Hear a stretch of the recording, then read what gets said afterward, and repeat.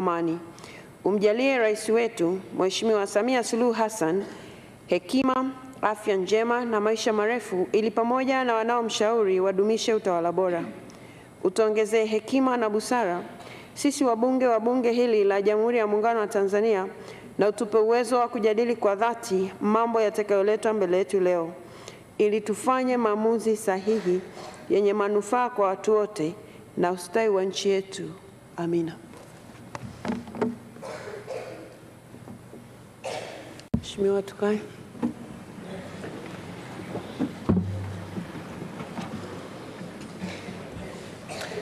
Katibu. Hati za kuwasilisha mezani. Hati za kuwasilisha mezani. Waziri wa Fedha na Mipango. Kwa niaba yake Mheshimiwa Naibu Waziri wa Fedha na Mipango, Mheshimiwa Ahmad Chande. Asante Mheshimiwa Spika. Mheshimiwa Spika, kwa niaba ya Waziri wa Fedha na Mipango, naomba kuweka mezani maelezo kuhusu muswada wa sheria ya marekebisho ya sheria mbalimbali za fedha wa mwaka 2022, yani the Written Laws Financial Provisions Amendments Bill 2022. Mheshimiwa Spika, naomba kuwasilisha. Asante sana. Mwenyekiti wa kamati ya kudumu ya Bunge ya Budget. Kwa niaba yake Mheshimiwa Esther Nicholas Matiko.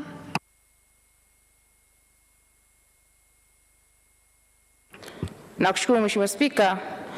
Mheshimiwa Spika, kwa mujibu wa kanuni ya 43(1) ya kanuni za kudumu za Bunge toleo la Juni 2020, naomba kuwasilisha mezani taarifa ya kamati ya kudumu ya Bunge ya Budget kuhusu mswada wa marekebisho ya sheria mbalimbali za fedha namba 13 za mwaka 2022. Mheshimiwa Spika, naomba kuwasilisha. Asante sana. Katibu. Maswali.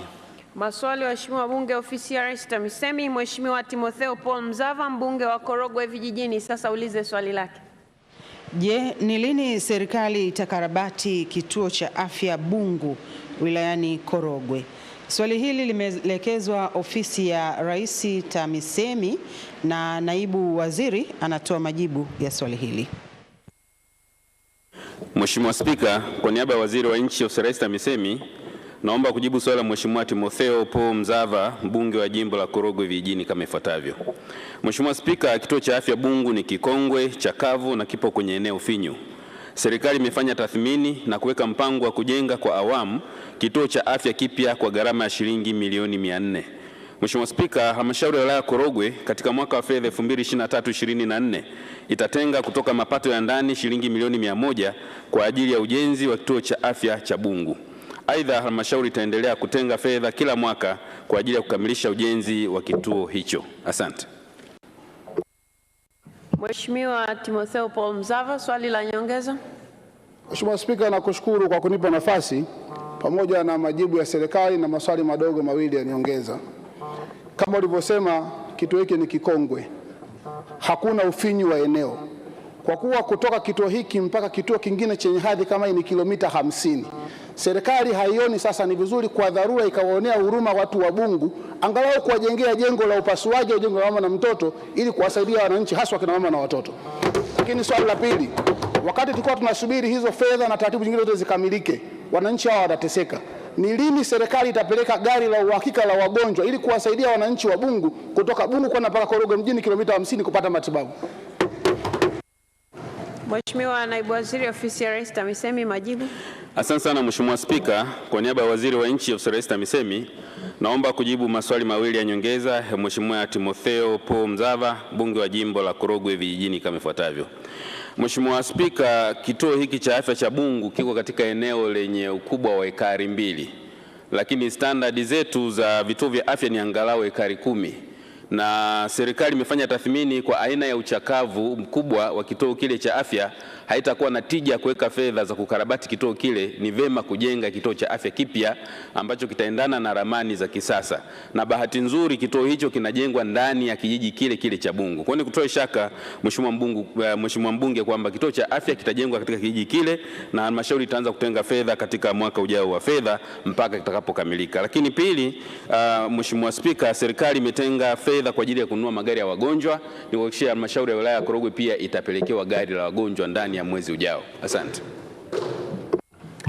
Mheshimiwa Profesa Kitila Alexander Mkumbo, mbunge wa Ubungo, sasa aulize swali lake.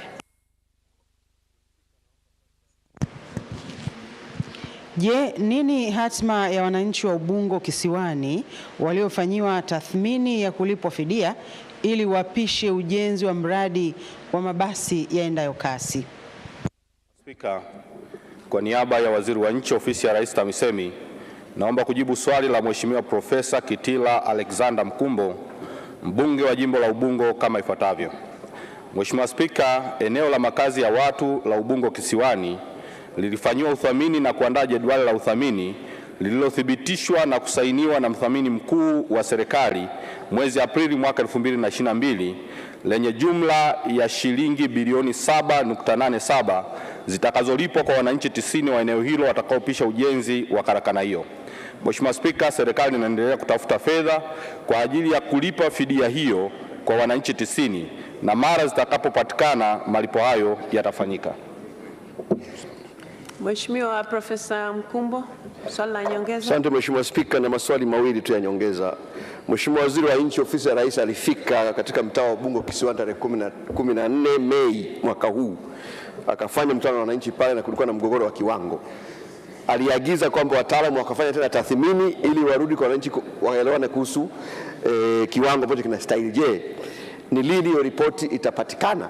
Lakini la pili, kwa kuwa muda mrefu umepita na wananchi pale hamna kinachofanyika na hata anwani za makazi hazijafanyika pale kwa sababu ya swala hili, kwa nini serikali kupitia Mheshimiwa Naibu Waziri mkatoa tamko kwamba kwa sababu fidia hii haijulikani italipa lini, wananchi waendelee maisha yao kama kawaida?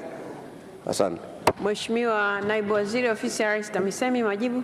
Asante sana Mheshimiwa Spika, kwa niaba ya Waziri wa Nchi, Ofisi ya Rais TAMISEMI, naomba kujibu maswali madogo mawili ya nyongeza ya Mheshimiwa Profesa Kitila Alexander Mkumbo, mbunge wa jimbo la Ubungo kama ifuatavyo. Mheshimiwa Spika, mwezi Aprili mthamini mkuu alishamaliza kazi yake na alishasaini. Kwa hiyo baada ya hili zoezi kukamilika, maana yake nilichokuwa nimekieleza kwenye jibu la msingi ni kutafuta fedha. Kwa kikubwa kwamba tutarudi kukaa na wananchi na kuwaeleza haya yote ambayo yanaendelea. Kwa hiyo nimuondoe tu hofu Mheshimiwa Waziri kwamba kauli ya serikali ni kwamba bado tunahitaji kuendelea kulitumia lile eneo na ndio maana tunatafuta fedha ili tuwalipe kwa wakati. Na kama muda utakuwa umepita, maana yake kuna option mbili kwenye sheria. Moja, kurudia uthamini, lakini pili, kunaweza kukawa na interest ili kuhakikisha kwamba wale wananchi wanapata fidia stahili kutokana na kutoa eneo lao. Asante sana Mheshimiwa Spika. Mheshimiwa Mariam Kisangi, swali la nyongeza. Asante sana Mheshimiwa Spika kunipa nafasi na mimi niweze kuuliza swali la nyongeza. Kwa kuwa changamoto ya ulipaji wa fidia inawakumba pia wakazi wa Mbagala, maeneo ya Kokoto mpaka Kongoe na Tuangoma, bado wanadai fidia kwa ajili ya upanuzi wa barabara ya Kilwa Road. Sasa je, serikali toka imefanyiwa tathmini mwaka 2019 mpaka leo hii hakuna malipo yote yanayofanyika kwao. Je, serikali mna mpango gani wa kulipa fidia hiyo kwa wananchi wa Mbagala, Kokoto mpaka Kongoe? Mheshimiwa Naibu Waziri, Ofisi ya Rais TAMISEMI, majibu. Asante sana Mheshimiwa Spika, kwa niaba ya Waziri wa Nchi, Ofisi ya Rais TAMISEMI, naomba kujibu swali dogo la nyongeza la Mheshimiwa Mariam Kisangi, mbunge wa viti maalum kama ifuatavyo.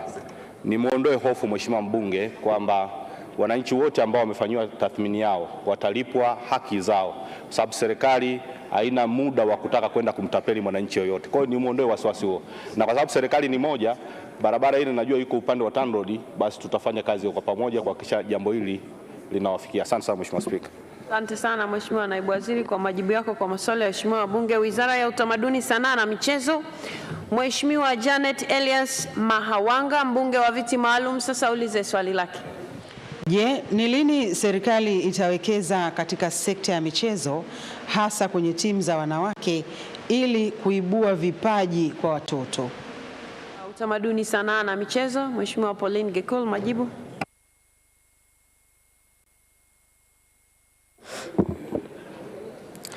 Mheshimiwa Spika, kwa niaba ya Waziri wa Utamaduni, Sanaa na Michezo, naomba kujibu swali la Mheshimiwa Janet Elias Mahawanga, mbunge wa viti maalum kama ifuatavyo. Mheshimiwa Spika, serikali imeendelea kuwekeza katika kuibua, kukuza na kuendeleza vipaji vya michezo ambapo kwa mwaka wa fedha 2022/23 shilingi milioni 183.5 zimetengwa kama kianzio katika kutoa huduma kwa timu zetu za taifa ikiwemo timu za wanawake, na shilingi bilioni 10 zimetengwa kwa ajili ya kuboresha miundombinu ya michezo. Aidha, serikali imefanya uwekezaji mkubwa katika timu za taifa za wanawake ambako kupitia uwekezaji huu timu hizi zimeendelea kufanya vizuri katika ukanda wa Sekafa, Kosafa na umewezesha timu ya Serengeti Girls kufuzu mashindano ya kombe la dunia nchini India. Mheshimiwa Spika, asante. Mheshimiwa Janet Mahawanga, swali la nyongeza. Asante Mheshimiwa Spika kwa kunipa nafasi ya kuuliza swali la nyongeza. Swali langu linasema, je, serikali inatoa kauli gani kuhusu mkakati wa muda mrefu wa kuendeleza vipaji vinavyopatikana kutokana na mashindano ya UMITASHUMTA na UMISETA? Mheshimiwa Naibu Waziri wa Utamaduni, Sanaa na Michezo, majibu. Mheshimiwa Spika, nikushukuru kwa nafasi. Kwa niaba ya Waziri wa Utamaduni, Sanaa na Michezo, naomba kujibu swali la nyongeza la Mheshimiwa Janet, mbunge wa viti maalum kama ifuatavyo. Mheshimiwa Spika, Mheshimiwa Janet amependa kufahamu kauli ya serikali kuhusu kuendeleza vipaji vya vijana wetu vinavyotokana na UMISETA na UMITASHUMTA. Mheshimiwa Spika, sisi wizara yetu kwanza tumshukuru Mheshimiwa Rais Mama Samia Suluhu Hassan amehakikisha kwamba michezo hii imerudi na ametoa maelekezo kwa serikali, na sisi tunashirikiana na TAMISEMI, Wizara ya Elimu pamoja na wizara yetu kuhakikisha michezo hii inaendelea. Kwa kuwa michezo hii Mheshimiwa Spika ndio inatupatia vipaji vya vijana wetu wanaoanzia huko chini kuingia kwenye timu za taifa. Na hivi sasa wizara yetu Mheshimiwa Spika inaendelea kureview kiasi ambacho tunapitia kiasi ambacho cha fedha kinachotengwa kwa ajili ya UMISETA na UMITASHUMTA ili michezo hii iwe endelevu. Asante. Mheshimiwa Naibu Waziri, tunakushukuru kwa majibu yako kwa maswali ya waheshimiwa wabunge. Wizara ya Ujenzi na Uchukuzi, Mheshimiwa Aida Joseph Kenani, mbunge wa Nkasi Kaskazini, sasa ulize swali lake. Je, serikali ina mpango gani wa kupeleka usafiri wa majini katika ziwa Tanganyika? Swali hili limeelekezwa Wizara ya Ujenzi na Uchukuzi.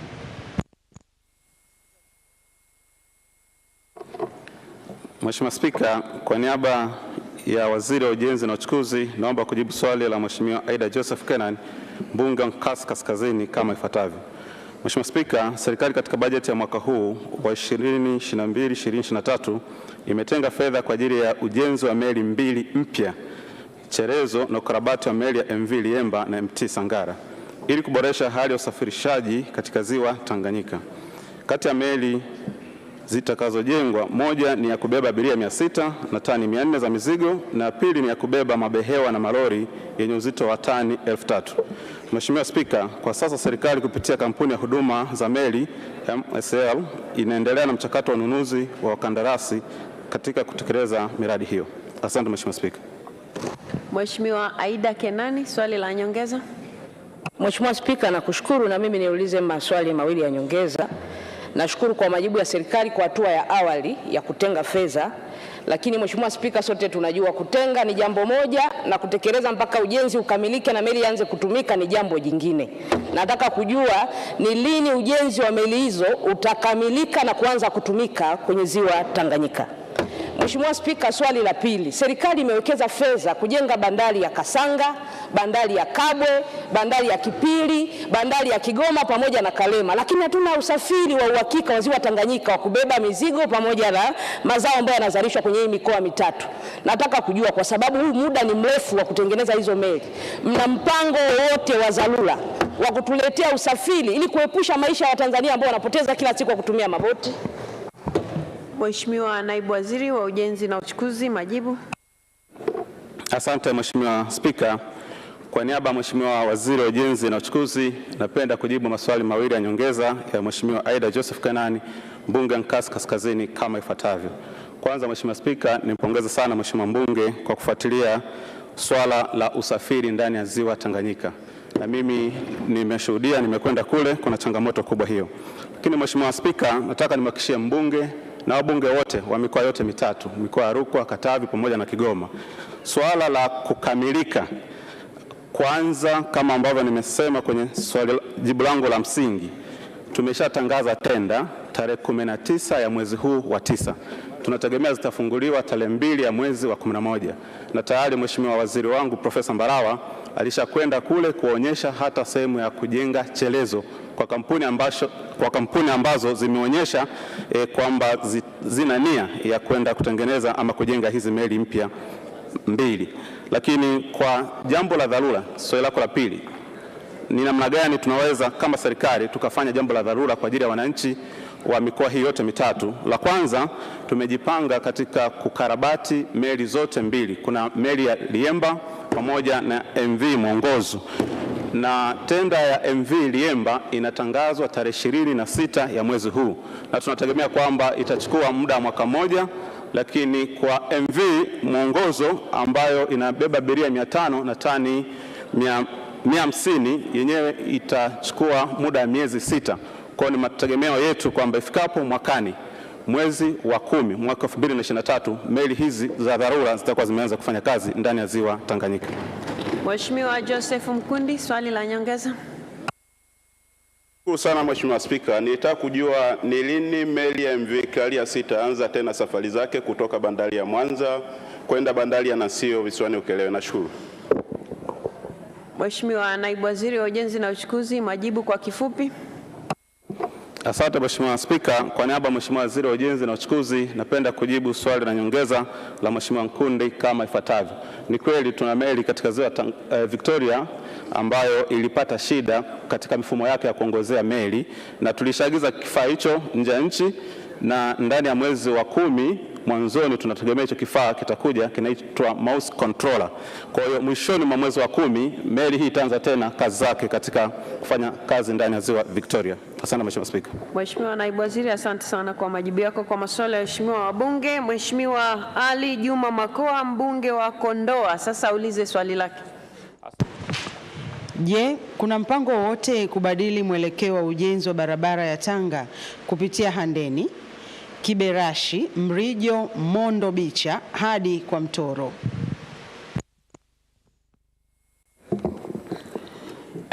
Mheshimiwa Spika, kwa niaba ya Waziri wa Ujenzi na Uchukuzi, napenda kujibu swali la Mheshimiwa Ali Juma Makoa, mbunge wa Kondoa kama ifuatavyo. Mheshimiwa Spika, kulingana na taarifa ya upembuzi yakinifu na usanifu wa kina, ujenzi wa barabara inayounganisha mikoa ya Tanga, Manyara, Dodoma na Singida utaanzia Handeni, Kibirashi, Kijungu, Kibaya, Goima, Chemba, Donse, kwa Mtoro hadi Kititimo Singida, ambayo itakuwa na urefu wa kilomita 463.5. Mheshimiwa Spika, ujenzi wa barabara hii umeanza kutekelezwa katika mwaka wa fedha wa 2022/23 kwa kujenga kilomita 20 kwa sehemu ya Handeni Mafleta. Asante Mheshimiwa Spika. Mheshimiwa Ali Juma Makoa, swali la nyongeza. Asante Mheshimiwa Spika. Sasa kwa kuwa wananchi wa Kondoa Mondo walikuwa wanasubiria ujenzi wa barabara huu, sasa hivi inaonekana kwamba imekwepeshwa. Sasa serikali ina mpango gani juu ya kuijenga barabara hiyo hiyo ambayo imeandikwa kwenye ilani kutokea Mondo kwenda Kondoa Bicha Seria kwenda kwa Mtoro? Swali la pili, wananchi walikuwa na matumaini kwamba kilomita hizi 400 zingepita kwenye daraja la Mtobubu. Je, serikali sasa ina mpango gani wa kuharakisha ujenzi wa lile daraja ambalo litaunganisha barabara hii iliyokuwa inategemewa ili kuondoa kero na kuokoa maisha ya wananchi na mali zao zinazopotea kila mwaka? Mheshimiwa Naibu Waziri wa Ujenzi na Uchukuzi, majibu. Asante Mheshimiwa Spika, kwa niaba ya Waziri wa Ujenzi na Uchukuzi, napenda kujibu maswali mawili ya nyongeza ya Mheshimiwa Ali Juma Makoa, mbunge wa Kondoa mjini kama ifuatavyo. Mheshimiwa Spika, ni kweli barabara ya kuanzia Goima, Mondo, Kondoa, Bicha iko kwenye ilani, na nataka nimhakikishie Mheshimiwa mbunge kwamba kadiri ya upatikanaji wa fedha barabara hii pia itajengwa kwa kiwango cha lami. Lakini kuhusu ujenzi wa daraja katika mto Bubu daraja la Mungurwi, nataka nikuhakikishie Mheshimiwa mbunge pamoja na wananchi wa Kondoa kwamba tunajua changamoto ambayo ipo. Daraja hili limeshakamilika upembuzi yakinifu na sasa hivi tunakamilisha usanifu wa kina, na meneja wa mkoa ameshapewa kibali aandae pia na document za kutangaza daraja hilo kuanza kujengwa. Kwa hiyo litaanza kujengwa tu mara baada ya kukamilisha usanifu wa kina. Asante Mheshimiwa Spika. Mheshimiwa Mwita Boniface Getere, swali la nyongeza. Nakushukuru Mheshimiwa Spika, nimepata nafasi ya kuuliza swali la nyongeza. Mheshimiwa Spika, ningependa kujua barabara ya Barili Mgeta ambayo ahadi yake ilitolewa na Mheshimiwa Rais mwezi wa pili mwaka huu, ni lini itamalizwa kujengwa kwa kiwango cha lami? Mheshimiwa Naibu Waziri wa Ujenzi na Uchukuzi, majibu. Asante Mheshimiwa Spika, kwa niaba ya Waziri wa Ujenzi na Uchukuzi napenda kujibu swali la nyongeza la Mheshimiwa Getere, mbunge wa Bunge Vijijini, kama ifuatavyo.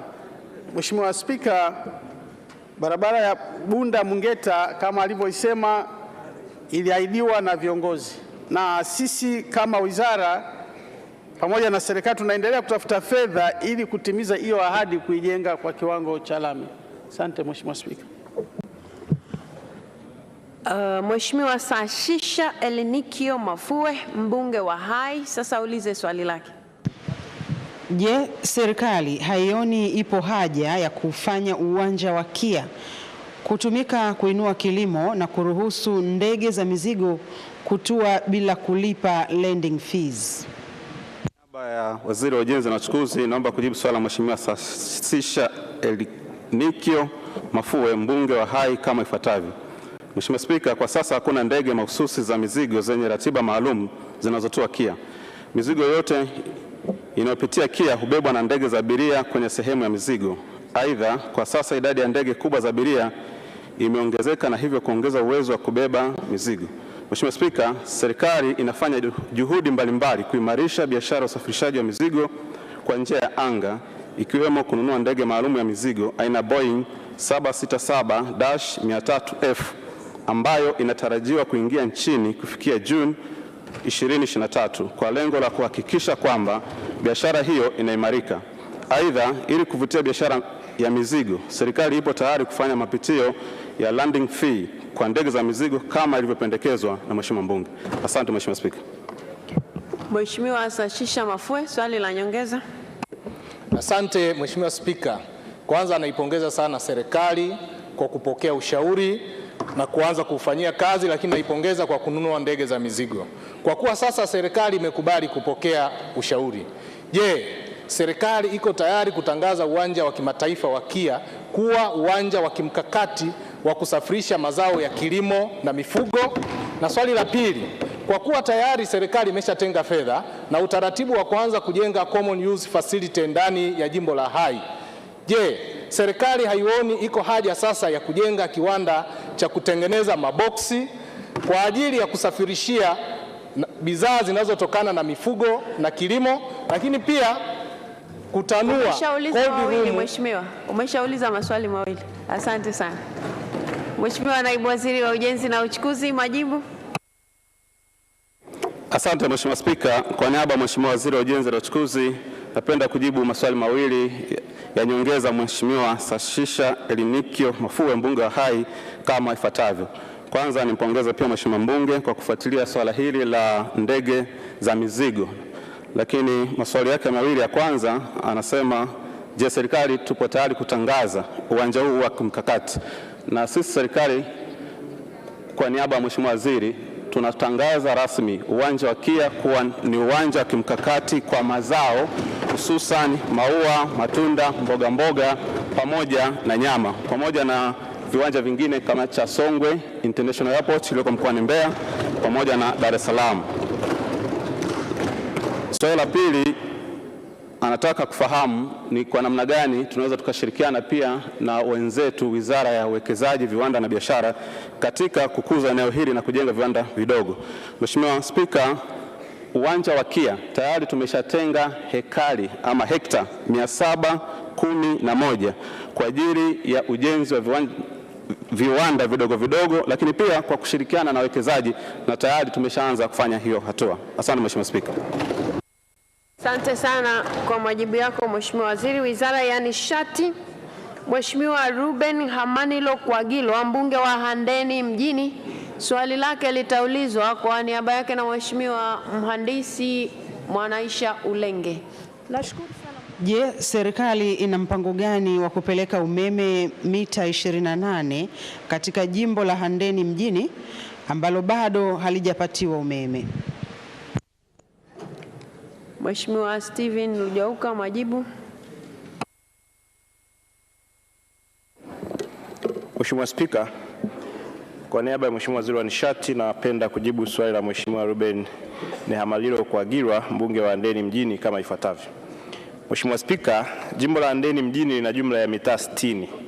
Kati ya mitaa hiyo, mitaa 32 ina umeme sawa na 53.3 na mitaa 28 haina umeme sawa na 46.7. Mheshimiwa Spika, mitaa yote 28 ya Handeni mjini ipo katika mpango wa kupatiwa umeme kupitia mradi wa umeme vijijini awamu ya 3 mzunguko wa pili unaotekelezwa na mkandarasi wa kampuni ya Dem Electric Tanzania ambaye yupo eneo la kazi na anaendelea na ujenzi wa miundombinu ya umeme katika maeneo mbalimbali ya wilaya ya Handeni. Mheshimiwa Spika, utekelezaji wa mradi huu utakamilika mwezi Disemba mwaka 2022. Asante Spika. Mheshimiwa Mwanaisha Ulenge, swali la nyongeza.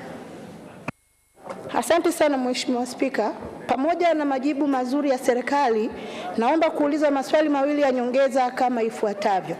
Je, ni lini serikali itajenga kituo cha kupozea umeme pale kwa Mbwembwele ili kuondosha tatizo la kukatika katika mji wa Handeni? Pili, mkandarasi anayesambaza umeme wa REA katika wilaya ya Korogwe anafanya kazi kwa kusuasua. Tangu mkataba ulipoanza mwezi Mei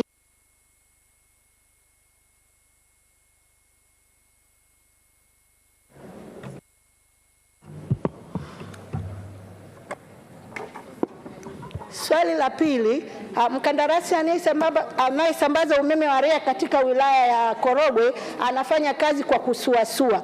Tangu mwezi Mei alipoanza mkataba, amesimamisha nguzo katika vijiji vitatu tu. Nini kauli ya serikali kuhusiana na mkandarasi huyo anayeitwa Tontoni?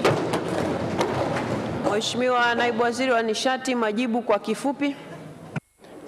Mheshimiwa Spika, kwa niaba ya Mheshimiwa Waziri wa Nishati naomba kujibu maswali mawili ya nyongeza yaliyoulizwa na Mheshimiwa Ulenge kama ifuatavyo. Mheshimiwa Spika, kwenye swali la kwanza, serikali tayari imetoa pesa shilingi bilioni 500 kwa ajili ya kuimarisha mfumo wa grid ya taifa, na wilaya ya Handeni ni mojawapo ya eneo ambapo kitajengwa kituo cha kupoza umeme katika eneo la Mkata kwa kuanzia, na kinajengwa katika mwaka huu wa fedha wa 22-23.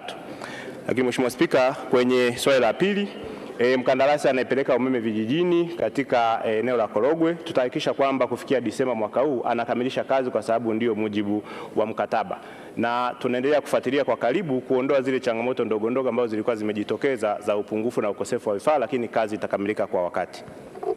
Mheshimiwa Grace Tendega, swali la nyongeza. Asante sana Mheshimiwa Spika. Je, ni lini serikali itapeleka umeme katika vitongoji 42 vilivyobakia katika jimbo la Kalenga mkoani Iringa? Mheshimiwa Naibu Waziri, majibu kwa kifupi. Mheshimiwa Spika, kwa niaba ya Mheshimiwa Waziri naomba kujibu swali la nyongeza ya Mheshimiwa Grace Tendega, mbunge wa viti maalum Iringa kama ifuatavyo. Mheshimiwa Spika, serikali inaendelea kupeleka umeme katika vitongoji vyote nchini kwa jinsi upatikanaji wa fedha unavyoendelea. Hatua ambayo tunaendelea nayo sasa ambayo inatakiwa kukamilika ni hatua ya vijiji ambayo itakamilika Disemba mwaka huu, na fedha zinazozidi kupatikana vitongoji vinapelekewa pia umeme. Mheshimiwa Asia Halamga, swali la nyongeza. Asante sana Mheshimiwa Spika kwa kunipa nafasi ya kuuliza swali la nyongeza. Je, ni lini serikali itakamilisha usambazaji wa umeme katika vijiji vya kata ya Kiru na Magara, jimbo la Babati vijijini? Mheshimiwa Naibu Waziri wa Nishati, majibu. Mheshimiwa Spika, kwa niaba ya Mheshimiwa Waziri wa Nishati naomba kujibu swali la nyongeza la Mheshimiwa Asia Halamga kwamba umeme vijijini katika eneo alilolitaja itakamilika mwezi Disemba. Mkandarasi wa Giza ambaye anapeleka umeme katika wilaya ya Manyara, katika mkoa wa Manyara, anaendelea na kazi na tutaendelea kusukumana naye ili akamilishe kazi kwa wakati. Mheshimiwa Michael Mwakamo, swali la nyongeza. Mkandarasi anayepeleka umeme Kibaha vijijini kwenye kijiji cha Kimalamisare tulikubaliana afike saiti kwa maelezo yake mwezi wa 6 na mpaka sasa hajafika. Nini kauli ya serikali kwa mkandarasi huyu ili akamalizie kazi? Mheshimiwa Naibu Waziri wa Nishati, majibu. Mheshimiwa Spika, kwa niaba ya Mheshimiwa Waziri wa Nishati naomba kujibu swali la nyongeza la Mheshimiwa Mike kama ifuatavyo. Mheshimiwa Spika, wakandarasi wote wa REA wako katika maeneo yao ya kazi mbalimbali. Unakuta mkandarasi mmoja katika mkoa mmoja labda ana wilaya 4 au 5 na tulipunguza kazi. Mheshimiwa Spika, naomba nieleze kwamba baada ya hapa nitalifuatilia jambo hili kujua kwa nini mkandarasi huyu hajafika, na kama amefika maeneo mengine basi ni lini atafika katika eneo la Mheshimiwa mbunge alilouliza. Mheshimiwa Sofia Mwakagenda, swali la nyongeza. Asante Mheshimiwa Spika kwa kunipa nafasi ya kuuliza swali la nyongeza. Katika kitongoji cha Ngana kina kaya 600 katika wilaya ya Rungwe, lakini waliowekea umeme wa REA ni kaya 32 peke yake. Serikali haioni kwamba interval ni kubwa sana, na ni lini mtaweza kupeleka umeme eneo lile? Mheshimiwa Naibu Waziri wa Nishati, majibu.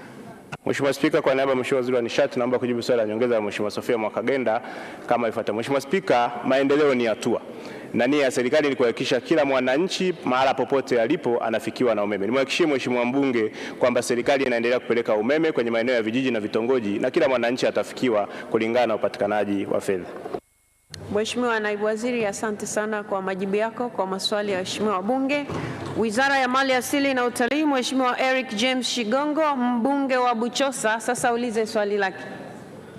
Je, ni lini serikali itawamegea eneo wakazi wa kisiwa cha Maisome kutoka msitu wa hifadhi ya Maisome?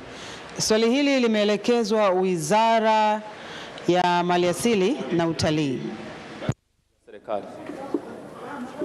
Mheshimiwa Naibu Waziri wa Maliasili na Utalii, Mheshimiwa Mary Masanja, majibu.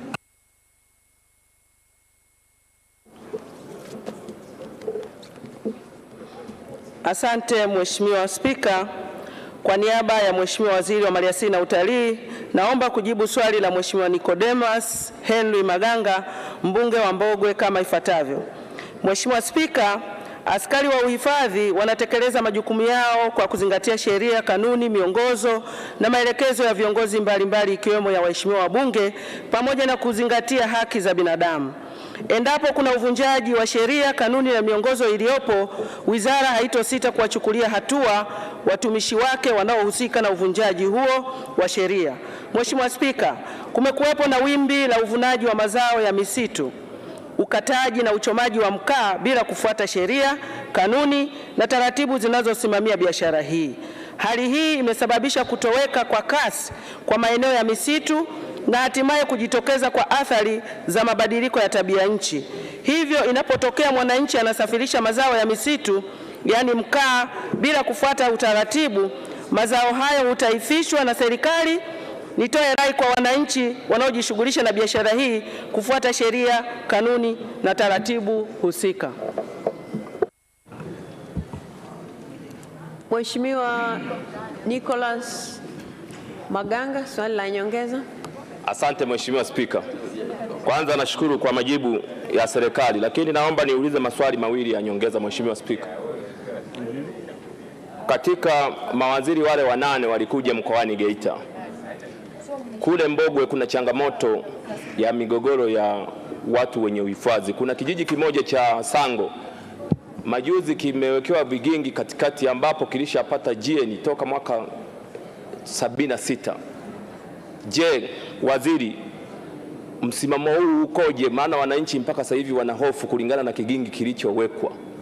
Swali la pili, Mheshimiwa Waziri, umesema kumekuwa na wimbi la ukataji wa mkaa, lakini kuna taratibu za kisheria hawa wananchi huwa wanazifuata, ila kuna hawa askari migambo ambao pengine hawana mafunzo vizuri wa kusimamia hizi sheria. Kumekuwa na mgongano pale wanapofanya hizi operation, wanawakamata wananchi ambapo wana vibali tayari, lakini wanaonekana kuwaumiza na kuwatendea haki.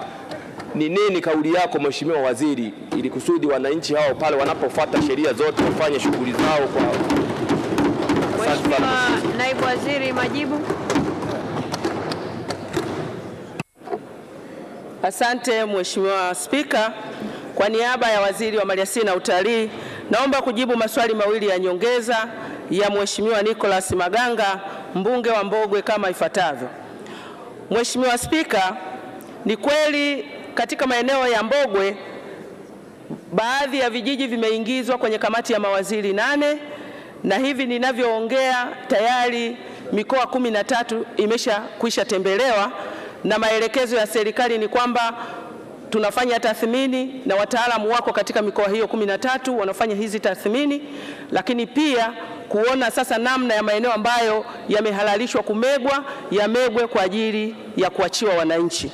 Kwa hiyo nimtoe wasiwasi Mheshimiwa mbunge kwamba kwa kuwa maeneo haya yako ndani ya tathmini ambayo inasimamiwa na kamati ya mawaziri 8 wa kisekta, tutaendelea kutoa maelekezo kwamba wananchi wasibugudhiwe wakati tunasubiri majibu ya tathmini hiyo. Kwa hiyo vigingi visiwafanye wananchi wasifanye shughuli zao za kila siku, na hawa wahifadhi tunawaelekeza wasilete vurugu yoyote mpaka pale ambapo tathmini ya mawaziri 8 itakapokamilisha kazi zake. Mheshimiwa, swala lingine hilo lilikuwa ni la kwanza. Ndio, haya majibu kwa kifupi swala la pili. Mheshimiwa Spika, kauli ya serikali kwa hawa wananchi ambao wanakutana na changamoto ya kukabiliana na askari pamoja na wananchi, niendelee tu kutoa rai kwa wananchi kwamba tuendelee kufuata sheria, taratibu na kanuni zinazosimamia uvunaji wa mazao ya misitu. Mheshimiwa Spika, tumekuwa na changamoto, tunatoa vibali tukiamini kwamba vibali hivi vitatumika ipasavyo, lakini tumekuwa na changamoto ya uanzishwaji wa usafirishaji mazao ya misitu kwa kutumia pikipiki. Pikipiki inapita inaenda inavuna mti ambao haujaruhusiwa na wanapita njia zao za uchochoro, wakikamatwa wanasema wameonewa. Tuwaombe wafate utaratibu na vibali vitolewe kwa usahihi, ndivyo hawatakutana na changamoto ya kukamatwa na mazao haya ya misitu. Mheshimiwa Conchester Ramlaza, swali la nyongeza. Asante Mheshimiwa Spika kwa kunipa nafasi niulize swali dogo tu la nyongeza. Mheshimiwa Spika, licha ya kupewa vibali na sheria ilivyo, lakini hao askari wakiwakamata watu hasa wenye mabaisikeli wanaobeba mkaa wanaharibu hata vyombo vyao vya usafiri. Je, serikali inataka kutuambia kwamba sheria inaelekeza hivyo? Mheshimiwa Naibu Waziri wa Maliasili na Utalii, majibu. Asante Mheshimiwa Spika. Mheshimiwa Spika, naomba kujibu swali la nyongeza la Mheshimiwa mbunge kama ifuatavyo. Mheshimiwa Spika, askari wa mazao ya misitu wanapokuwa wanasimamia kwenye mageti, tuna changamoto kubwa sana ya usimamizi wa mazao haya. Ndani yake tuna askari wanaotoka kwenye halmashauri na kuna askari wanaotoka kwenye wizara yetu ya Maliasili na Utalii. Kwa hiyo kuna mkanganyiko hapa katikati ambao unajitokeza wakitaja maliasili. Hata kama angekuwa ni mgambo, basi lawama inarudi wizara ya Maliasili. Lakini niendelee kuwaomba wananchi, kwa kuwa tuna vyombo vya dola vipo, pale ambapo unatendewa vivyo sivyo, ripoti na taratibu za kisheria ziweze kuchukuliwa haraka. Asante sana. Mheshimiwa Emmanuel Adamson Mwakasaka, mbunge wa Tabora mjini, sasa ulize swali lake. Je, ni lini vibali vya uwindaji vitatolewa? 23 lipatiwe majibu na serikali. Mheshimiwa Naibu Waziri wa Maliasili na Utalii, majibu. Asante Mheshimiwa Spika, kwa niaba ya Waziri wa Maliasili na Utalii, naomba kujibu swali la Mheshimiwa Emmanuel Adamson Mwakasaka, mbunge wa Tabora mjini kama ifuatavyo. Mheshimiwa Spika, uwindaji wa wanyamapori umegawanyika katika makundi mawili ambao ni uwindaji wa kitalii na uwindaji wa wenyeji wageni wa kazi. Uwindaji wa kitalii ambao unalenga kupata nyara kwa ajili ya watalii unasimamiwa kwa kuzingatia kanuni za uwindaji wa kitalii. Aidha, uwindaji wa wenyeji na wageni wa kazi hufanyika kwa ajili ya kitoweo na unasimamiwa kwa kuzingatia kanuni za uwindaji wa wenyeji na wageni wa kazi. Mheshimiwa Spika, vibali vya uwindaji wa kitalii vinaendelea kutolewa kwa mujibu wa kanuni husika, ambapo hadi sasa jumla ya minada 7 imefanyika na wadau wamepewa vibali vyao.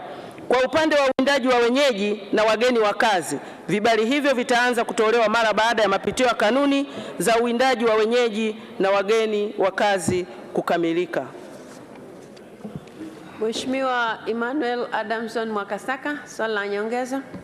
Asante Mheshimiwa Spika kwa kunipa nafasi ya kuuliza maswali mawili ya nyongeza. Pamoja na majibu mazuri ya serikali, na maswali mawili ya nyongeza. Wafanyabiashara wengi hao ambao walikuwa wanategemea kuuza nyama pori walishajenga mabucha kwa ajili ya kuuza nyama pori kama ambavyo serikali ilikuwa imehamasisha, na mpaka sasa hivi vibali havijatolewa kwa muda mrefu, na hasa hawa wawindaji wa kawaida ambao wanalipa na leseni. Je, serikali ina mpango gani kuhakikisha hawa wafanyabiashara wa nyama ya pori wanapata hivyo vibali ili waweze kufungua mabucha yale ambayo wameisha yajenga? Swali la pili, hata pale nyama hiyo inapokuwa imepatikana kwa hao wachache ambao wanauza, bei yake inakuwa ni ghali sana, na wananchi wengi wa kawaida wangependa kupata kula hii nyama ya porini. Je, serikali na mpango gani wa kuweka mazingira mazuri kwa ajili ya kufanya hii nyama ya pori nayo iwe na bei ya kawaida ambayo kila mmoja anaweza kununua? Mheshimiwa Naibu Waziri wa Maliasili na Utalii, majibu. Asante Mheshimiwa Spika, kwa niaba ya Waziri wa Maliasili na Utalii, naomba kujibu maswali mawili ya nyongeza ya Mheshimiwa Emmanuel Mwakasaka, mbunge wa Tabora mjini kama ifuatavyo.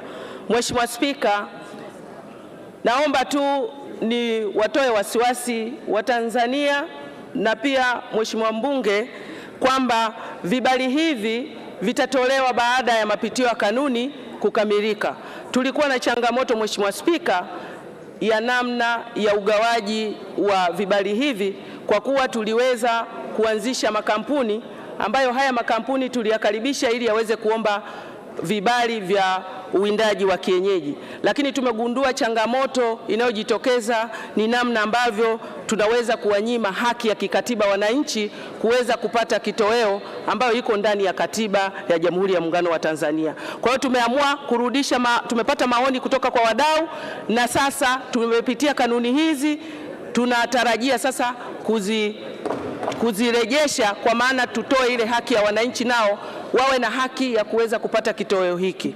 Swala lingine la kuhusu bei ya wanyamapori, Mheshimiwa Spika, swala hili baada ya kuwa tumepitia kanuni hizi na wananchi kuruhusiwa nao kuwinda uwindaji wa kienyeji, basi tunatarajia bei ya wanyamapori, ya nyama ya wanyamapori kushuka kuliko ilivyo sasa, ambapo tulikuwa tumependekeza makampuni pekee yaweze kuingia katika biashara hii. Asante Mheshimiwa Spika.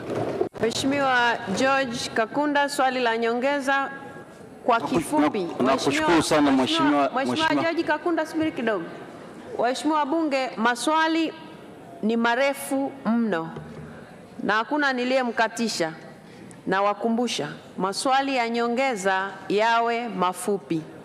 Maswali ya nyongeza yawe mafupi na majibu pia ya maswali ya nyongeza yawe mafupi. Mheshimiwa George Kakunda, swali la nyongeza. Asante sana Mheshimiwa Spika. Kwa kuwa kuna malalamiko mengi sana ya wananchi kwa ajili ya kuruhusiwa uwindaji wa kienyeji, kwa nini serikali sasa isiharakishe huo mchakato wa mapitio ya kanuni usiku na mchana ili wiki ijayo waweze kutoa hiyo kibali? Mheshimiwa Naibu Waziri wa Maliasili na Utalii, majibu. Asante Mheshimiwa Spika, naomba kujibu swali la nyongeza la Mheshimiwa Kakunda kama ifuatavyo. Mheshimiwa Spika, nimtoe wasiwasi Mheshimiwa mbunge kwamba mchakato umeshakamilika na hivi sasa uko kwenye levo ya ngazi ya waziri. Wakati wowote tutaweza kutoa mapendekezo au maelekezo ya utekelezaji wake. Mheshimiwa Naibu Waziri, tunakushukuru sana kwa majibu yako kwa maswali ya waheshimiwa wabunge. Wizara ya Maji, Mheshimiwa Neema William Mgaya, mbunge wa viti maalum, sasa ulize swali lake. Je, ni lini mradi wa maji wa halmashauri 28 ambapo Njombe ni mojawapo utaanza kutekelezwa? Mheshimiwa Naibu Waziri wa Maji, Mhandisi Mary Priska Mahundi, majibu. Asante Mheshimiwa Spika, kwa niaba ya Waziri wa Maji naomba kujibu swali la Mheshimiwa Neema William Mgaya, mbunge wa viti maalum kama ifuatavyo. Mheshimiwa Spika, katika mwaka wa fedha 2022/2023 serikali imeanza kutekeleza mradi wa maji wa miji 28 ambapo wakandarasi wote walisharipoti site mwezi Julai 2022. Kwa sasa wakandarasi wanaendelea na usanifu wa kina na ujenzi wa miradi kwa miji 28 ikiwemo Njombe utaanza mwezi Novemba 2022. Mheshimiwa Neema Mgaya, swali la nyongeza. Asante Mheshimiwa Spika kwa kunipa nafasi ya kuweza kuuliza maswali mawili ya nyongeza. Ili mradi, kwanza tunaishukuru serikali kwa hatua hizo za awali. Ili mradi uweze kwenda na wakati, ni lazima yale maeneo ambayo mabomba yanapita yawe wazi. Na yale maeneo ambayo mabomba yanapita ili yawe wazi lazima wananchi walipwe fidia. Je, lini serikali italipa fidia wananchi hao? Swali langu la pili, lini mradi wa Igongwi wa kata 4 za jimbo la Njombe mjini utapatiwa pesa ili mkandarasi aendelee na kazi yake? Asante. Mheshimiwa Naibu Waziri wa Maji, majibu. Asante Mheshimiwa Spika, kwa niaba ya Waziri wa Maji naomba kujibu maswali mawili ya nyongeza ya Mheshimiwa Neema Mgaya kama ifuatavyo. Awali ya yote Mheshimiwa Spika, nipende kumpongeza Mheshimiwa Neema kwa ufuatiliaji. Swala la fidia tunaelekea kulipa kadiri mradi unavyoendelea kujengwa na kila kitu kitakuwa kinakwenda kwa pamoja, lakini vile vile swala la mradi wa Igongwe kwenye kata 4 fedha zitaendelea kwenda kadiri tunavyozipata, na fedha ambazo zinafuata msimu ujao huu mradi pia tupo katika mpango nao. Mheshimiwa Eid Kasim Eid, swali la nyongeza. Asante sana Mheshimiwa Spika. Mheshimiwa Spika, mradi wa maji wa Izuga ni mradi wa muda mrefu, na kwa kuwa fedha iliyobaki ili mradi ukamilike ni milioni 76 tu, na kwa kuwa mkandarasi yuko tayari walau apewe milioni 15 ili mradi ule ukamilike, sasa upo tayari baada ya bunge hili mimi na wewe tuongozane mpaka wizarani kuhakikisha kwamba mkandarasi analipwa walau hiyo milioni 15 wananchi wapate maji? Mheshimiwa Naibu Waziri wa Maji, majibu. Asante Mheshimiwa Spika, kwa niaba ya Waziri wa Maji naomba kujibu swali la Mheshimiwa mbunge kama ifuatavyo. Mheshimiwa Spika, mkandarasi atalipwa na mimi niko tayari kwenda nawe site. Mheshimiwa Suma Ikenda, swali la nyongeza. Asante Mheshimiwa Spika kwa kunipa swali la nyongeza. Ninaipongeza serikali kwa kupata mkandarasi wa maji kwa ajili ya mradi wa Kiwila ambao utalisha wananchi wote wa mkoa wa Mbeya. Sasa je, ni lini serikali itatoa fedha ili mkandarasi aanze kufanya kazi mara moja? Mheshimiwa Naibu Waziri wa Maji, majibu kwa swali hilo muhimu. Asante Mheshimiwa Spika, kwa niaba ya Waziri wa Maji naomba kujibu swali muhimu lililoulizwa na Mheshimiwa mbunge viti maalum mkoa wa Mbeya.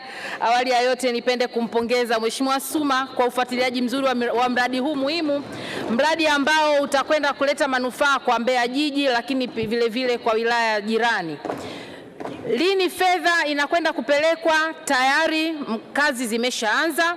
Na sasa hivi mhandisi mshauri kazi anayoendelea nayo ni kuhakikisha kuona anafanya tayari wizara tunafanya ununuzi wa kupata wakandarasi kwa sababu mhandisi mshauri ameshakamilisha kazi yake, na kwa kufikia Disemba mwaka huu mradi utaendelea na utekelezaji. Kwa hiyo kwa kila hatua fedha inatolewa. Fedha ilishaanza kutolewa toka Februari na sasa hivi fedha ipo katika maandalizi ya kumpata mkandarasi.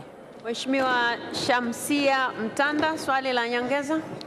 Nakushukuru Mheshimiwa Spika kwa kunipatia nafasi ili nami niweze kuuliza swali dogo la nyongeza. Je, ni lini serikali itakamilisha mradi wa maji uliopo kata ya Mango Pacha 4 ili kumtua ndoo kichwani wa mama hawa ambao kwa muda mrefu tokea tumepata uhuru hawajawahi kabisa kufurahia huduma hii ya maji safi na salama? Mheshimiwa Naibu Waziri wa Maji, majibu.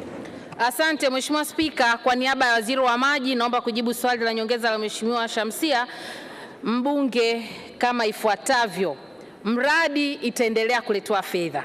Mheshimiwa mbunge, nikupongeze, umeshafuatilia sana huu mradi, fedha inakuja na mimi na wewe tutakwenda site kuhakikisha kazi inakamilika. Lengo ni kuona mwanamama anatua ndoo kichwani na ni dhamira safi ya Mheshimiwa Rais ambayo anayo kwa muda mrefu.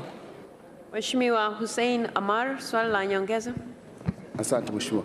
Kwa kuwa serikali ilitenga pesa kwa ajili ya ujenzi wa chujio la maji wilayani Nyang'hwale kwenye bajeti ya 22-23 milioni 220, je, serikali itatoa lini pesa hiyo na ujenzi uanze mara moja? Mheshimiwa Naibu Waziri wa Maji, majibu. Asante Mheshimiwa Spika, kwa niaba ya Waziri wa Maji naomba kujibu swali la Mheshimiwa Hussein Ahmad, mbunge wa Nyang'hwale kama ifuatavyo. Mheshimiwa Spika, Mheshimiwa Hussein nimpongeze kwa sababu tulishafuatilia awali, mradi sasa umefikia hatua nzuri, na swala la chujio hizi milioni 200 zitaletwa kwa wakati. Mgao ujao pia tutapunguza hii fedha angalau milioni 100 ili kazi ziendelee kufanyika. Mheshimiwa Christopher Ole Sendeka, swali la nyongeza. Mheshimiwa Spika, nakushukuru kwa kunipa nafasi ya kuuliza swali la nyongeza.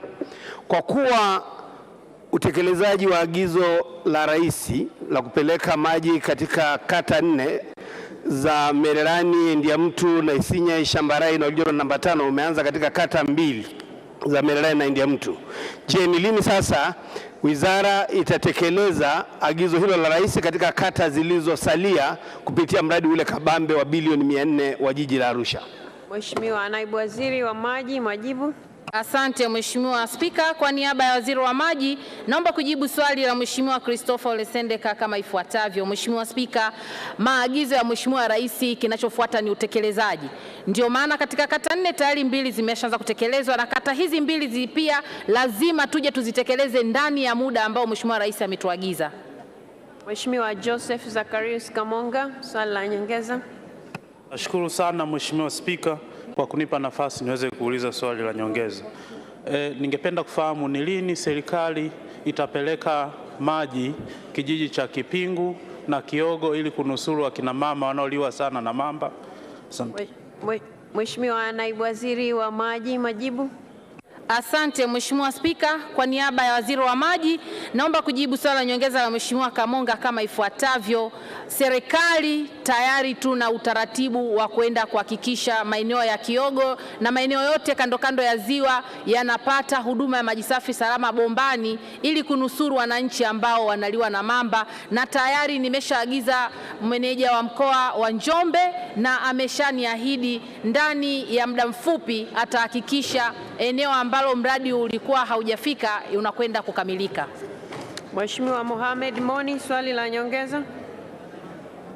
Asante sana Mheshimiwa Spika kwa kuniona, maana nimesimama muda mrefu sana.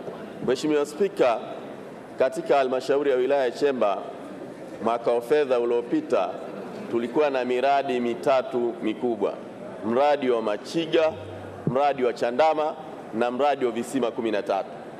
Lakini mpaka leo, uliza swali lako Mheshimiwa Moni. Mpaka leo wakandarasi wote hawapo site. Naomba kujua kauli ya serikali juu ya wakandarasi hawa. Asante.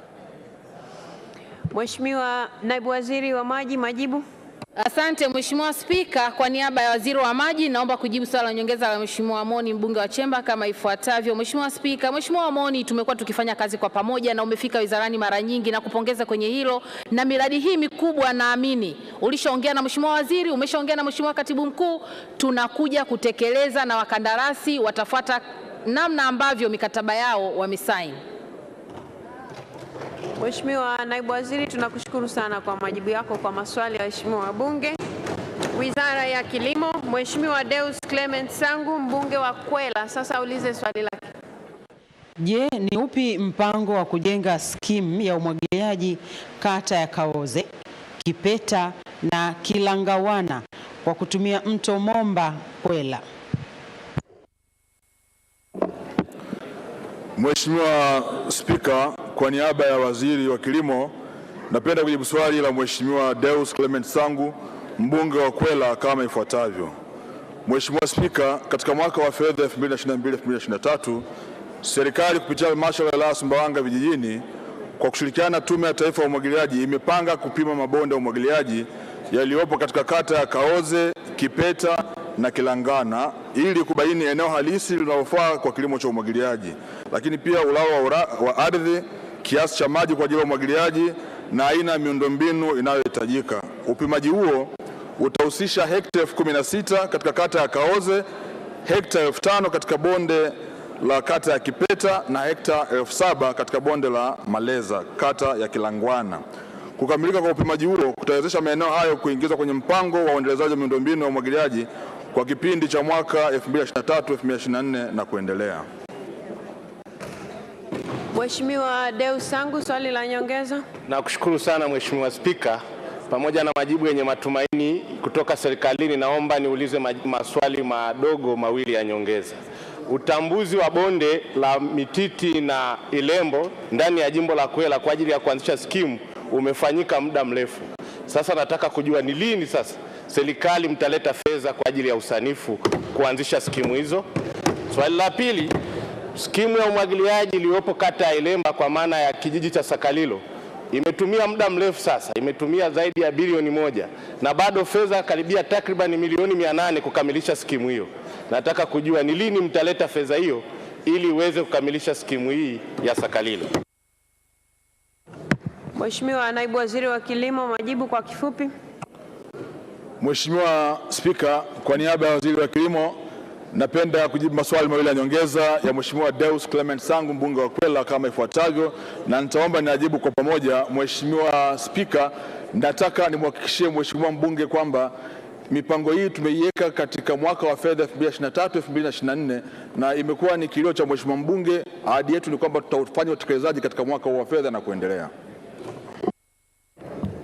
Mheshimiwa Ali Mlagila Jumbe, swali la nyongeza. Asante sana Mheshimiwa Spika. Naomba kuuliza swali la nyongeza. Mheshimiwa Waziri, ni lini mkandarasi wa kujenga skimu ya umwagiliaji ya Makwale wilayani Kyela kutumia mto Rufilio ataanza kazi? Mheshimiwa Naibu Waziri wa Kilimo, majibu. Mheshimiwa Spika, kwa niaba ya Waziri wa Kilimo napenda kujibu swali la Mheshimiwa Ali Jumbe, mbunge wa Kyela, kama ifuatavyo. Mheshimiwa Spika, maelekezo ambayo tuliyatoa kwa wakandarasi wote wale ambao walisaini mikataba wakati wa sherehe ya Nane pale Mbeya ni kwamba wanapaswa kuwa site kuanzia tarehe 15, lakini tumhakikishie Mheshimiwa mbunge kwa hoja yake mahususi, basi tuhakikisha kwamba tunamharakisha mkandarasi huyu ili aende kuanza kazi mapema hii kama ambavyo maelekezo yalitoka wizarani. Mheshimiwa Dennis Londo, swali la nyongeza. Nashukuru Mheshimiwa Spika kwa kunipa nafasi ya kuuliza swali la nyongeza. Kwa kuwa Mheshimiwa Spika, ardhi ambayo inafaa kwa umwagiliaji ambayo inatumika sasa hivi kwa miradi ya umwagiliaji ni pungufu ya 5%. Je, nini mkakati wa serikali kushirikisha sekta binafsi katika kuhakikisha maeneo yote ambayo yanafaa kwa umwagiliaji yajengewa skimu? Nashukuru. Mheshimiwa Naibu Waziri wa Kilimo, majibu. Mheshimiwa Spika, kwa niaba ya Waziri wa Kilimo napenda kujibu swali la Mheshimiwa Dennis Londo, mbunge, kama ifuatavyo.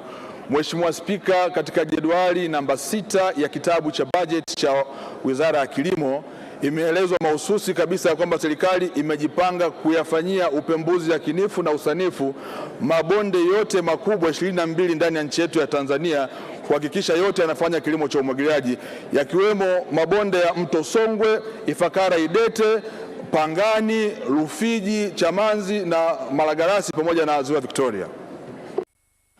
Mheshimiwa George Malima, swali la nyongeza. Nakushukuru Mheshimiwa Spika kwa nafasi. Naishukuru serikali kwa kutoa fedha kuchimba bwawa la umwagiliaji katika kata ya Chunyu na Ngambi. Je, ni lini kazi hii itaanza? Mheshimiwa Naibu Waziri wa Kilimo, majibu. Mheshimiwa Spika, kwa niaba ya Waziri wa Kilimo napenda kujibu swali la Mheshimiwa George Malima, mbunge wa Mpwapwa, kama ifuatavyo. Mheshimiwa Spika, mkandarasi anayejenga mradi wa skimu ya umwagiliaji ya Msagali hivi sasa yuko site, ameanza mobilization na ni kati ya wale kandarasi 21 ambao walisaini mikataba pale Nane Mbeya, na tunategemea muda wote aanze kazi hiyo. Na Mheshimiwa Spika, bwawa lile ambalo linajengwa pale likikamilika litakuwa na uwezo wa kutoa mita za ujazo milioni 92. Kwa ni habari njema kwa wanampwapwa na bahati nzuri mkandarasi yuko site tayari. Mheshimiwa Ali Mohamed Kasinge, mbunge wa Kilwa Kusini, sasa ulize swali lake. Je, ni lini ripoti ya ukaguzi ya chama cha msingi na Njirinji A itatolewa ili hatua zichukuliwe kwa wahujumu wa fedha katika msimu wa mwaka 2021-2022. Mheshimiwa Spika, kwa niaba ya Waziri wa Kilimo, napenda kujibu swali la Mheshimiwa Ali Mohamed Kasinge, mbunge wa Kilwa Kusini kama ifuatavyo. Mheshimiwa Spika, ripoti ya ukaguzi wa chama cha msingi cha ushirika cha Nanjirinji A ilikamilika Disemba 2021 na kuwasilishwa kwenye mkutano wa wanachama tarehe 23 Mei mwaka 2022. Aidha, ukaguzi ulibaini kuwepo kwa udanganyifu katika nyaraka za mauzo ya ufuta na hivyo kusababisha malipo ya shilingi milioni 93,476,190 kutolipwa kwa wakulima 89 waliouza kilo 39,319 za ufuta. Mheshimiwa Spika, kutokana na hali hiyo, serikali imechukua hatua ya kuvunja bodi ya chama hicho na taarifa ya uchunguzi imewasilisha taasisi ya kuzuia na kupambana na rushwa TAKUKURU mkoa wa Lindi kwa ajili ya uchunguzi zaidi na hatua za kisheria kwa waliohusika na ubadhirifu huo. Mheshimiwa Ali Kasinge, swali la nyongeza. Asante Mheshimiwa Spika, nishukuru kwa majibu ya serikali. Nina maswali mawili ya nyongeza. Swali la kwanza, shilingi milioni 93,76,190 ni fedha za wakulima wangu wa ufuta 89. Je, serikali ina mpango gani wa kuhakikisha kwamba fedha hizi zinakwenda kulipwa kwa wakulima hawa? Swali la pili, kutokana na changamoto zilizopo katika uendeshaji wa bodi zetu pamoja na vyama vyetu vya msingi, lakini na changamoto ambazo wanazipata wakulima kwa uongozi usiokuwa madhubuti, waziri atakuwa tayari kuambatana nami baada ya bunge hili kwenda Nanjirinji kuzungumza na wakulima? Mheshimiwa Naibu Waziri wa Kilimo, majibu. Mheshimiwa Spika, kwa niaba ya Waziri wa Kilimo, napenda kujibu maswali mawili ya nyongeza ya Mheshimiwa Ali Mohamed Kasinge, mbunge wa Kilwa Kusini kama ifuatavyo. Mheshimiwa Spika, la kwanza la kuhusu malipo kwa wakulima, na mwelekeza mkurugenzi mkuu wa Tume ya Ushirika Tanzania kuhakikisha anafuatilia na mwisho wa siku wakulima hawa waweze kulipwa madai yao haya. La pili la kuhusu kuongozana naye, Mheshimiwa Spika, Mheshimiwa mbunge, ni kwa hiyo kwamba niko tayari baada ya vikao hivi vya bunge tuongozana mimi naye pamoja kwenda Kilwa kwa ajili ya kuhakikisha kwamba mambo yanakwenda vizuri. Mheshimiwa Naibu Waziri, tunakushukuru sana kwa majibu yako kwa maswali ya Mheshimiwa wabunge. Wizara ya Mambo ya Ndani ya Nchi, Mheshimiwa Ramadhan Suleiman Ramadhan, mbunge wa Chake Chake, sasa ulize swali lake. Je, ni lini serikali itajenga kituo kipya cha polisi katika wilaya ya Chake Chake? Swali hili limeelekezwa Wizara ya Mambo ya Ndani ya Nchi. Majibu. Mheshimiwa Spika, kwa niaba ya Waziri wa Mambo ya Ndani ya Nchi, napenda kujibu swali la Mheshimiwa Ramadhan Suleiman Ramadhani, mbunge wa Chake Chake kama ifuatavyo. Mheshimiwa Spika, serikali kupitia Jeshi la Polisi lina eneo kwa ajili ya ujenzi wa kituo cha polisi katika shehia ya vitongoji lenye ukubwa wa mita za mraba 1496. Mpango wa serikali ni kutenga fedha katika bajeti ya mwaka ujao 2023-2024 ili ujenzi uanze. Nashukuru Mheshimiwa Spika. Mheshimiwa Ramadhan Suleiman Ramadhan, swali la nyongeza. Asante sana Mheshimiwa Spika. Ingawa Mheshimiwa Naibu Waziri amejibu vizuri kwenye swali lake la msingi, naomba nimuulize masuala mawili ya nyongeza.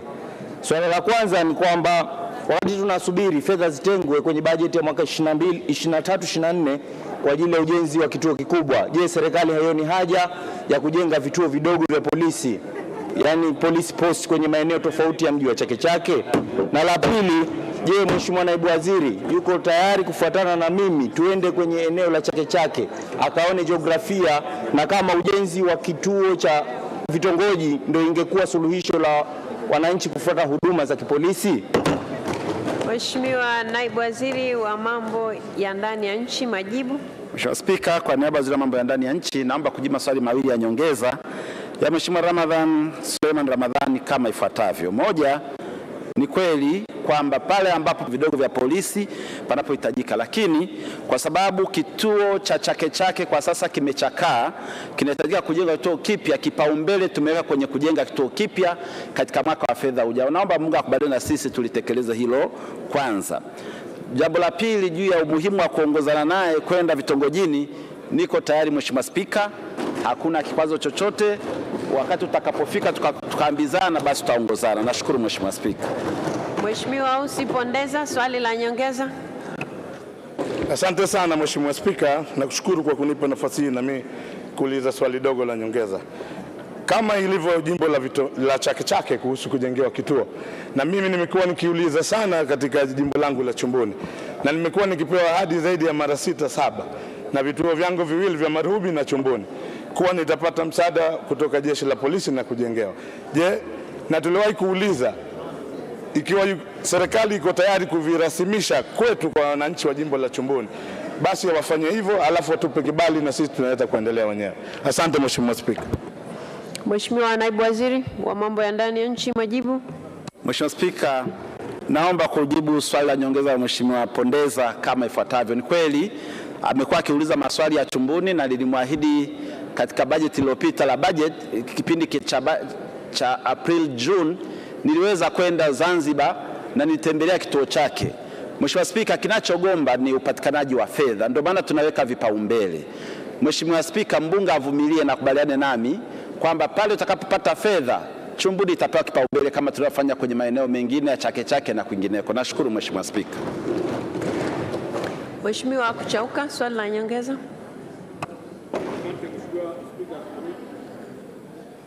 Asante Mheshimiwa Spika, na mimi kunipa nafasi ya kuuliza swali la nyongeza. Wilaya ya Liwale ina umri wa miaka 47 sasa. Hajawahi kuwa na jengo la kituo cha polisi, ukiachia lile jengo ambalo wamepanga lilikuwa la benki. Nini kauli ya serikali kuipatia wilaya ya Liwale jengo la polisi? Mheshimiwa Naibu Waziri wa Mambo ya Ndani ya Nchi, majibu. Mheshimiwa Spika, kwa niaba ya Waziri wa Mambo ya Ndani ya Nchi, naomba kujibu swali la nyongeza la Mheshimiwa mbunge wa Liwale kama ifuatavyo. Mheshimiwa Spika, tunafahamu wilaya kongwe hizi zimekuwa na vituo lakini chakavu sana. Sasa kwa bahati mbaya Liwale hawajawahi kuwa nacho. Nimwahidi Mheshimiwa Spika, katika bajeti ijayo tutaweka kipaumbele ili wilaya yako ianze michakato ya kujenga kituo chake cha polisi kama zilivyo wilaya nyingine za Tanzania bara. Nashukuru Mheshimiwa Spika. Mheshimiwa Halifa, swali la nyongeza. Asante sana Mheshimiwa Spika, na mimi nimuuliza swala moja dogo la nyongeza Mheshimiwa Naibu Waziri. Mheshimiwa Spika, kituo cha Wete ndio makao makuu ya polisi mkoa wa Kaskazini Pemba. Kituo kimechakaa, hakina hadhi. Ni lini serikali itakikarabati kituo kile? Asante Mheshimiwa. Mheshimiwa Naibu Waziri wa Mambo ya Ndani ya Nchi, majibu. Mheshimiwa Spika, napenda kujibu swali la nyongeza Mheshimiwa mbunge wa Wete kama ifuatavyo. Nafahamu na yeye anafahamu Mheshimiwa mbunge kwamba vituo vingi vilivyojengwa siku nyingi vimechakaa sana, na kama atafuatilia tumeanza kukarabati vituo vya polisi vikianzia makao makuu pale Zanzibar na makazi yao. Tutaendelea kufanya hivyo maeneo ya Pemba kutegemea upatikanaji wa fedha. Mheshimiwa Spika, tumeshakubaliana na mbunge kwamba awamu ijayo nitatembelea Pemba na eneo la Wete ni eneo nitakalolipa kipaumbele katika ziara yangu. Nashukuru Mheshimiwa Spika. Mheshimiwa Omar, swali la nyongeza. Asante Mheshimiwa Spika, swali langu lilikuwa linaelekea na Mheshimiwa Halifa. Mheshimiwa Mohamed Isa, swali la nyongeza. Asante sana Mheshimiwa Spika, naomba kuuliza swali dogo la nyongeza. Mheshimiwa Spika, katika bunge lililopita la bajeti, Wizara ya Mambo ya Ndani niliahidiwa kituo cha Konde kutengenezwa kwa thamani ya shilingi milioni 41.5 na bajeti tayari tumeshapitisha. Je, ni lini wakandarasi watafika kwenye kituo cha Konde na kuanza utengenezaji? Asante sana. Mheshimiwa Naibu Waziri wa Mambo ya Ndani ya Nchi, majibu. Mheshimiwa Spika, kwa niaba ya Waziri wa Mambo ya Ndani ya Nchi naomba kumjibu Mheshimiwa mbunge wa Konde swali lake la nyongeza kama ifuatavyo. Mheshimiwa Spika, madam bajeti imepitishwa na ipo na anachosubiri ni ukandarasi, tutawasiliana na kamishna wa polisi Zanzibar ili mipango ya kumpa mkandarasi, kwa sababu tunatumia force account, aweze kuelekezwa injinia wa polisi Zanzibar ili ukarabati wa jengo hilo uweze kuanza. Nashukuru Mheshimiwa Spika. Mheshimiwa Naibu Waziri, tunakushukuru kwa majibu yako kwa maswali ya Mheshimiwa wabunge. Wizara ya Katiba na Sheria, Mheshimiwa Neema Gerald Mwandabila, mbunge wa viti maalum, sasa ulize swali lake. Je, ni nini mkakati wa mahakama kutoa hukumu ya pande mbili, hasa mtuhumiwa anaposhinda kesi, kuepuka kufungua kesi mpya, kulipwa fidia? Waziri wa Katiba na Sheria, Mheshimiwa Pinda, majibu. Asante Mheshimiwa Spika, kwa niaba ya Waziri wa Katiba na Sheria, naomba kujibu swali la Mheshimiwa Neema Mwandabila, mbunge wa viti maalum, kama ifuatavyo. Mheshimiwa Spika, kwa mujibu wa kanuni na taratibu za madai ya fidia, kuachiwa huru kwa mshtakiwa katika shtaka la jinai hakumpi haki ya moja kwa moja ya kulipwa fidia. Ili mshtakiwa aweze kulipwa fidia kutokana na kushinda shauri la jinai, ni lazima athibitishe mahakamani kwamba mashtaka dhidi yake yalikuwa ya hila na kwamba hakukuwa na sababu za msingi za kumshtaki. Kuachiwa pekee kwa mshtakiwa katika shtaka la jinai hakumaanishi mashtaka dhidi yake yalikuwa ya hila na waliomshtaki hawakuwa na sababu ya kuamini alitenda kosa. Mheshimiwa Spika, kifungu cha 345 kifungu kidogo cha pili cha sheria ya mwenendo wa makosa ya jinai kinaipa mamlaka mahakama kutoa amri ya mtuhumiwa aliyeshinda shauri lake la jinai kulipwa gharama za shauri iwapo shauri hilo liliendeshwa na mwendesha mashtaka wa kujitegemea, yani private prosecutor. Mheshimiwa Neema Mwandabila, swali la nyongeza. Asante Mheshimiwa Spika. Mheshimiwa Spika, kwa mchakato uliopo unapoteza haki ya watu wengi kwa kuto kupata haki zao kwa wakati, lakini wakati mwingine kwa watu wengine kushindwa kurudi mahakamani kwa hofu na uoga. Je, ni lini serikali itakuja na sheria ambayo inatoa haki kwa wakati huo wa hukumu? Lakini pia kuna swali namba 2, kumekuwa na utaratibu wa watu kufunguliwa kesi, baadaye kesi hizo zinafutwa, anafunguliwa kesi nyingine mbadala. Je, ni vigezo gani vinatumika kumbadilishia mtu kesi kutoka ile kesi ya awali kuja kesi ya pili? Asante Mheshimiwa Spika. Mheshimiwa Naibu Waziri wa Katiba na Sheria, majibu.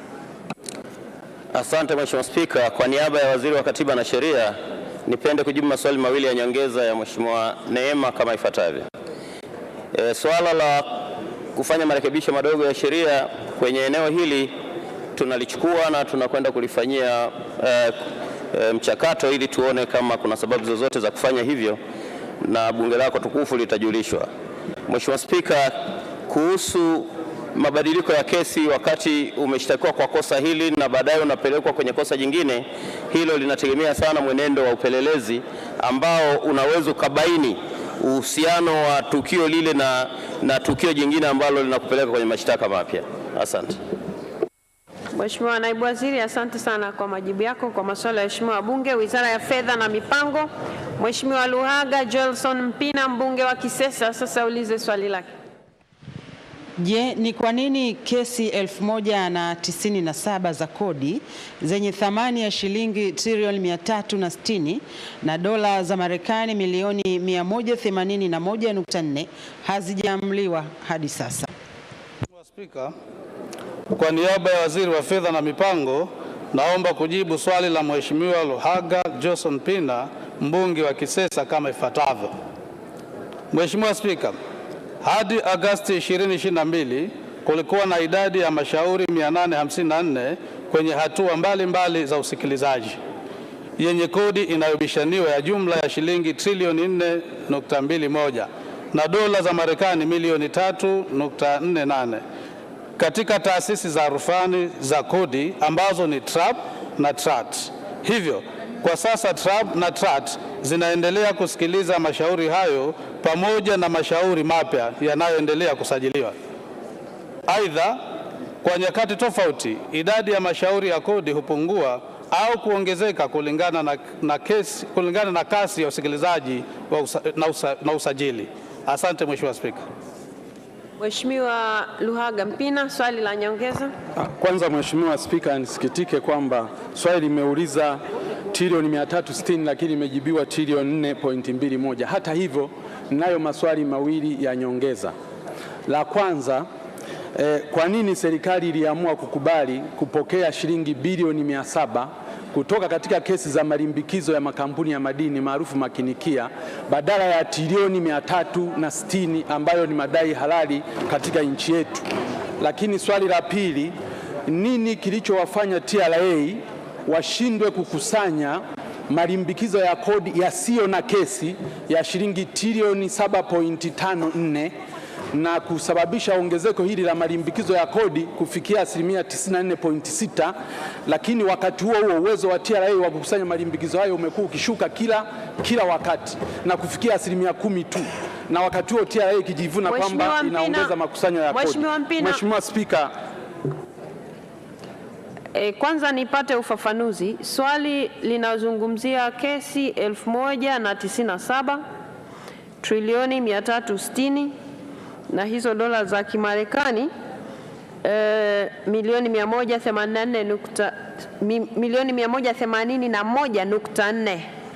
Mheshimiwa Naibu Waziri, jibu linazungumzia mashauri kuwa 854 ambayo thamani yake ni trilioni 4.21 na dola za Kimarekani milioni 3.48. Haya ndio mashauri yaliyopo ambayo serikali inayajua, ambayo ni tofauti na ya mbunge, au mmechagua kati ya yale ambayo yapo mmeamua kuyajibia haya ambayo mmeleta majibu? Nataka kuelewa kwanza hapo. Asante Mheshimiwa Spika, hayo ni mashauri ambayo yapo tunayatambua serikali. Mheshimiwa Waziri, naona umesimama. Mheshimiwa Waziri wa Fedha na Mipango, ufafanuzi hiyo sehemu ya kwanza, alafu nimpe fursa ya kujibu yale maswali mawili. Mheshimiwa Spika, kwenye swala la msingi lile la trilioni 360, moja, serikali haijapokea kimya, haijakubali tu kupokea fedha hizo kwa maana ya kuacha trilioni 360, isipokuwa kilichofanyika. Mheshimiwa Spika, utakumbuka serikali ilipeleka complaint against makampuni hayo ya madini, na baada ya complaint zile kupelekwa. Ngoja Mheshimiwa, twende kwa mtiririko mzuri. Ninachotaka kuelewa, swali la Mheshimiwa Mpina linazungumzia kesi 1097. Jibu linazungumzia kesi 854. Na thamani ambayo Mheshimiwa Mpina anazungumzia ni trilioni 360. Serikali inasema ni trilioni 421. Mimi vizuri wa majibu hapa, namna serikali ijibu. Haya majibu ambayo serikali mlichotaja Mheshimiwa Mpina. Mheshimiwa Spika, pana tofauti. Ile kesi kubwa aliyoiongelea trilioni 360 ni ya upande wa makinikia. Hii ya mashauri ambayo yanaenda kwenye trilioni 4 ni ya mashauri ya kesi zingine ambazo ziko trabu na trati, ambazo ndo serikali inaendelea kuyafanyia kazi moja baada ya nyingine. Kwa hiyo pana mambo ya aina mbili, na lingine limeongezeka lile ya yale yasiyo ya kesi, na lile linakuwa la tatu. Sawa, yameunganishwa pamoja. Sawa, sasa ili tuende vizuri, kwa sababu swali la Mheshimiwa Mpina lilikuwa mahususi. Linauliza hivi, je, ni kwa nini kesi 1097 za kodi zenye thamani ya shilingi trilioni 360 na dola za Marekani milioni 181.4 hazijaamuliwa mpaka sasa? Ndio swali lake.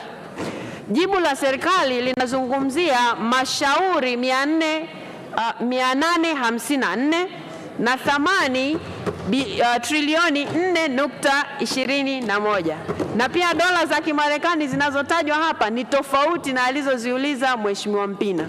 Kwa hivyo ni dhahiri, ngoja nitoe fursa. Mimi natoa fursa hili swali likajibiwe yeye Mpina anavyotaka majibu. Yaani mjibuni kwa hizo bilioni na matrilioni aliyoyasema. Kama yeye hayuko sahihi, ndio swali langu lilikuwa hapo, ili mimi nielekeze vizuri hapa mbele. Lakini kama unasema alichokiuliza kipo, basi mjibuni majibu yake anayoyataka, kwa sababu hayo majibu sio ya swali lake.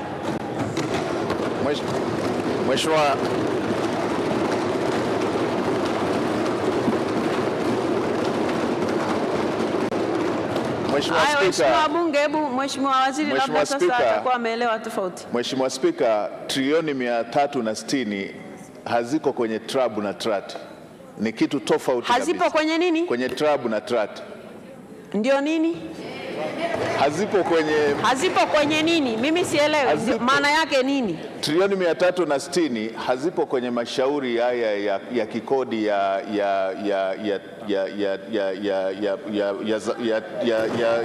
trabu na trat. Sawa Mheshimiwa Waziri, mimi kwa hiyo hayapo kwenye rufaa za kikodi wala hazipo kwenye tribunal ya kikodi. Hii ni jambo mahususi ambalo lilikuwepo kwenye mzozo wa serikali pamoja na Bariki. Kwa hiyo ni kitu tofauti, lakini kwenye nyongeza ndio ameuliza kuhusu masuala ya kesi sasa hizo ambazo ziko kwenye rufaa pamoja na tribunal ya kesi. Sawa Mheshimiwa Waziri, mimi nimekuelewa kwa sababu yeye aliuliza swali tofauti ambalo ndo unalitolea majibu hapo. Sasa hayo majibu yaje yajibiwe kwenye swali lake, kwa sababu ndicho alichouliza. Kama hakipo ajibiwe hakipo, na kama kipo usimletee kingine, kwa sababu sicho alichouliza. Ndio hoja iliyopo. Kwa hiyo Mheshimiwa Naibu Waziri, mimi nakuruhusu kakae ili swali kama lilivyoulizwa na mheshimiwa kwenye swali lake la msingi liletwe majibu. Kama ndivyo lilivyo, halipo jibu halipo. Si mnajibu kifupi siku hizi, ndio raha yake. Kama halipo halipo, kama lipo mjibuni yeye alichouliza, kwa sababu nyinyi mmemjibu kitu tofauti, na ndio maana hata takwimu zinatofautiana. Asante sana. Jibu hili Mheshimiwa, taarifa Mheshimiwa. Kwa hiyo nyinyi mleteeni majibu kwa kadri alivyouliza swali lake. Kama halipo jibuni halipo, alafu yeye atapewa nafasi ya kuuliza. Taarifa Mheshimiwa Spika. Mheshimiwa Mpina, kwa sababu hapa nazungumza mimi na huwezi wewe ukawa unanipa mimi taarifa kikanuni. Kwa sababu nazungumza mimi, kwa hiyo ukiwa unanipa taarifa maana yake unaniongezea mimi, jambo ambalo haliruhusiwi kikanuni. Mheshimiwa Naibu Waziri, jibu hili itabidi lijibiwe upya pamoja na ufafanuzi ambao ameutoa Mheshimiwa Waziri hapa, ambao ndio unatakiwa uje kama majibu ya msingi. Mheshimiwa Rashid Abdalla Shangazi, mbunge wa Mlalo, sasa ulize swali lake. Je, ni lini sheria ya manunuzi na ukandarasi kupitia Public Private Partnership itaanza kutumika? Swali hili limeelekezwa Wizara ya Fedha na Mipango. Wa Fedha na Mipango, majibu. Asante Mheshimiwa Spika. Mheshimiwa Spika, kwa niaba ya Waziri wa Fedha na Mipango, naomba kujibu swali la Mheshimiwa Rashid Abdalla Shangazi, mbunge wa Mlalo kama ifuatavyo. Mheshimiwa Spika, Sheria ya Ununuzi wa Umma sura 410 ipo na inatumika sambamba na sheria ya PPP sura 210, ambapo mchakato wa zabuni za miradi ya PPP unazingatia sheria zote mbili.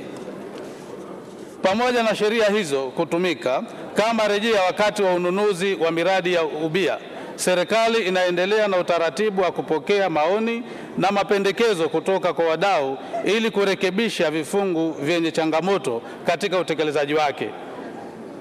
Ni matarajio yetu kwamba marekebisho ya sheria zote mbili yatakamilika katika mwaka 2022-2023.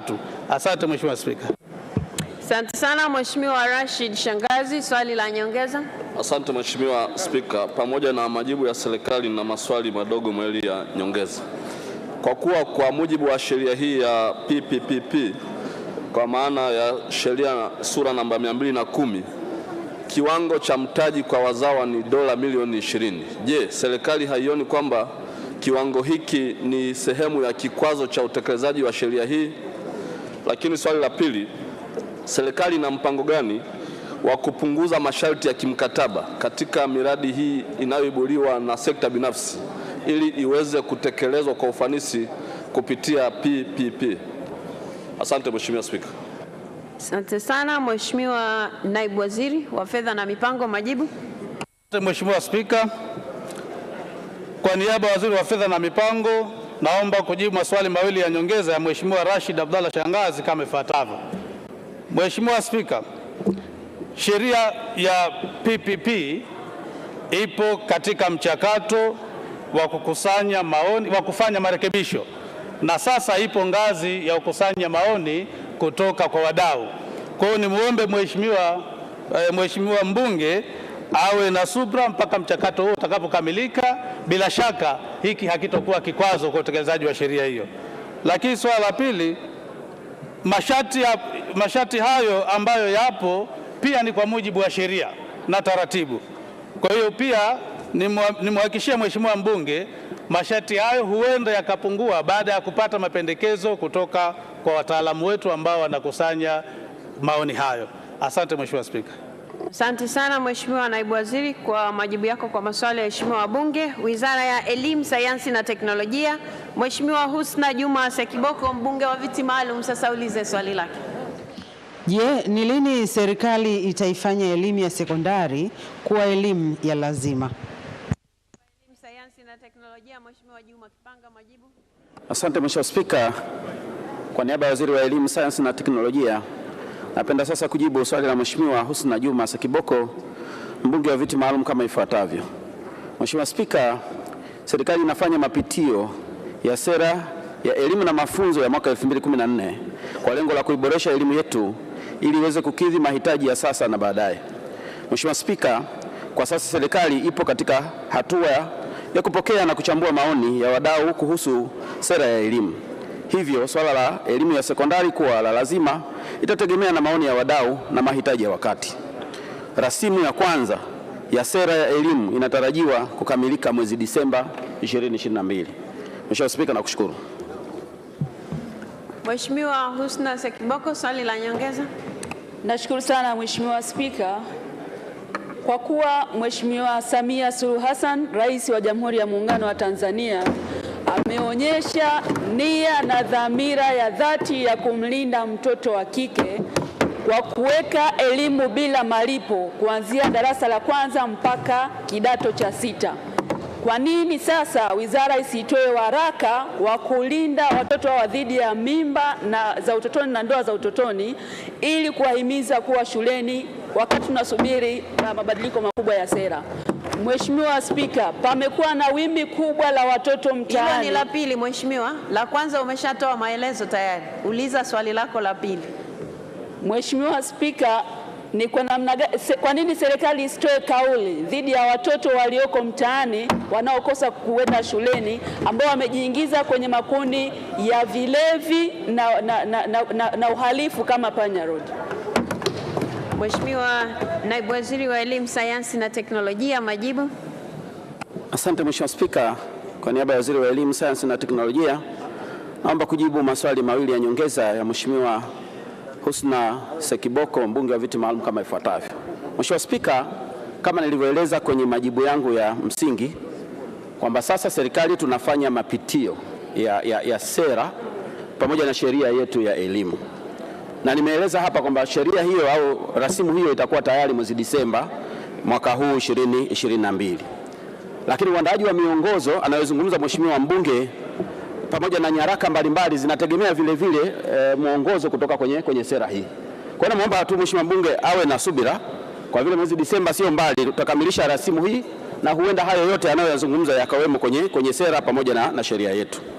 Mheshimiwa Spika, katika eneo la pili, mwaka jana 2021 serikali ilishatoa waraka namba 2 wa elimu kwa mwaka 2021 ambao unahusu namna gani wanafunzi walioacha shule kwa sababu mbalimbali ikiwemo na hii ya ujauzito wanaweza kurudi shuleni.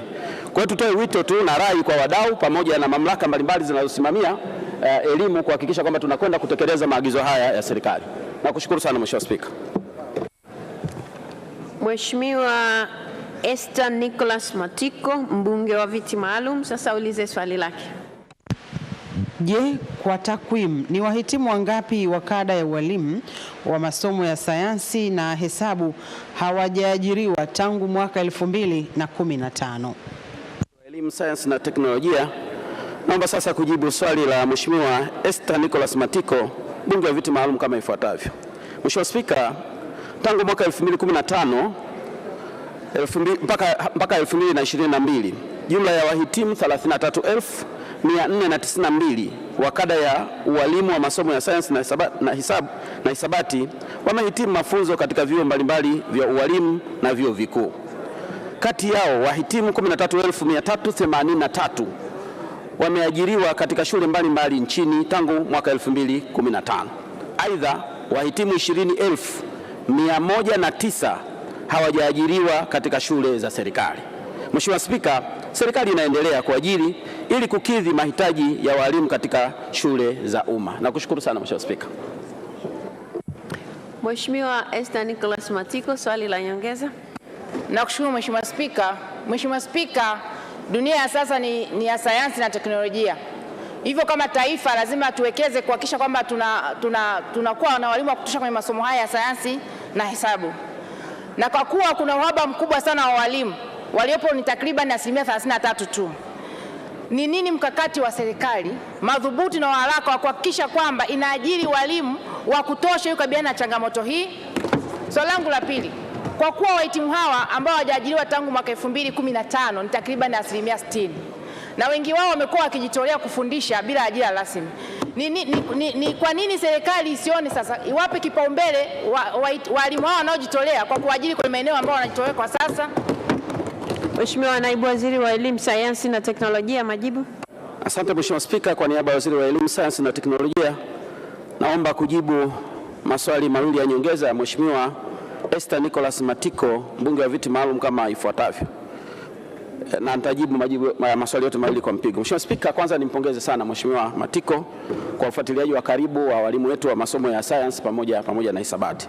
Lakini kama nilivyokwisha eleza kwenye majibu yangu ya msingi kwamba serikali imeendelea kutoa fursa za ajira kwa walimu hawa. Tunajua changamoto ipo na uhitaji bado upo ni mkubwa. Lakini kuondoe hofu Mheshimiwa mbunge kwamba ofisi ya Rais TAMISEMI ambayo yenye dhamana ya kuomba vibali tayari katika mwaka huu wa fedha imeshaomba kibali cha kuajiri walimu zaidi ya 42,697 ambayo kipaumbele kikubwa sana tutawapa walimu wa science pamoja na hisabati na wale ambao wanaojitolea katika maeneo mbalimbali nchini. Nakushukuru sana Mheshimiwa Spika. Mheshimiwa Naibu Waziri, asante sana kwa majibu yako kwa maswali ya Mheshimiwa wabunge. Mheshimiwa wabunge, tumalizie Wizara ya Ardhi, Nyumba na Maendeleo ya Makazi. Mheshimiwa Stella Simon Fiao, mbunge wa viti maalum, sasa ulize swali lake. Je, serikali inatoa kauli gani kwa wananchi wa kata ya Majengo Tunduma waliovunjiwa nyumba zao?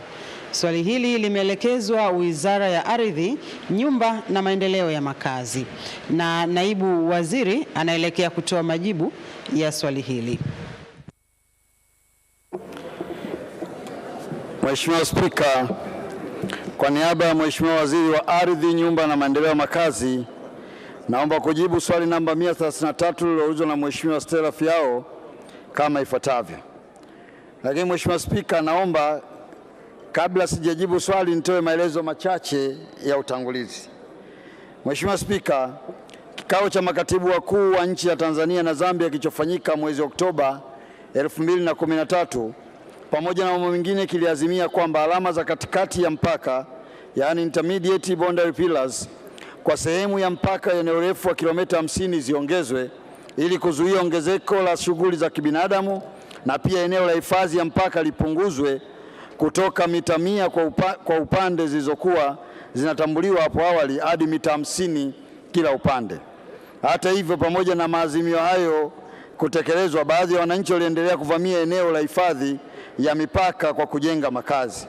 Mheshimiwa Spika, mwaka 2017 serikali ilitoa tamko la kuvunja nyumba zote zilizojengwa katika eneo la hifadhi ya mpaka, suala ambalo lilipingwa na wananchi 134 kwa kufungua shauri namba 195 la mwaka 2017 Mahakama Kuu Mbeya.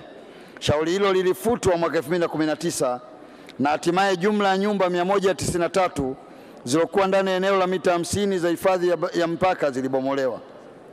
Kufuatia hatua hiyo, wananchi 35 walifungua tena shauri namba 12/2019 Mahakama Kuu Mbeya kudai fidia kutokana na kubomolewa kwa nyumba zao. Baada ya mazungumzo nje ya mahakama, yani mediation, yenye lengo la kuwapatia viwanja mbadala wananchi hao kushindikana, shauri hilo lilipangwa kuendelea kusikilizwa tarehe 5 mwezi Oktoba mwaka 2022. Mheshimiwa Spika, serikali inatambua shauri hilo na kauli yetu ni kwamba tusubiri mwongozo au maamuzi ya mahakama ili tujue hatua zinazofuatia. Mheshimiwa Stella Fiao, Swali la nyongeza. Nashukuru Mheshimiwa Spika kwa kunipa nafasi ili niweze kuuliza maswali mawili ya nyongeza. Pamoja na majibu ya naibu waziri, lakini naomba niulize maswali mawili ya nyongeza. Mheshimiwa Spika, baadhi ya wananchi waliovunjiwa nyumba hizi tayari walikuwa na hati ambazo zilikuwa zimetolewa na serikali. Sasa je, serikali haioni imefanya maonezi makubwa kwa kuwavunjia wananchi ambao tayari walikuwa na hati zilizotolewa na serikali yenyewe? Swali langu la pili, Mheshimiwa Spika, nataka kujua sasa ni lini serikali itatoa viwanja mbadala kwa wananchi hao ili kutokuwaumiza kama walivyofanya sasa. Nashukuru sana. Mheshimiwa Naibu Waziri wa Ardhi, Nyumba na Maendeleo ya Makazi, majibu. Mheshimiwa Spika, kwa niaba ya Mheshimiwa Waziri wa Ardhi, Nyumba na Maendeleo ya Makazi, naomba kumjibu Mheshimiwa Stella Fiao, mbunge wa viti maalum, maswali yake mawili ya nyongeza kuhusu swala la hati miliki, lakini pia kuhusiana na swala la pili la viwanja mbadala. Kwa kuwa jambo au shauri hili liko mahakamani, Mheshimiwa Spika, ningeomba tuwe na subira na tutakapopata mwongozo wa mahakama tutakuja kueleza hatua zinazofuatia. Mheshimiwa Naibu Waziri, asante sana kwa majibu yako kwa maswali ya waheshimiwa wabunge. Mwongozo wa Spika. Mwongozo wa Spika. Nani anazungumza? Sijamwona. Mheshimiwa Ali Makoa, sawa. Waheshimiwa wabunge, tumefika mwisho wa kipindi chetu cha maswali kutoka kwenu, lakini majibu kutoka upande wa serikali. Nilete matangazo nilionayo hapa mbele alafu tuendelee na ratiba. Tunao wageni ambao wametembelea bungeni asubuhi hii. Tutaanza na wageni walioko jukwaa la Spika. Wapo wageni 4 wa bunge kutoka Kanisa la Kiinjili la Kiluteli Tanzania KKKT wakiongozwa na Askofu Mamio Ole Paulo. Wote wasimame kwa pamoja. Karibuni sana wageni wetu, karibuni sana. Tunao wageni 2 wa bunge kutoka Fresh Spring Fellowship Church wakiongozwa na Musa Richard Mwacha ambaye ni mchungaji kiongozi.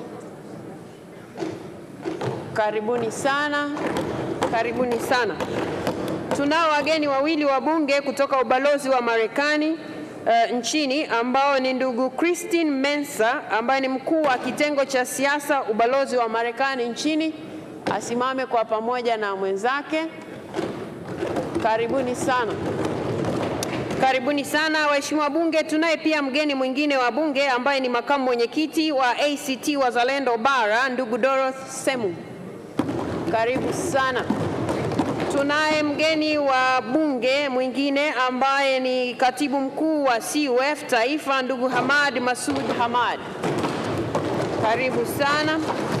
Waheshimiwa wabunge, tunao pia wageni mbalimbali wa waheshimiwa wabunge ambao tungependa kuwatambua kwa pamoja. Wageni wetu wote wa waheshimiwa wabunge wote msimame kwa pamoja. Karibuni sana. Karibuni sana wageni wetu. Nadhani nimepata nafasi ya kujifunza mawili matatu kutoka kwenye bunge lenu. Karibuni sana, mnaweza kuketi. Karibuni sana. Tunao wageni ambao wametembelea bunge kwa ajili ya mafunzo. Wapo wageni kutoka taasisi ya Tanzania Youth in Protecting Society kutoka jijini Dodoma. Karibuni sana. Tunao wageni 13 wa Women Voice and Connection kutoka mkoani Morogoro. Karibuni sana. Wapo wanafunzi 22 na walimu 3 kutoka chuo cha ufundi Nangwa kilichopo mkoani Manyara.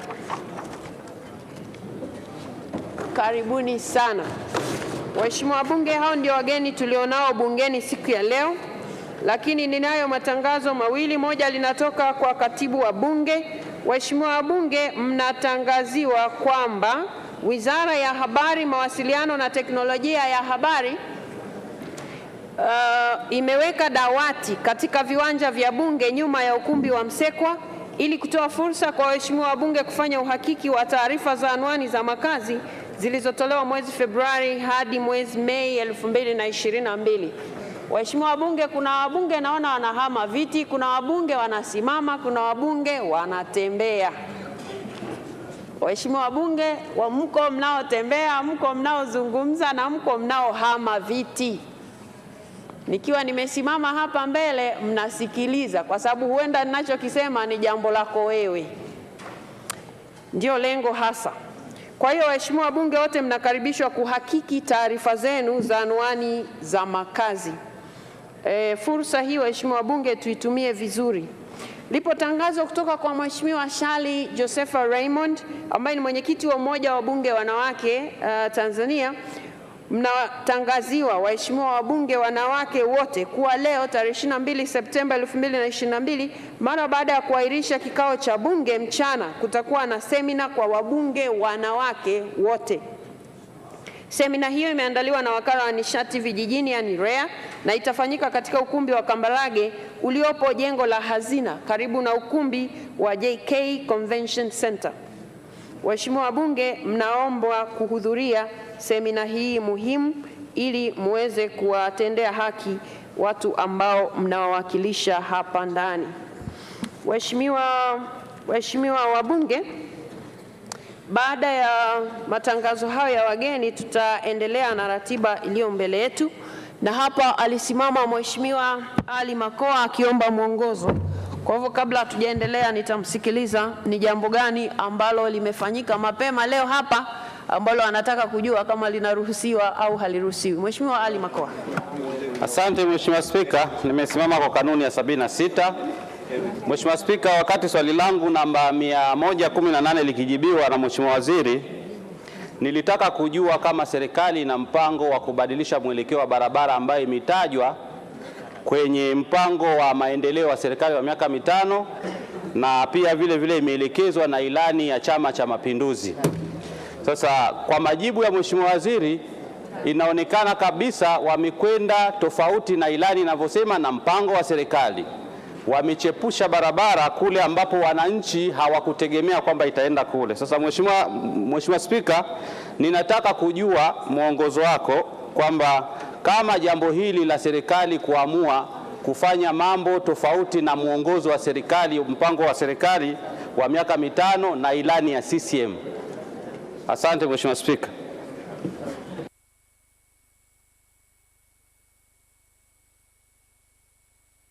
Waheshimiwa wabunge, amesimama Mheshimiwa Ali Makoa akieleza kuhusu majibu ambayo yametolewa na Mheshimiwa Naibu Waziri kwenye swali ambalo yeye alikuwa ameliuliza, swali la msingi 118. Halafu anasema aliuliza maswali mengine ya nyongeza ambayo yalikuwa yanataka kujua kama serikali imebadili mwelekeo wa ujenzi wa barabara, na anasema kwa majibu yaliyotolewa yameashiria kwamba mabadiliko yamefanyika kwenye mwelekeo wa barabara hii. Na yeye anasema anataka kujua sasa kikanuni kama jambo hili je linaruhusiwa au haliruhusiwi, na ameeleza kwa kirefu kwamba sehemu ambayo anataka kujua kama inaruhusiwa au hairuhusiwi kwanza ni kubadili mpango wa miaka 5. Yaani kwamba katika ule mpango wa miaka 5 barabara mwelekeo ni mwingine, na sasa majibu yanaashiria kwamba mwelekeo ni mwingine. Sasa ukiacha mpango wa serikali, pia ameeleza kwamba ilani ya Chama cha Mapinduzi ambayo ndio inaiongoza serikali na yenyewe ina mwelekeo kama ule wa mpango wa miaka 5, na pia anaeleza kwamba inaenda tofauti na mategemeo ya wananchi. Waheshimiwa wabunge, mwisho kabisa ameuliza kama jambo hili linaruhusiwa kufanywa na serikali. Waheshimiwa wabunge, ilani ni ya Chama cha Mapinduzi, kwa hiyo maswali mengine tunaweza kuulizana huko kwenye chama, lakini yale ambayo ameuliza mheshimiwa mbunge hapa ametaka kujua kama serikali inao uwezo wa kubadili mwelekeo wa barabara. Jibu ni kwamba ndio, serikali inao uwezo wa kubadili mwelekeo wa barabara. Kwa hiyo kama kuna jambo la ziada la hapo sasa ni la mheshimiwa mbunge na watu wako kule, mtazame namna ambavyo serikali ina sababu gani za kubadili mwelekeo, kwa sababu sisi hatufanyi kila kitu, na ndio maana serikali ikileta hapa inafanya marekebisho hapa na pale na ndio maana mipango yetu tunaiweka kwa ajili ya kutuongoza, lakini si kwamba ni msaafu kwamba lazima iwe hivyo. Serikali huwa inaangalia mambo mengi, na ndio maana inaweza kasema inajenga barabara hii kwa kiwango cha lami, alafu haikujenga lami ikatumia zege kwa sababu inaona mazingira yale pengine hata lami haitafaa. Sasa tukiweka mazingira ambayo serikali itakuwa haiwezi kufanya kubadili hata nukta, inaweza ikawa mtihani. Kwa hiyo kwa maana ya mwongozo, kwa namna majibu yalivyotoka, ndio serikali inaruhusiwa kufanya hayo mabadiliko ya mwelekeo. Sababu itakuwa nazo. Sasa kama ziliulizwa sababu, nafikiri naibu waziri angeeleza hapa sababu kwa nini wamebadili mwelekeo. Lakini kwa maana ya mwongozo wa kiti, kama inaruhusiwa au hairuhusiwi, ndio inaruhusiwa serikali kubadili mwelekeo wa barabara.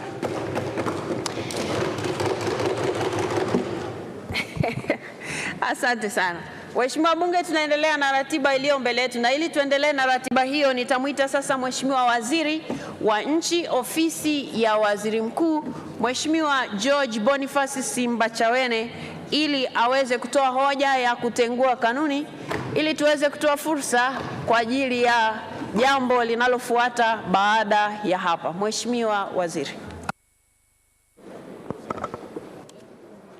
Mheshimiwa Spika,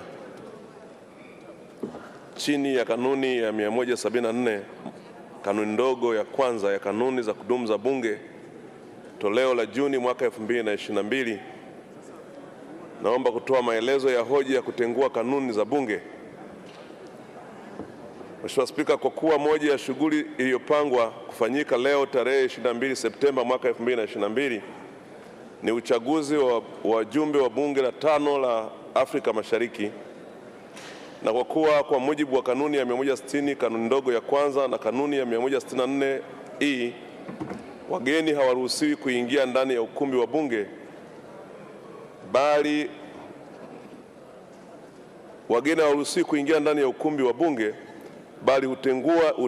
hutengewa sehemu maalum ya kukaa.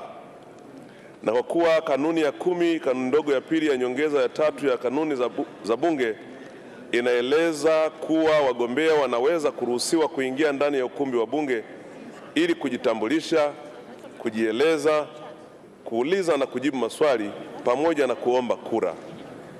Hivyo basi, kwa madhumuni ya utekelezaji bora wa shughuli za Bunge na kuwezesha uchaguzi wa wajumbe wa Bunge la Afrika Mashariki kufanyika kwa ufanisi, naliomba Bunge liazimie kwamba kanuni ya 160 kanuni ndogo ya kwanza na kanuni ya 164 kanuni ndogo ya E ambazo kwa ujumla wake zinazuia wageni kuingia ndani ya ukumbi wa Bunge zitenguliwe, na badala yake wagombea wa uchaguzi huu waruhusiwe kuingia ndani ya ukumbi wa Bunge ili waweze kujitambulisha, kujieleza, kuulizwa na kujibu maswali pamoja na kuomba kura.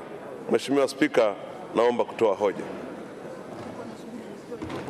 Waheshimiwa wabunge, hoja imeungwa mkono. Na kwa utaratibu wetu nitawahoji waheshimiwa wabunge wanaoafiki hoja ya Mheshimiwa Waziri ya kutengua kanuni waseme ndio. Wasioafiki waseme sio. Mnasema sio na nyewe mnawagombea leo. Sasa sijui ataingilia wapi hapa. Waheshimiwa wabunge waliosema ndio wameshinda. Kwa hivyo hoja imeungwa mkono na imetenguliwa kwa sasa. Katibu. Uchaguzi wa wabunge wa Bunge la Afrika Mashariki EALA. Waheshimiwa wabunge, uchaguzi wa wabunge wa Bunge la Afrika Mashariki. Nitatoa maelezo kwa kifupi. Waheshimiwa wabunge, nimesimama, kwa hivyo tukae na tusikilize maelekezo. Waheshimiwa wabunge, nimesimama, kwa hivyo tukae ili tusikilize maelekezo. Waheshimiwa wabunge, uchaguzi wa wabunge wa Bunge la Afrika Mashariki unafanyika kwa mujibu wa masharti ya ibara ya 50 fasili ya kwanza na ya pili ya mkataba wa kuanzisha Jumuiya ya Afrika Mashariki wa mwaka 1999, sheria ya uchaguzi ya Bunge la Afrika Mashariki na kanuni za kudumu za Bunge za mwaka 2020. Ibara ya 50 ya mkataba wa kuanzisha Jumuiya ya Afrika Mashariki imelipa Bunge mamlaka ya kupiga kura kuwachagua wabunge 9 watakaoiwakilisha Jamhuri ya Muungano wa Tanzania katika Bunge la Afrika Mashariki.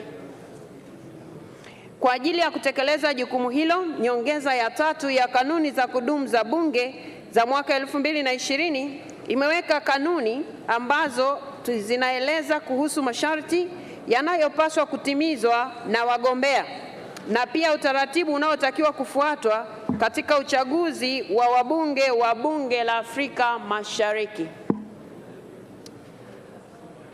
Mheshimiwa Zakaria, utafute kiti ukae. Mheshimiwa Juma, naona unatembea na kusubiri ukae.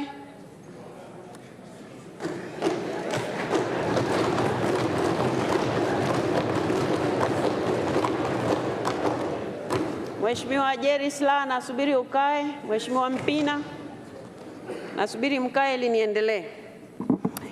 Ili kuwezesha uchaguzi huu kuanza, sasa nitamkaribisha Katibu wa Bunge ambaye ndiye msimamizi wa uchaguzi huu atoe maelezo kamili kuhusu masharti na utaratibu wa uchaguzi, kisha baadaye nitatoa ufafanuzi kuhusu idadi ya kura zitakazopigwa kwa kila kundi. Katibu wa Bunge, karibu.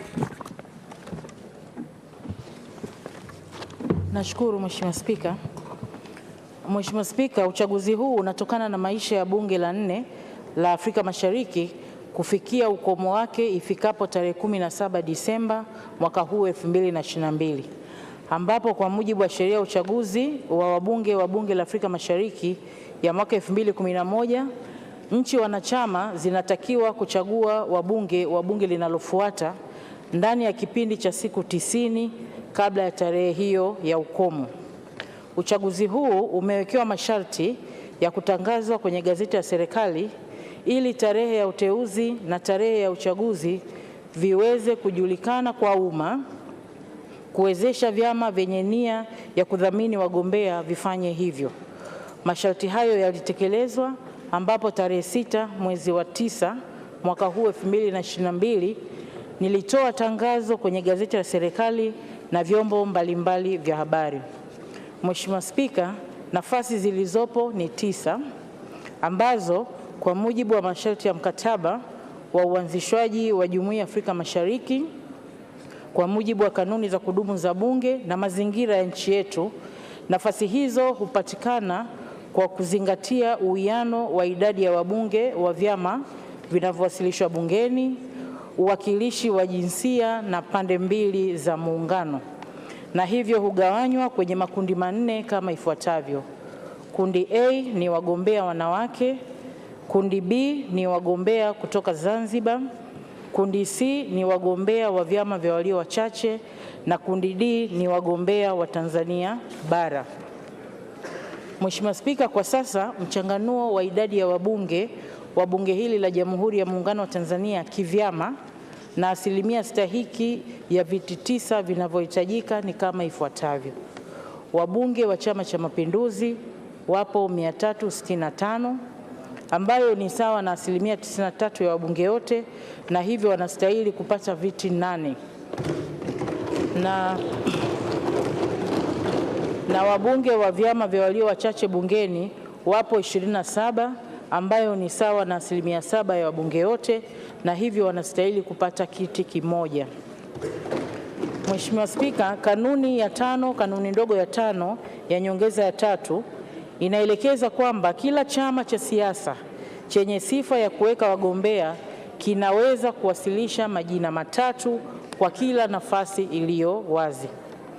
Hadi kufikia saa 10 kamili jioni tarehe 20 Septemba, ambayo ndio ilikuwa siku ya uteuzi, nilikuwa nimepokea jumla ya majina 21 ya wagombea kutoka vyama vya ACT Wazalendo, mgombea 1, Chama cha Mapinduzi wagombea 8, na Chama cha Wananchi CUF wagombea 12. Hata hivyo, mgombea mmoja wa CUF aliwasilisha taarifa ya kujitoa, na hivyo tumebaki na wagombea 20.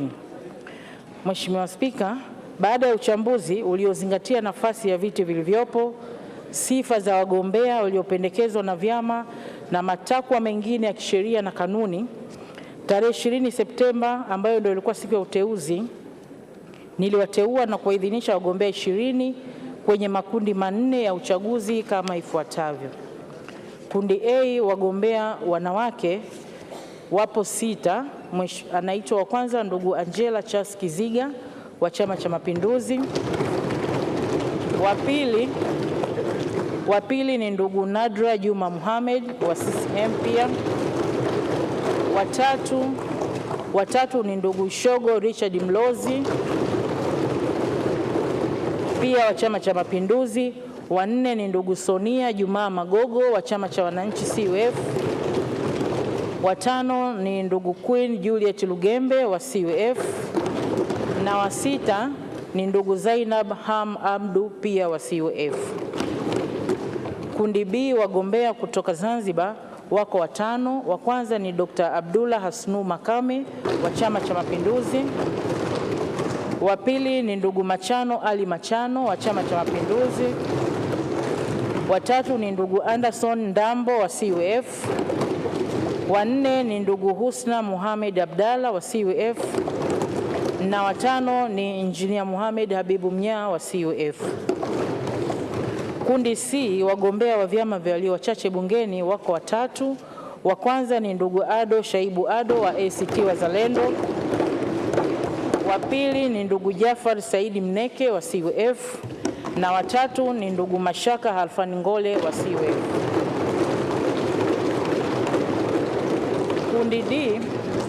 Kundi D, wagombea wa Tanzania bara wako 6.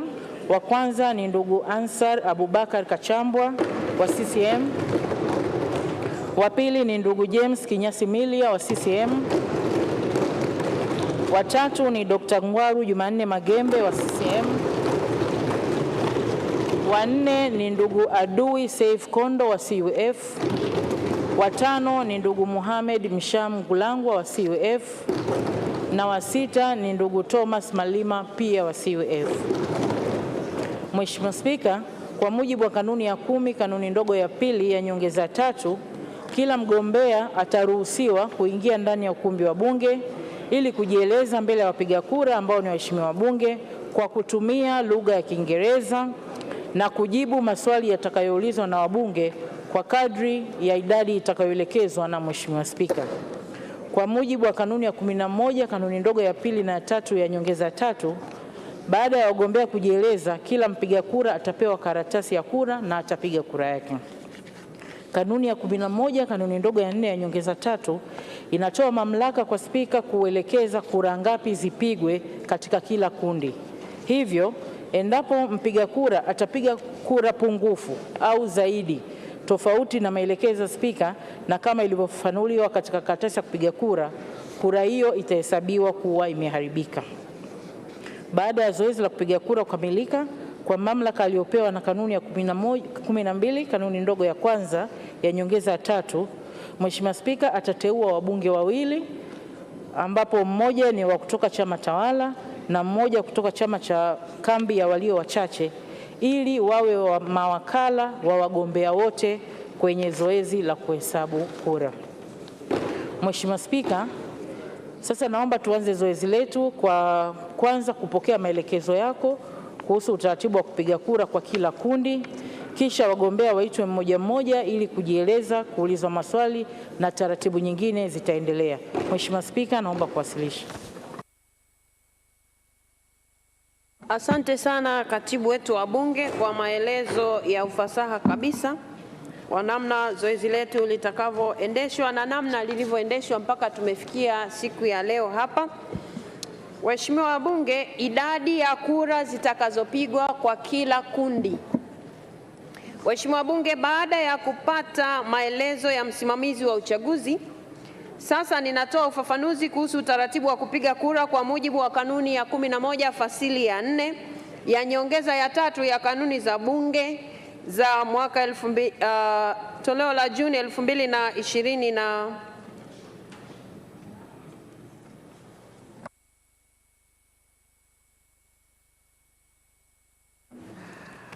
Nyongeza ya 3 ya kanuni za Bunge za mwaka 2020. Kanuni hii inaelekeza kwamba Spika pamoja na mambo mengine atatoa maelezo kuhusu idadi ya kura zitakazopigwa kwa makundi yote ya uchaguzi kama yalivyotajwa na msimamizi wa uchaguzi. Kwa kuzingatia majina ya wagombea yaliyowasilishwa na kila chama kwenye makundi husika na ili kupata uwakilishi uliowekwa, kila mpiga kura atatakiwa kupiga kura ya siri kwa kuchagua majina 9 tu ya wagombea anaopenda kuwachagua kwa utaratibu ufuatao. Kundi A, wagombea wanawake wapo 6. Kila mbunge atawapigia watatu. Katika wagombea 6 unapiga kura 3. Kundi la pili, B, wagombea wa Zanzibar wapo 5. Kila mbunge atawapigia 2. Kura 2 kati ya hizo 5. Kundi C, wagombea kutoka vyama vya walio wachache bungeni wapo 3. Kila mbunge atampigia 1 kura. Kwa hiyo utapiga kura 1 kwenye kundi C.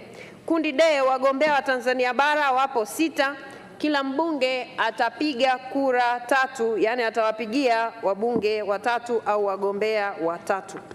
Aidha, idadi ya kura zitakazopigwa kwa kila kundi na namna ya kupiga kura hizo zitaoneshwa kwenye karatasi ya kura chini ya kundi husika. Esther Matiko, Mheshimiwa Hawa Bananga, msikilize maelekezo. Mpiga kura ambaye kwa bahati mbaya ataharibu karatasi yake ya kupigia kura wakati zoezi la kupiga kura likiwa linaendelea, anaweza kuirejesha karatasi hiyo iliyoharibika kwa msimamizi wa uchaguzi na kupewa nyingine badala ya hiyo iliyoharibika. Waheshimiwa wabunge, baada ya maelezo haya, sasa tuanze zoezi letu la kuwaita wagombea ili waweze kujieleza na kuomba kura, na waheshimiwa wabunge kupata fursa ya kuwauliza maswali kama yapo ama kama yatakuwepo.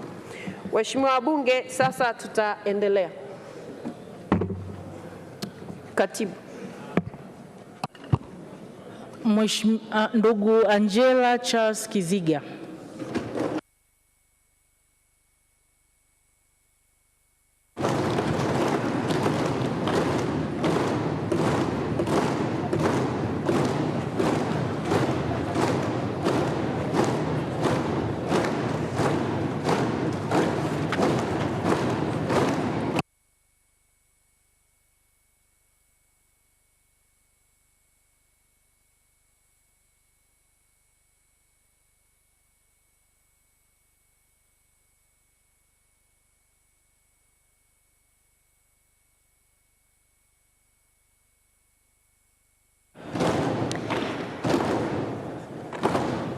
Karibu sana ndugu mgombea Angela Charles Kiziga. Sasa waheshimiwa wabunge, kwa sababu kanuni zetu zinatutaka tuendeshe zoezi hili kwa Kiingereza, kwa hivyo nitatoa fursa kwa mgombea wetu kujieleza kwa Kiingereza, na ninyi kama mtakuwa na maswali mtapewa fursa ya kuuliza kwa Kiingereza, na huo ndio utakuwa utaratibu. So I will take this opportunity to welcome you to the Parliament of Tanzania. And now you're given an opportunity to talk to the House, because these are the voters for the position that you're vying. Please close to the podium and ask for the votes for 3 minutes. And then members will be given a chance to ask you questions if they will have some. Please. Thank you very much, Honorable Speaker, for giving me this opportunity to stand before you and to stand before this House of Assembly. Madam Speaker, before I proceed, allow me to salute you as the Speaker of this Assembly. Allow me also to salute Honorable Prime Minister, who is the government leader of this Assembly. Allow me also, Honorable Speaker, to salute honorable ministers who are present here today and deputy ministers who are present here today, but for those who are available. Madam Speaker, allow me also to salute both honorable members of this assembly, 366 members from the ruling party Chama cha Mapinduzi, and 19 members from opposition, for those who are present today, Madam Speaker. Allow me also to recognize honorable members from ACT Wazalendo, 4 of them, but for those who are available today, and 3 members from CUF, for those who are present here. Allow me also, Honorable Speaker, to recognize Honorable Attorney General, my brother Felesh, who is also part of this assembly. Madam Speaker, after that short recognition, allow me to salute you all in the name of Almighty God. Assalamu alaikum. Madam Speaker, allow me also to introduce myself. My name is Angela Charles Kiziga, aged of 49 years, Madam Speaker.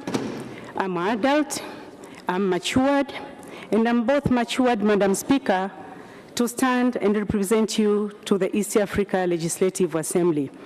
But I'm also, Madam Speaker, matured enough in diplomatic matters and also in political matters. Madam Speaker, I just want to assure you that I'm capable enough to stand and defend national interest to the East African Legislative Assembly.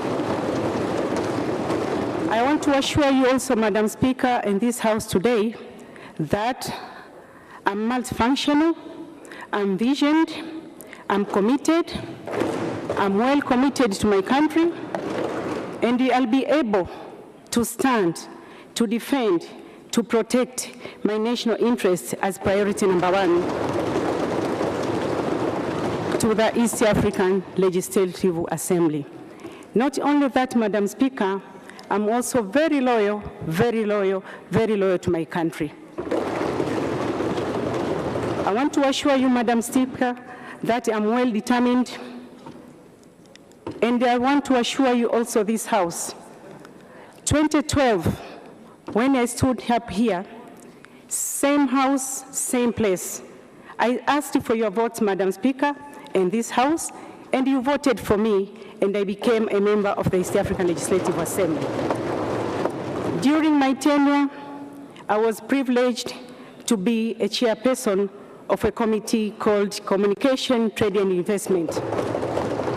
I'm proud to stand before you, Honorable Speaker, in this House to inform you that the OSBP, One-Stop Border Post, that was my bill which started during my tenure, and I made sure, because it had an interest part of my country, I was managed to make sure that bill was assented by 3 members of that country during that time, Tanzania, Kenya, Uganda, and Rwanda, and it became a law, and that's why we can see today our roads are well secured, our roads are well protected. Thank you so much. Thank you so much. Having said that, Madam Speaker, thank you so much. Thank you so much for your explanation, and I think the members of parliament have already heard you and they have understood you. Now I will ask them if they have any questions for you. I will be recognizing the members who will be standing if there are any questions. I don't see any question. Okay. So, Angela Charles Kiziga, thank you so much for coming. The members have heard you. Madam Speaker. You got a last word, 30 seconds. Madam Speaker, I thank you once again, and I humbly ask for your votes. I humbly ask for both members from opposition side and from the ruling part, and honorable ministers, and my brother, Honorable Felesh, to vote for me so that I can represent you to the East Africa Legislative Assembly. Thank you so much. I beg to Thank you. You can now go. Thank you so much.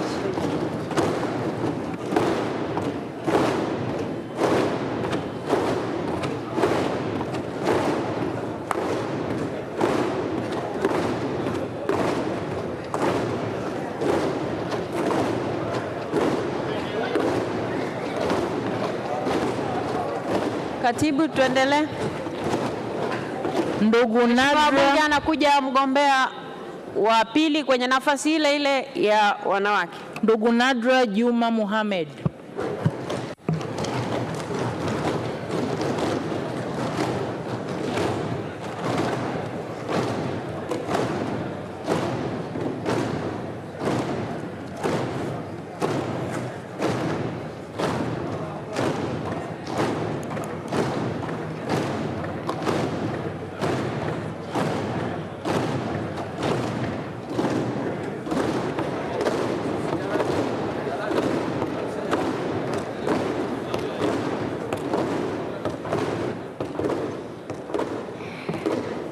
Nadra Juma Mohamed, you're welcome to the House. Before you are the voters who are going to listen to you as you ask for your votes. And they will also be given a chance if they have any questions to ask you. But right now, you're welcome. You can use your 3 minutes to talk to the members of parliament and tell them what you want to tell them. Please. Thank you. Honorable Speaker, Honorable Prime Minister, Honorable Members of Parliament, na wasalimu kwa jina la Jamhuri ya Muungano wa Tanzania. As introduced before, my name is Nadra Juma Mohamed. I'm a graduate from Mwalimu Nyerere Memorial Academy, where I earned my bachelor degree in Management of Social Development. Honorable Speaker, and honorable members of Parliament, I'm standing before you asking for your votes so I can represent my country in East Africa Legislative Assembly. If given the opportunity, my first priority will be to stand for the national interest, as it is something not to be compromised with. Secondly, I will be in a front line to emphasize that peace and harmony is maintained among the member states. Honorable Speaker, honorable members of Parliament, I humbly ask for your votes. Thank you.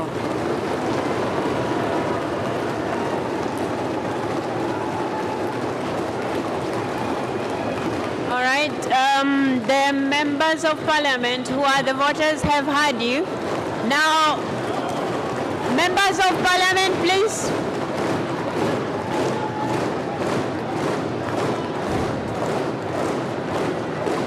Thank you so much. Thank you so much. Thank you. So I'll give the members an opportunity if they have any questions. Thank you very much. There is none? Okay. Thank you so much. You can use 30 seconds to wind up. Okay.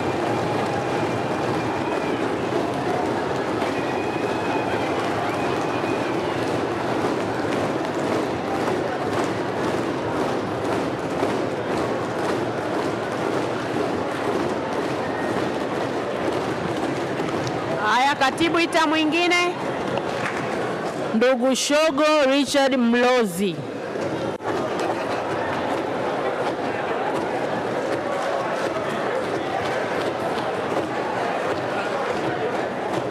Naomba aingize ndani ndugu Shogo Richard Mlozi. Waheshimiwa wabunge, niwaombe jambo moja. Waheshimiwa wabunge, niwaombe jambo moja. Mgombea akisha toka, tukishamaliza kushangilia tutulie ili mwingine aweze kusikia kuingia ndani. Haya, katibu, mgombea anayefuata. Ndugu Shogo Richard Mlozi.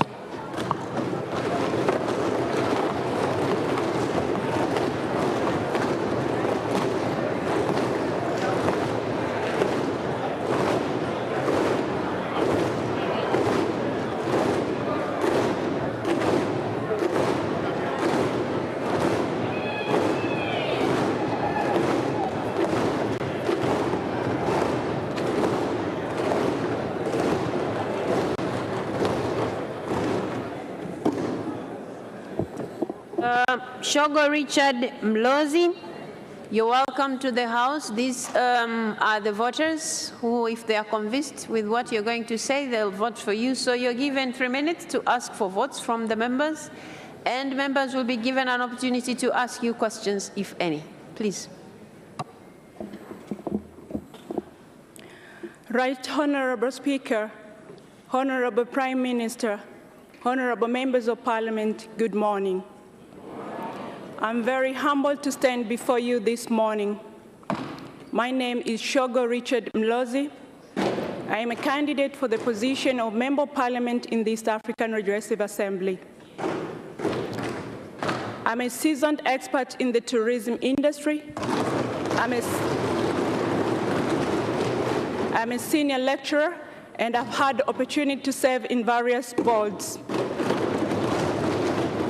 Right Honorable Speaker and members, given opportunity to serve in this position, I'll do my best to put the interest of our nation before everything.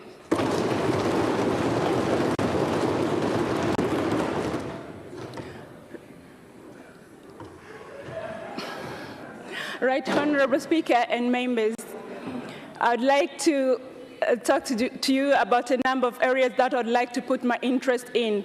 The first area is business opportunities and investment. The existence of East African community has posed a very competitive environment for doing business. East Africa has a lot of potential from agriculture, mining, energy, infrastructure, and tourism investment opportunities.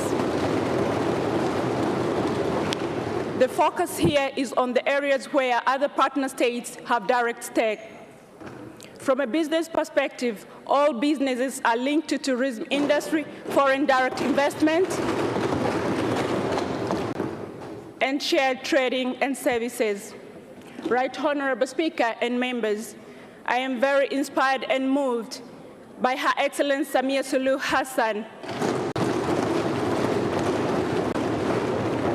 our President's noble work in reviving our economy and opening up our economy to foreign and local direct investment through the Royal Tour program. These initiatives have had a very huge impact to our economy and has positioned Tanzania as a very competitive destination. The question is, how do we make that competitiveness sustainable? Also, the question is, how do people of Tanzania take advantage of those opportunities within the East African region? Honorable Speaker, given an opportunity to serve in this position, I will make sure we work on complementarity, cooperation, and protection of our national interest. Another area that I would like to champion is the area of women empowerment. Honorable Speaker and members. Dr. Shogo, your time is up, and I think the members have already heard you. Are there any questions to the contestant?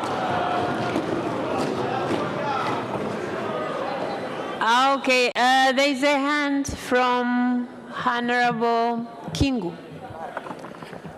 Thank you so much, Madam Speaker, to give me this opportunity to ask just one question to my sister, Shogo. Honorable Speaker, I'm a little bit curious that Madam Candidate is one of the CEO of one of the most competent institutions in our country. I'm just asking, what value will she add when we endorse her today to become the representative of Tanzania to the East African Legislative Assembly? Thank you so much. You got 1 minute to respond to the question. Right, Honorable Speaker, I'd like to thank you, Honorable Kingu, for a very good question. First of all, I'm very grateful to have served as the CEO for 5 years. 5 years is a good number. This is the time for me to grow, and this is the direction I've chosen to grow. But as a CEO also, have been exposed to a number of opportunities that have given me different leaderships, have different techniques on how they're going to understand and also support you in the implementation of that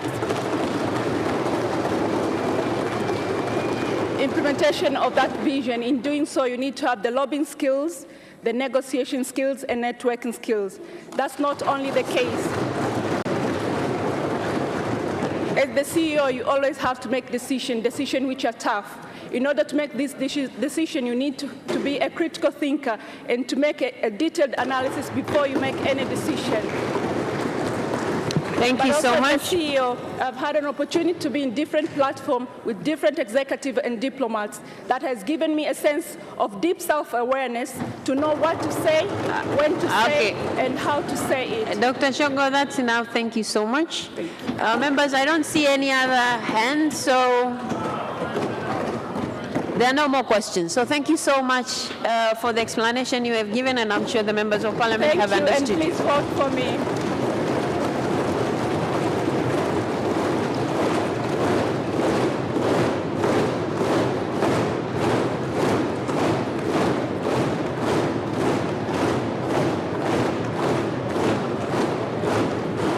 Asanteni sana waheshimiwa. Katibu mwingine.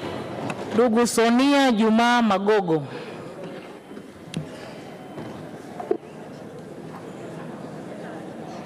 Katibu rudia, sijui kama amesikia. Naomba aletwe ndugu Sonia Juma Magogo.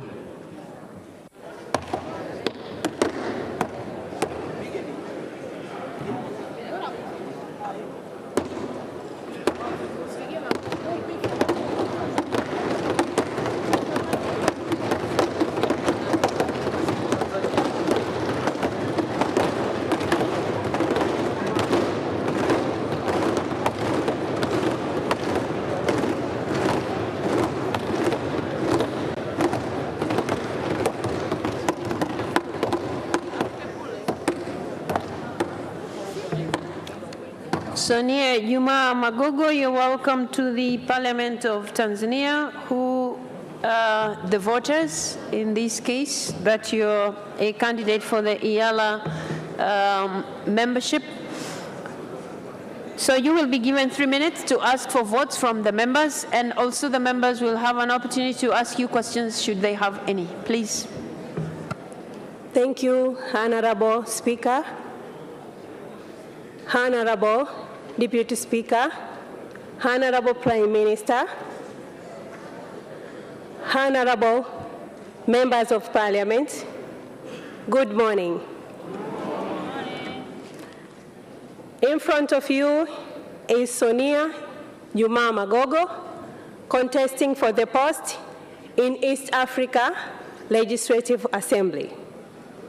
Academically, I have a master's degree in business administration from Mzumbe University.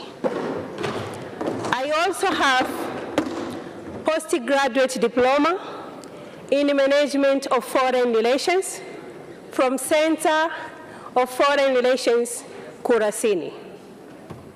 I also have an advanced diploma in business administration and management from CBE. I was a member of Parliament, special seats, from 2015 up to 2020.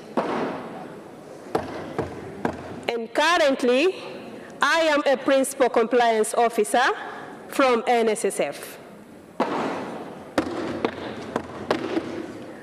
With that short introduction, honorable members of Parliament, I stand in front of you to ask for your vote, to ask for your permission.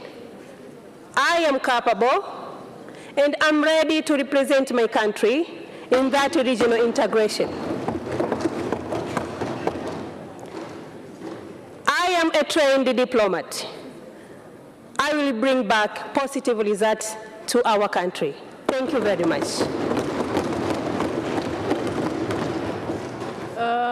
Thank you so much. I think the members of Parliament have heard you. I don't see any members standing or raising their hands. So thank you so much, Sonia Magogo. Thank you. Thank you, Honorable Speaker. You're free to leave now. Thank you. Thank you.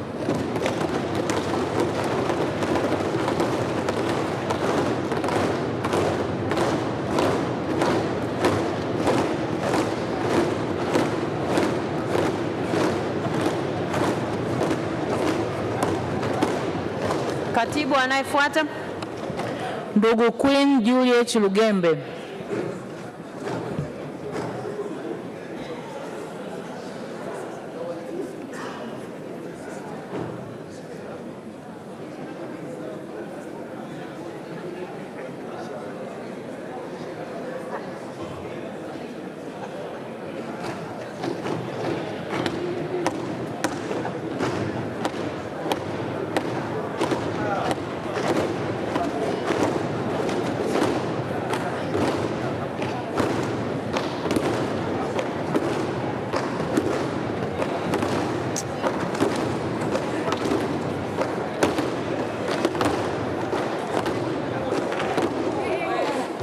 Queen, this side. Yes, please. Okay, Queen Juliet Lugembe, you're welcome to the House, and before you are the members of Parliament who are likely to vote for you if they are convinced with what you're going to tell them. So you have 3 minutes to convince them to vote for you. Why do you want to become a member of the East Africa Legislative Assembly? Please. Honorable Speaker, Honorable Prime Minister, Honorable Member of the Parliament, greetings of the day. My name is Queen Juliet William Lugembe, a Tanzanian who is ready and willingly to represent the country in East Africa Legislative Assembly. And hopefully my CV is already circulated to you all. And I'm a degree holder of ethics and development studies. Working with the community, it's my ambition that I want to look forward to.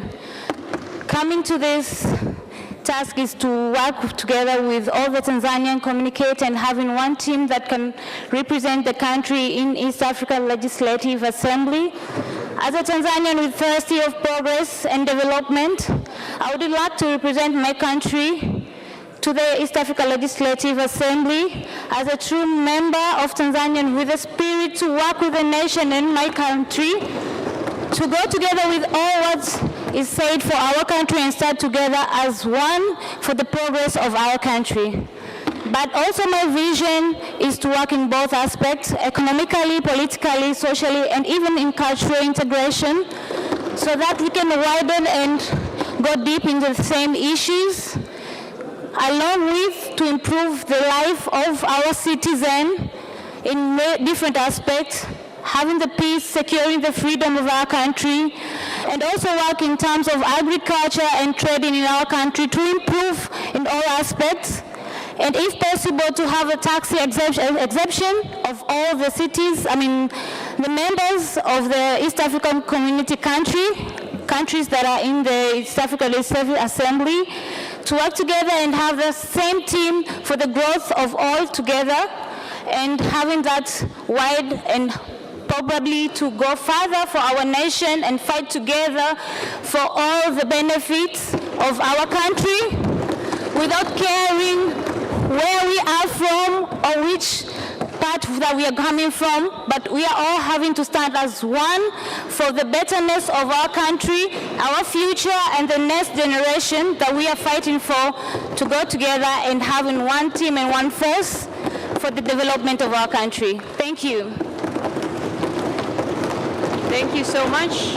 And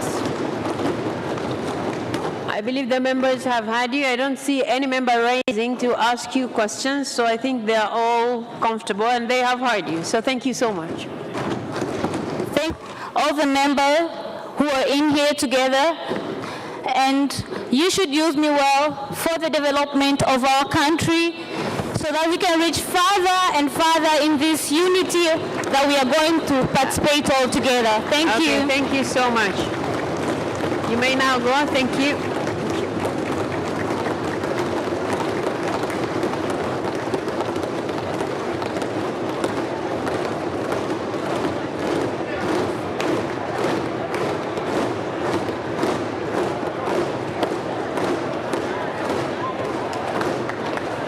Katibu anayefuata, ndugu Zainab Ham Abdu. Waheshimiwa wabunge, ngoja aitwe anayefuata. Waheshimiwa wabunge, ndugu Zainab Ham Abdu. Kwani anasindikiza?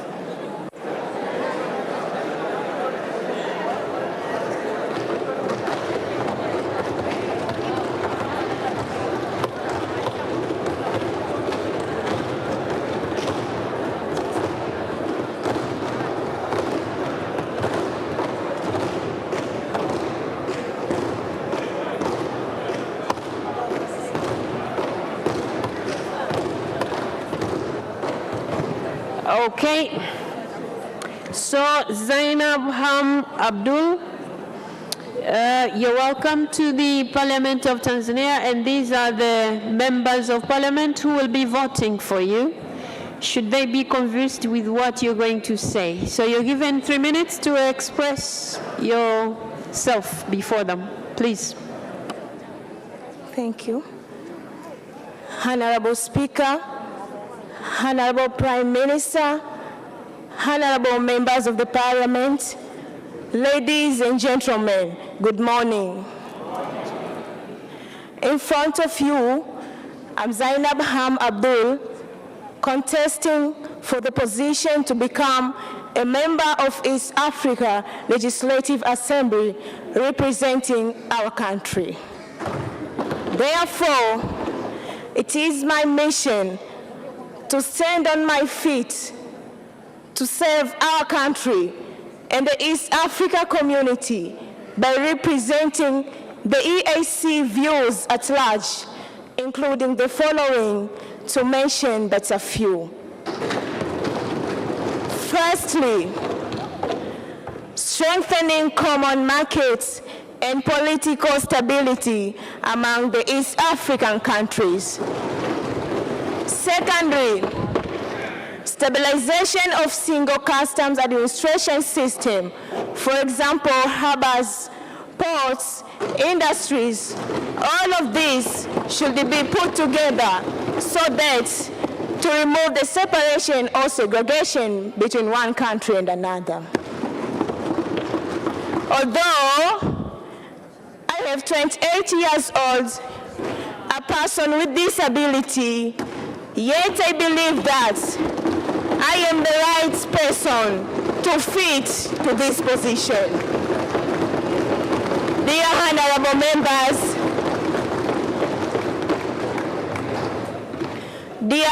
members, I kindly request for your votes so that I become a country representative in East Africa Legislative Assembly.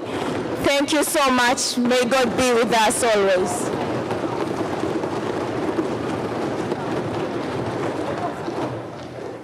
Okay, thank you so much, Zainab Ham Abdul. I don't see any member raising to ask you questions. I believe they have understood you. You got 30 seconds to wind up, and then you may take your leave. 30 seconds. If you have anything to say, then you can go. Members of Parliament don't have any questions.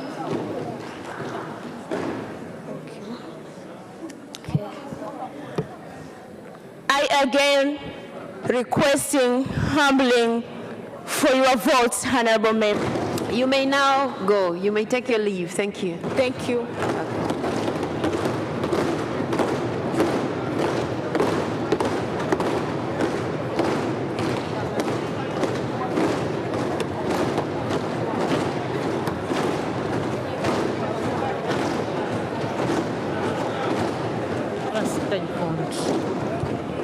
Waheshimiwa wabunge, tunaelekea kwenye kundi lingine.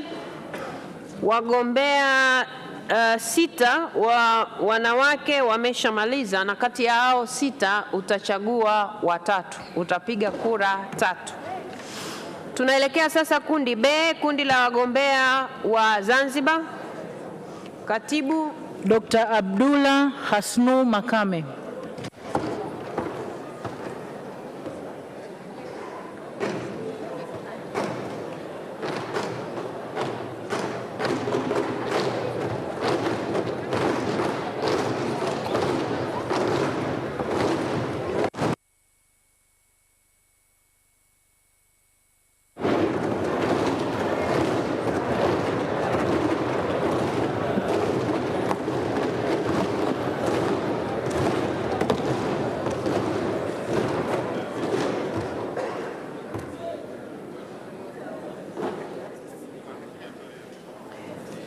Dr.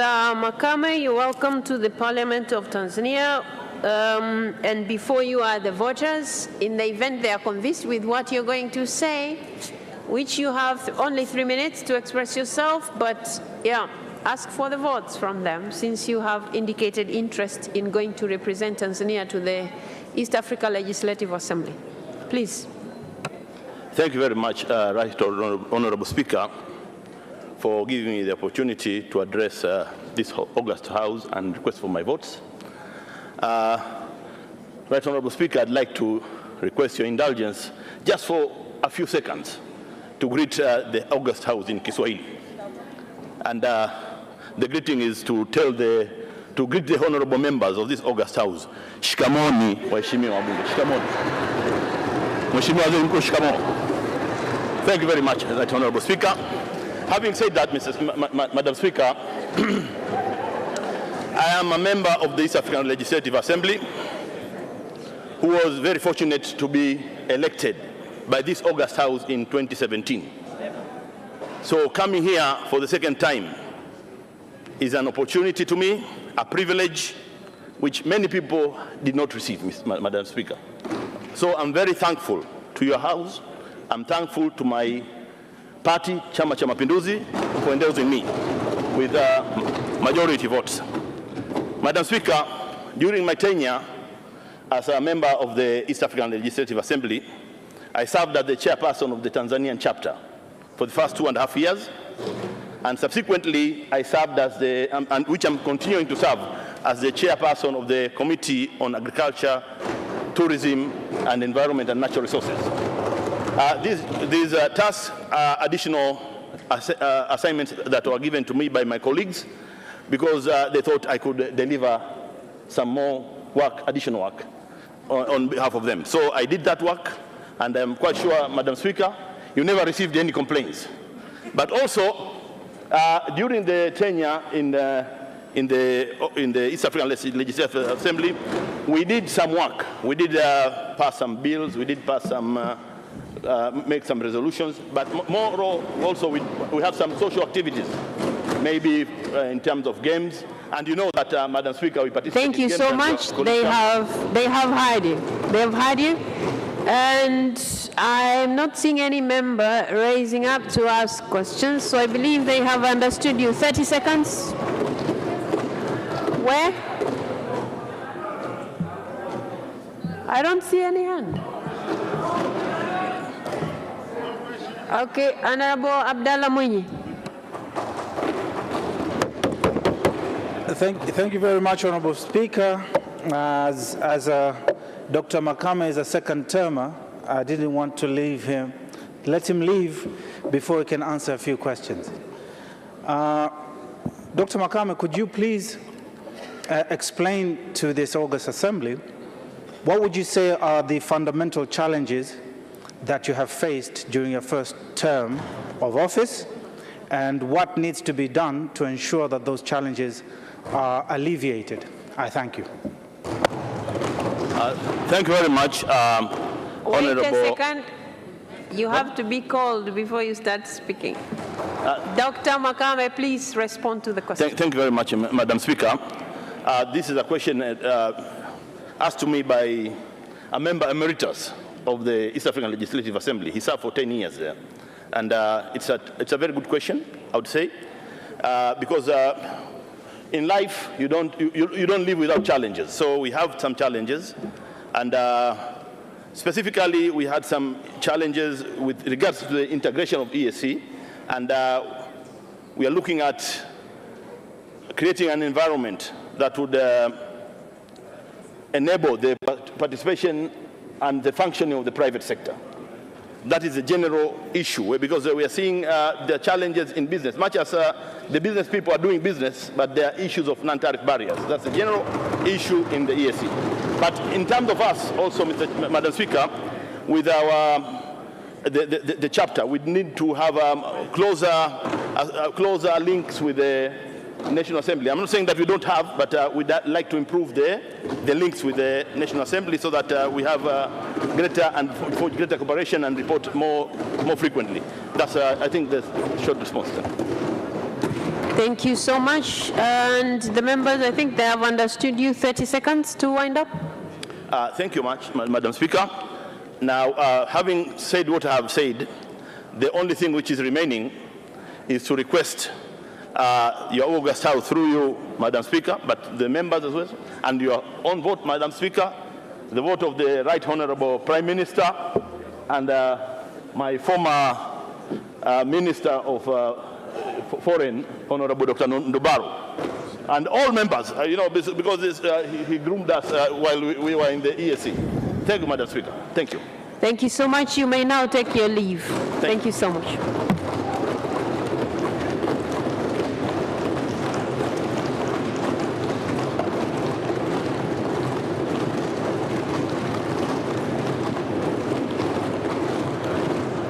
Katibu anayefuata. Ndugu Machano Ali Machano.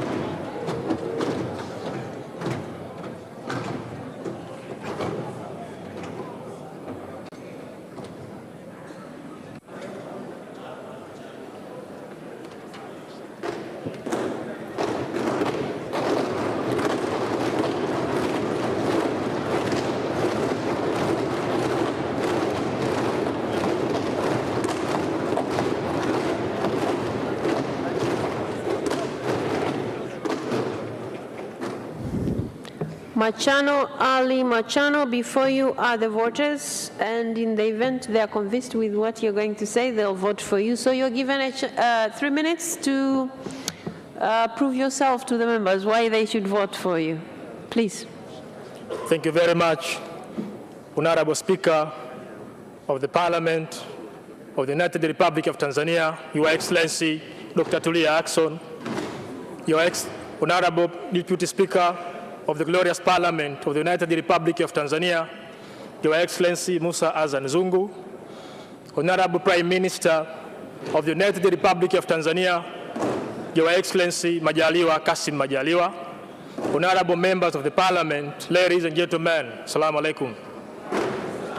Honorable Speaker, member of the Parliament, in front of you is Mr. Machano Ali Machano. I'm 34 years old. Currently, I'm Legal Officer, Minister of Blue Economy and Fisheries of the Revolutionary Government of Zanzibar. I'm working at Pemba main office. Honorable Speaker, I'm here in front of you because I'm running for the member of East Africa Legislative Assembly. Honorable Speaker, I have made decision to contest this post because I want to represent my country in East Africa Legislative Assembly. In respect to that, I want to air out various opportunities available in our country to the other East African member states. In addition to that, I want to strengthen the historical relationship between Tanzania and other East African member states. Honorable Speaker and members of the Parliament, I know the respect and position of our country in East Africa, Africa, and the world at large. I also know the respect and seriousness of the post I'm contesting for. And finally, I know the respect of this organ, the glorious Parliament of the United Republic of Tanzania. I humbly and respectively promise you that I will never let you down. Please vote for me. Please invest, Honorable Speaker and dear members of the Parliament, I kindly request you, invest your trust to me. I will never let you down. I will never, ever, forever spoil the image of our country. Honorable Speaker, please, I ask for your vote. Honorable Prime Minister, I honestly asking for your vote. Honorable members from various constituencies, from Zanzibar mainland, Tanzania mainland, and Zanzibar, I'm asking for your vote. Honorable members of this Parliament, from special seats, CCM and others, I kindly request for your vote. Thank you so much, Mr. Machano. Thank you so much. Thank you so much. Thank you. The members have already heard you, and I am not seeing any member raising up to ask you questions. And since you have already requested for the votes, you can use 30 seconds to wind up, and then you can leave. 30 seconds to wind up. Honorable Speaker, thank you very much. Being back to the respective country, I request for your vote. I confidently promise you that you will never, I confidently promise you that you will never regret your decision you are going to make. Thank you very much. Thank you. Thank you.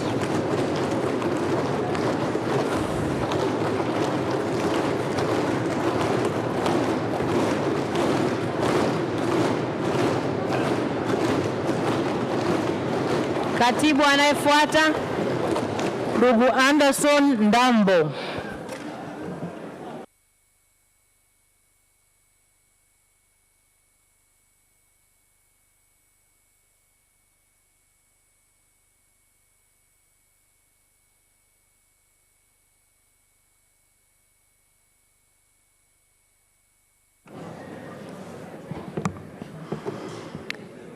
Mr. Anderson Emmanuel Ndambo, you're welcome to the Parliament of Tanzania. And before you are the members of Parliament who are going to vote for you when they are convinced that you can represent the country well at the East Africa Legislative Assembly.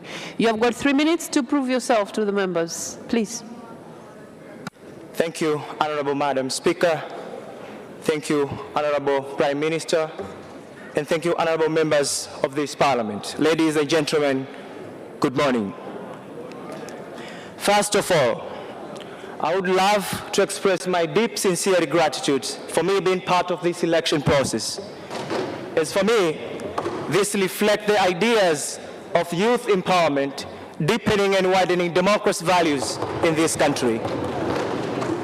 Honorable members, tracing back the history of East African community since 1948 until 2000, when the current East African community was re-established, through its falls and rise, there is one great lesson we got, that economy was the major primary reason for the establishment of East African community, and probably most in the rest of the regional integration around the world. And this is because, members, most countries, especially in Africa, have been struggling to overcome the challenges of small market, lack of technology, scarcity of resources, and probably in the modern world, the new trend of international aid, which prefer mostly the regional development project instead of individual state development projects. Meanwhile, members, East African population has been projected by International Monetary Organization will be dwelling in East Africa. On the ground, AEC members are struggling while facing the high increased rate of unemployment, which mostly affecting the young people who are projected to reach to 70% by 2025. The above analysis suggests something very concisely, that if we keep and continue thinking as individual states rather than a regional bloc on addressing issues affecting our people, then we should be prepared for the wars to come. Honorable members, we have issues in politics. Political intra-conflict between member states, likely Uganda versus Rwanda, Rwanda versus DRC Congo. We have a very huge gap of democracy standard values in East African members that affect their unification and jeopardizing the dream of East African Federation, and that affect the performance and implementation of protocols on place we have currently, and pushing trade cooperation between members. Honorable members, I understand Dambo. I have interest to be part. Thank you so much. Thank you so much. Thank you. The members of Parliament have heard you, and I'm not seeing anybody raising to ask you questions. Oh, there is a question just behind you. Honorable Nusrat Hanje. Thank you, Madam Speaker. Mr. Henderson, I remember back in high school when you were the Speaker of the student government in Benjamin Mkapa, and I was the Vice President of Benjamin Mkapa student government. What are you telling your fellow youth when you become a member of East African Legislative Assembly? How are they going to benefit from you as a young person being a member of East African Legislative Assembly? Thank you. Okay, you got 1 minute to respond to the question. Thank you, Madam Nusrat Hanje, for the very great question. I understand the statistics shows the population of East Africa, the more we go, youth are constituting to 70% of the entire population. It means, it also, I believe, this is a very huge platform that will give me a chance to explore and push the agenda that affect the development of youth agendas that will affect in a different aspect, economically and socially and politically angles. Thank you. Thank Thank you so much. There are no more questions, so 30 seconds to wind up, and then you may go. Again, honorable members, Anderson Dambo, my name. I believe I can be the right person. I've got capabilities to protect and promote the interest of our country for the development of East Africa. Please, I'm asking you again to vote and elect me to be a country representative to the East African Legislative Assembly. Thank you very much. Thank you so much. You may take your leave now. You may go. Thank you so much.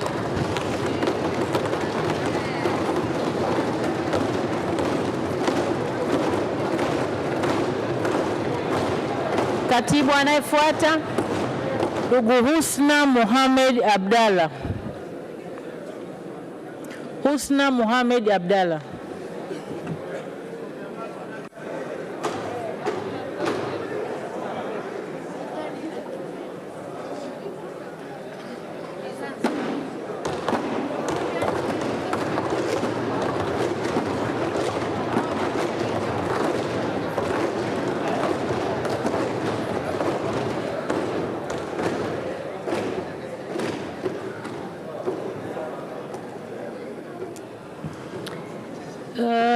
Ms. Husna Mohamed Abdalla, you're welcome to the House. Whose members are going to vote for you when they're convinced with what you're going to say? So you're given 3 minutes to convince the members why they should vote for you to be a country's representative to the East Africa Legislative Assembly. Please.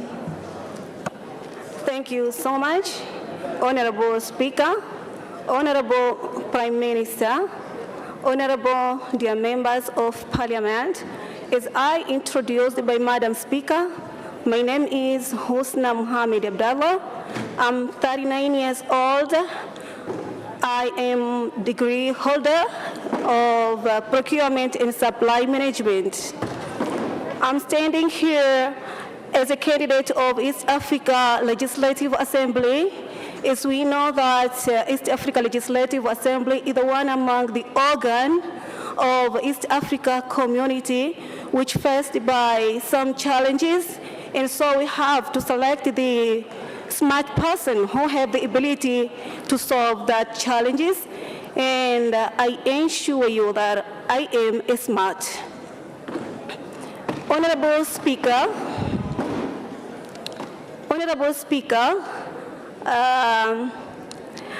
because of the time, I want to explain more about these challenges because I have the great idea that I'm going to establish when you give me the chance to be a member of East Africa Legislative Assembly member. It's about free market.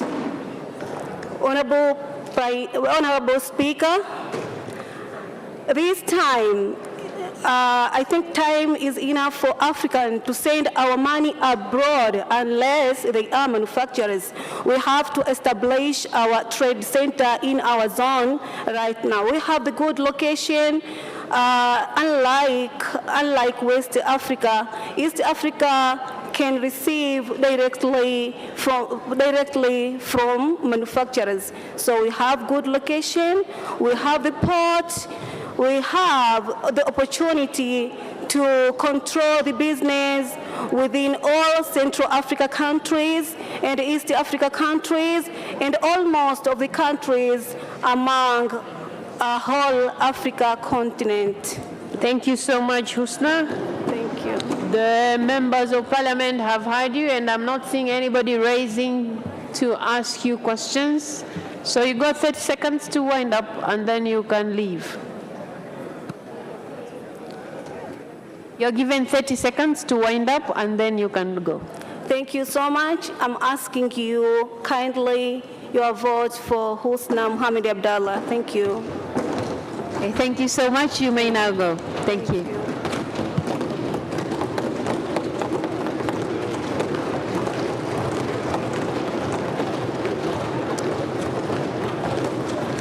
Katibu anayefuata, Engineer Mohamed Habib Mnya.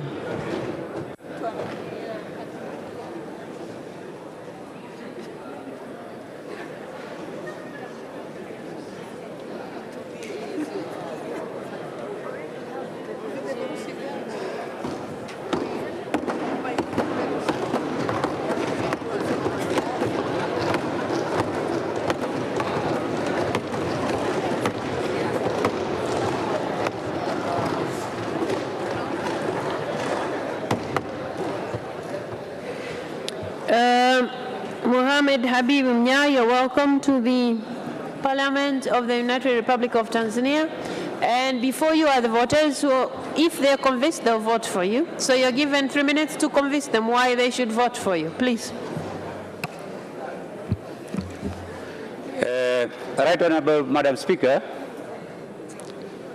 Right Honorable Prime Minister,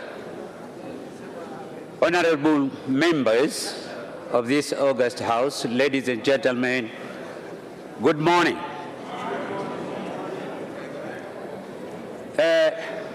My name is Engineer Mnya. At the moment, I'm a member of IALA 4, who is completing my tenure by 17th December this year. I stand before here humbly to ask for your vote. I'm contesting for the second time for the two main reasons. One, that if you elect me to be there for the second time, I'll be increasing the institutional memory from the members of United Republic.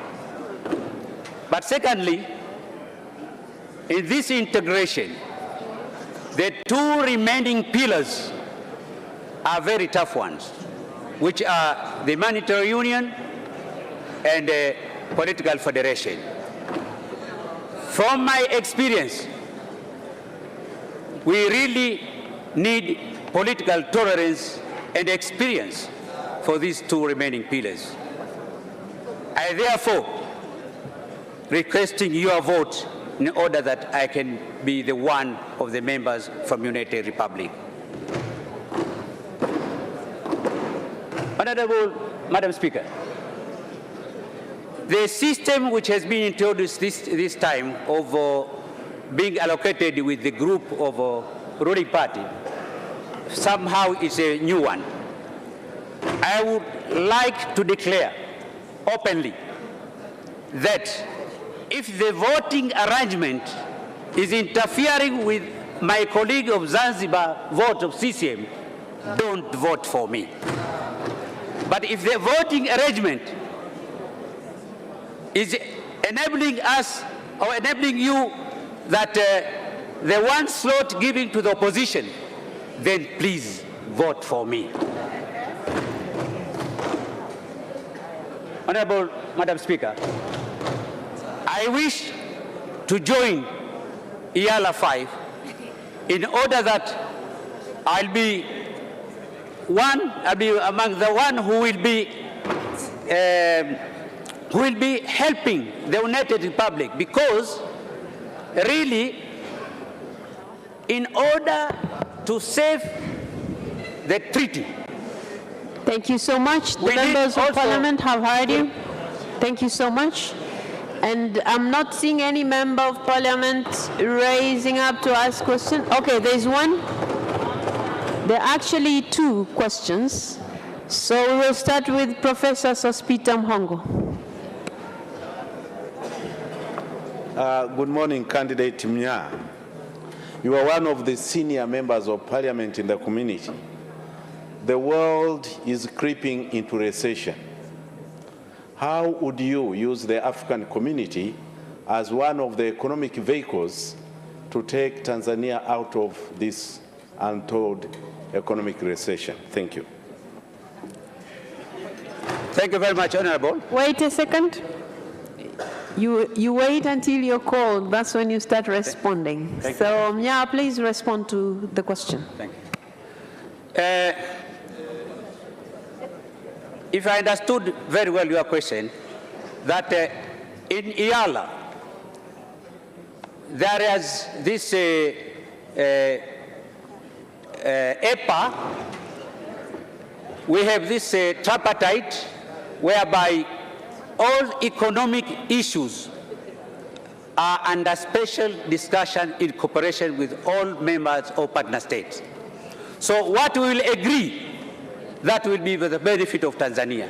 At the moment, only Rwanda and Kenya have signed But still, there are some problems in order that we can sign, all of us, all partner states, and then that we can benefit from EU. Thank you so much. There is a second question from Honorable Emmanuel Mwakasaka. Thank you, Madam Speaker, for giving me this opportunity to ask Honorable Engineer Mohamed Mnya. One of the key elements to convince someone to vote for you is public relations. In this aspect, since you have been elected last time, can you convince any of these public relations concerning how you have achieved in your work, convincing us so that we can give you another chance to present us in EAR? Okay, Mnya, you're given a chance to respond. 1 minute. Yeah, as of EALA, but also under collaboration of our foreign affairs. So we normally do things in a teamwork. So the whole teamwork of Tanzania, if there is something which needs to be done, we normally convince each other, we discuss together, and then we go for what we have agreed upon. Thank you so much. That was the... There's another question from Honorable Joseph Kasheko Msukuma.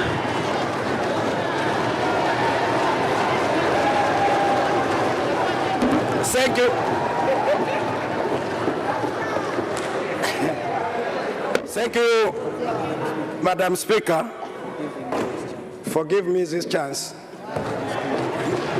Mr. Mnya, I want to ask you one question. Where are you?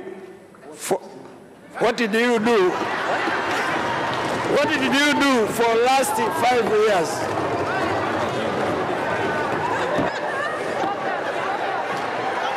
Yeah, I think you have heard his question. Okay, honorable members, please hold on. Mnya, did you hear his question? Did you hear his question? Did you hear his question? No, madam. Okay, members of parliament, please come down. Let's hear Honorable Msukuma. What speaking. did you do for last 5 years?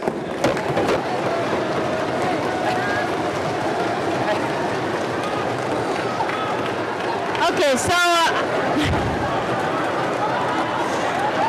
okay, I'll help you. He's asking, what did you do for the past 5 years? That's his question.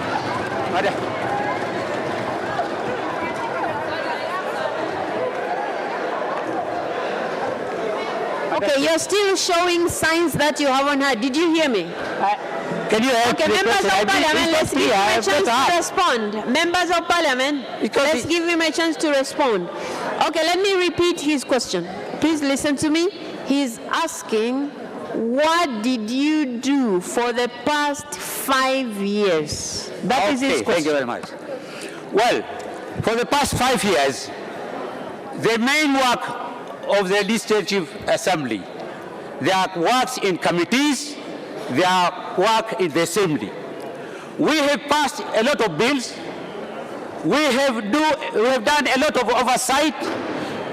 There are a lot of things. Even I have passed some motions.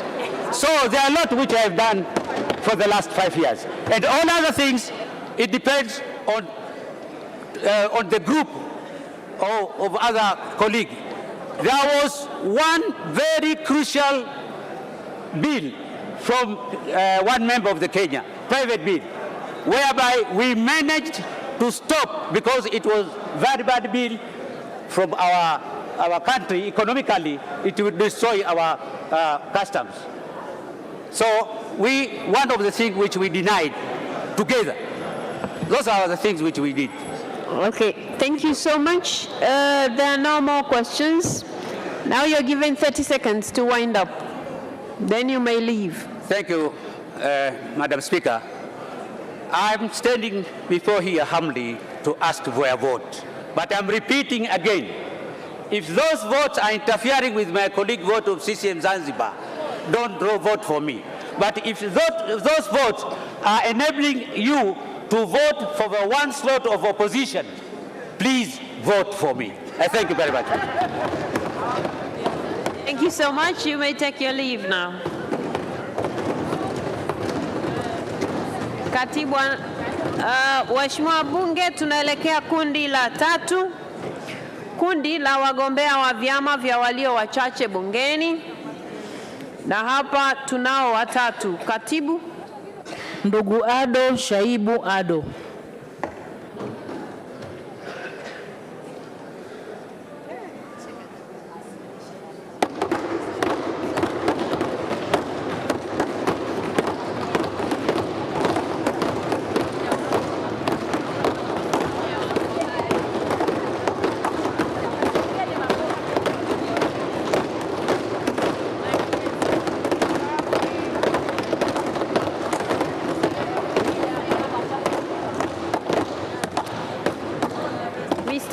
Shaibu Ado, you're welcome to the Parliament of Tanzania, and before you are the members of Parliament who you are standing there to convince them so that they vote for you to represent the country to the East Africa Legislative Assembly. And in that respect, you're given 3 minutes to do just that. Please. Honorable Speaker and honorable members of the Parliament, I salute you in the name and the spirit of the United Republic of Tanzania. And you know what to respond. As introduced, my name is Ado Shaibu Ado. I am humbly standing before you, honorable members, to kindly request for your votes so that I can represent our beloved country, Tanzania, in the East African Legislative Assembly. Honorable Speaker, honorable members, before I proceed, please allow me to express my pleasure and delight for stepping foot in this honorable Parliament, whose Speaker, one of the fine legal minds in Tanzania, Honorable Turia Ackson Mwansasu, she was one of my lecturers at the University of Dar es Salaam a decade ago, where I graduated with a Bachelor of Laws. While at the University of Dar es Salaam, I remember Professor Paramagamba Kabudi, who is also a member to this House, together with Dr. Gaston Kennedy, who is serving us at the United Nations, taught us a new course called the East African Community Law. Its main objective was to prepare Tanzanian lawyers like myself to serve competently in the organs of the East African community, such as the East African Legislative Assembly, the East African Court of Justice, and the Secretariat. It therefore follows Ado Shaibu is academically prepared to serve for the role. Apart from my academic background, the Honorable Speaker, Ado Shaibu is a true believer in Pan-Africanism. And I'm very happy that Dr. Bashiru Ali Kakulwa is also a member to this House. He can testify that we worked together, we volunteered together. A decade ago, we volunteered together at the Mwalimu Nyerere Professorial Chair in Pan-African Studies. And we proudly sang, Afrika Moja, Afrika Huru. I volunteered, served, and dedicated my time in various Pan-African movements and platforms in East Africa and elsewhere in Africa. Thank you so much, Ado. My promise, if elected, is twofold. One, I promise that I will protect and defend the interests of Tanzania. Ado Shaibu, the speaker is calling you. Wait a second. Thank you. The members have heard you. Now they'll have a chance to ask you questions if they have any. And I'm seeing 3 members who have just rose up. So I'll start with Constantine John Kanyasu. I thank you, Madam Speaker. Tanzania is the second largest country in East Africa, with the new coming in of DRC Congo. It is strategically located with potential competitive advantages. I want to know what are your agenda to push in East Africa to make Tanzania great? Thank you. Mr. Ado Shaibu Ado, you're given 1 minute to respond to a member's question. Thank you very much, Honorable Speaker. The main sector of economy in Tanzania is agriculture. And therefore, my push will be to provide and to look for market for agriculture products from Tanzania. We have a lot of markets in East Africa. So my priority will be market for agricultural products. Thank you. Honorable Mwanaisha Ulenge. Thank you, Honorable Speaker. My question to Ado Shaibu is as follows. The legal and institutional framework of EAC is not in line with our national one. Do you agree with that? And if it is yes, as a member of IALA, how are you coming to make sure Tanzania will harmonize at the same time we benefit with that? Mr. Ado Shaibu, did you understand his question? I have not heard that well. Please repeat yourself. Okay, I have said the legal and institutional framework of EAC is not in line with our national. Do you agree? And if it is yes, as a member of IALA, how are you going to make sure Tanzania will harmonize and at the same time we benefit? Thank you. Honorable Speaker. Wait, you have to be called before you speak. Now you have a chance to respond to her question. Honorable Speaker, as said before, I've been taught in East African laws. The East African community operates under international law. It has its legal framework and administrative framework. Legally, we have the treaty and we have protocols. Administratively, we have organs.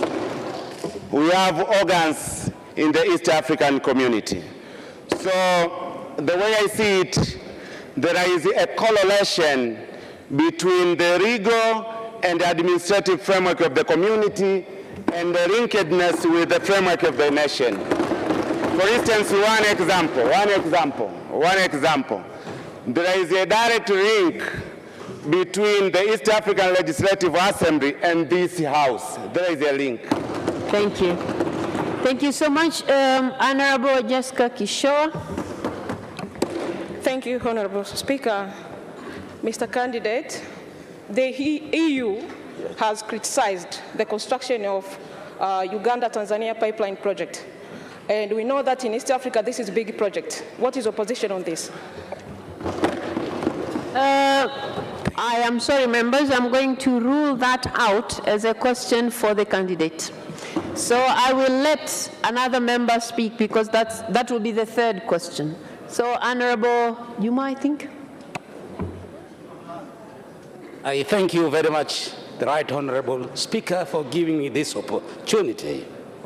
I would like to pose one question to the Honorable contestant. At times there occur contradiction between the jurisdictions of the member states and the ambience of the law establishing East African Legislative Assembly. When that happens, what would be your useful wisdom? Come again? I don't see appropriate. I'm sorry. Okay. Okay. No problem. Just hold on. Can you please repeat yourself? I would like to pose one question to the honorable contestant. Honorable Speaker, at times there occur contradictions between the jurisdictions of the member states and the ambience of the East African Legislative Assembly law. When that happens, and as a seasoned lawyer, what is your wisdom? When that happens, what is your wisdom? Okay, have you understood it? Have you understood his question? I'm not sure if I got the question properly. Okay, wait a second. Since you said I was your teacher, I'm going to explain what he's asking. Yes. He's asking when there are contradictions, and I think because we are used to teaching by examples, if there are contradictions between what this House wants and what the East Africa Legislative Assembly wants, in your wisdom, what are you going to do? Tanzania is a sovereign state. When the interest of Tanzania conflicts with the issues in the East African community, my duty will be to stand and protect for the interest of Tanzania. That will be my wisdom. That's why in my motto, I said it categorically, our country first. Thank you very much. Thank you so much. So, because you have been asked 3 questions already, I'll give you 30 seconds to wind up, then you can go. Thank you. Honorable Speaker, honorable members of the Parliament, I humbly, with profound humility, request for your votes. Thank you very much. Thank you so much, Ada Shaibu. You may now take your leave. Thank you so much.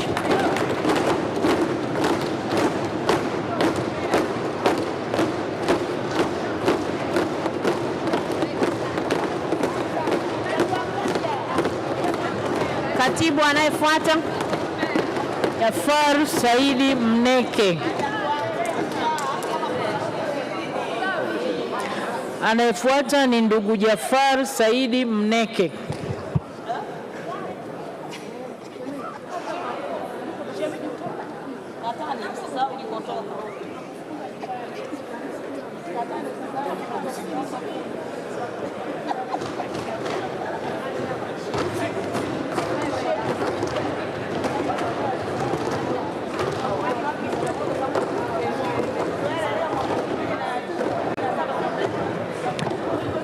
Mr. Jafar Said Mneke, you are welcome to the House, and before you are the members of Parliament who are likely to vote for you if they are convinced with what you're going to do for the position that you're vying. And you're given 3 minutes to convince them, please. Okay.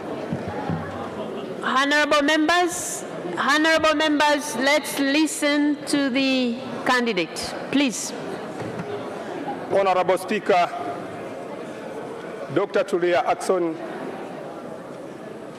the Honorable Prime Minister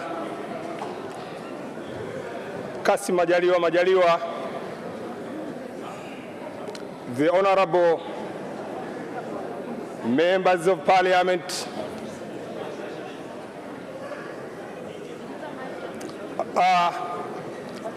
my name is Mneke Jafar Saidi,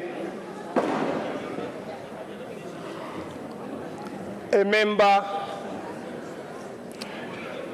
and a leader of the Civic United Front Kafu Chama cha Wananchi, a director of Foreign Affairs Policy in the Parliament of the Civic United Front. Also, I am a deputy chairman of a technical committee of the TCD, Tanzania Center for Democracy. Honorable Speaker, please allow me to thank Her Excellency Head of the State, Mama Samia Suluhu Hassan, for her good governance and the wonderful achievement in a very short time of her leadership. Honorable Speaker, also allow me in a precise way to thank Almighty God who gave me this opportunity to be here in front of you today. Without God, I couldn't be here this morning. Honorable Speaker,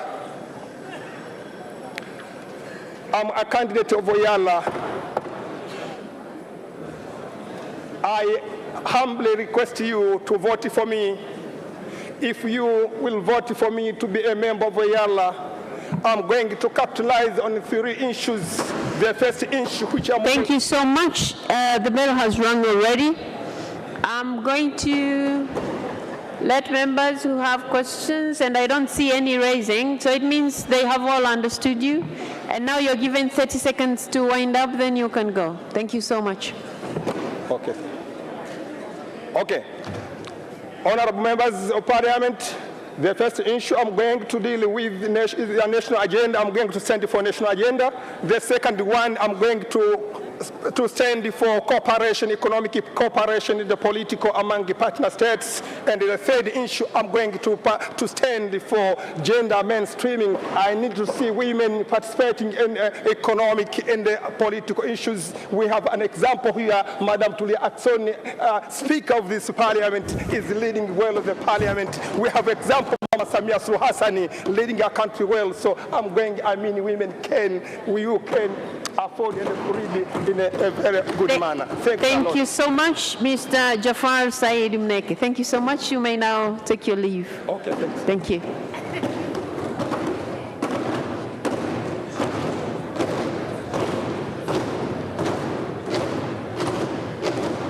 Katibu anayefuata. Anayefuata ni ndugu Mashaka Halfan Ngole.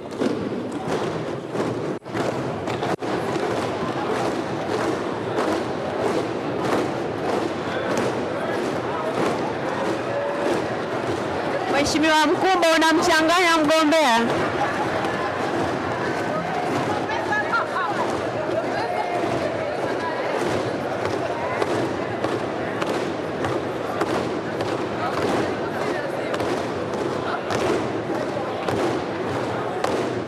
Dr. Halfan Ngole, you're welcome to the Parliament, and these are the members who are going to vote for you once they are convinced with what you're going to do as a member of the East African Legislative Assembly, should they vote for you.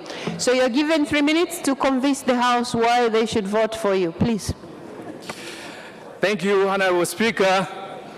Honorable Speaker, Dr. Tulia Ackson, Honorable Kassim Majaliwa, Prime Minister of the United Republic of Tanzania, Honorable Ministers, Deputy Ministers, and the members of the Parliament present in this House.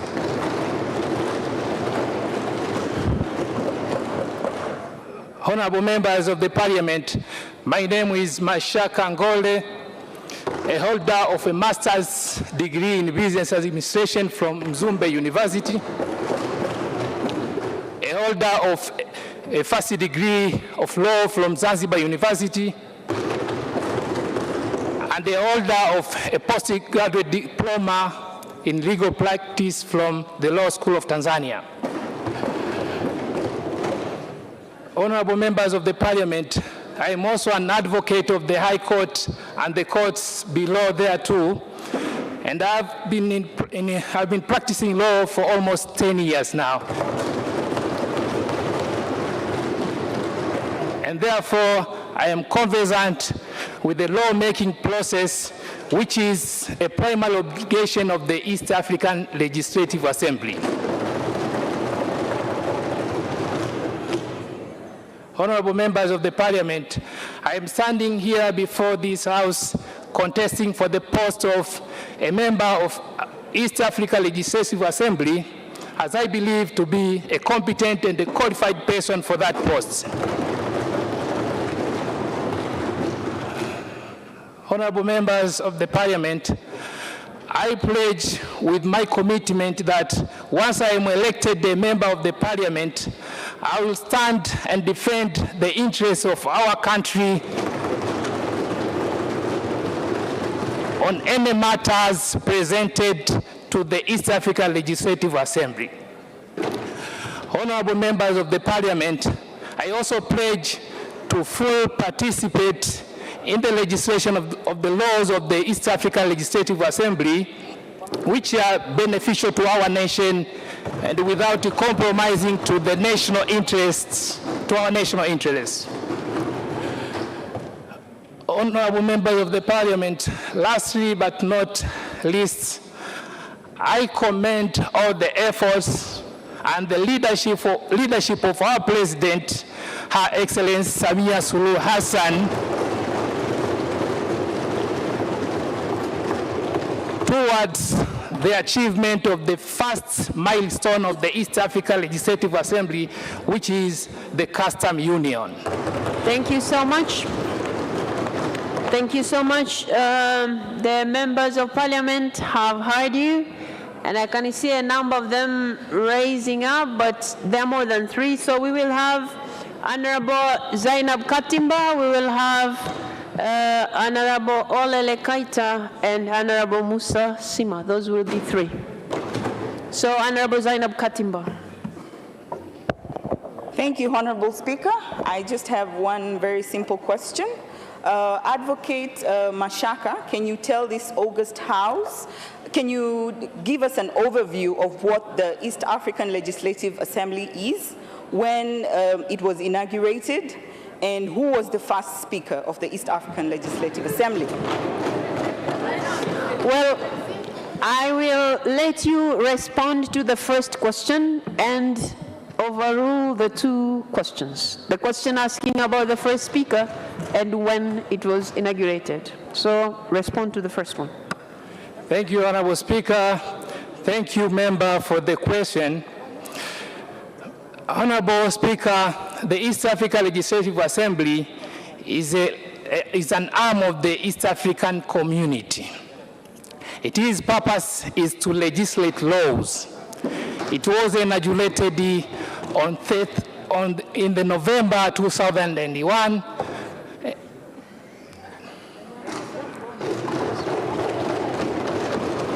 All right, thank you so much. I had mentioned Honorable Olele Kaita.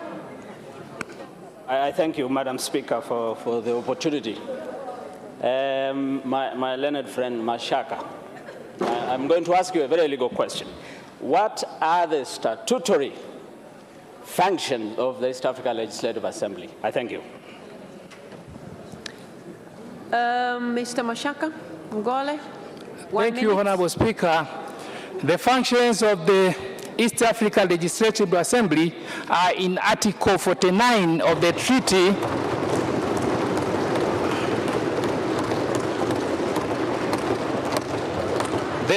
which established the East African Community.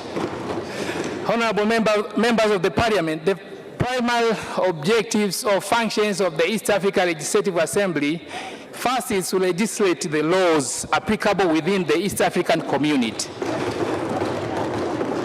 Second is to debate and approve budget for the East African Community. The other functions are to approve the audit report and other reports submitted to the East African Legislative Assembly and other matters presented before the East Africa Legislative Assembly. Okay, thank you so much. And we also had, I had also mentioned Honorable Musa Sima. Thank you very much, Madam Speaker. Mr. Mashaka, you told us that you will defend our national interest. Can you tell us how? Mr. Mashaka Angola, you have 1 minute to respond to the question. Thank you, Honorable Speaker. In the Parliament, in participating to the Parliament of the East Africa Legislative Assembly, my role is to defend the interests of my country. Therefore, I will ensure all matters presented before the East Africa Legislative Assembly are well scrutinized so as to make sure that no national interest is compromised.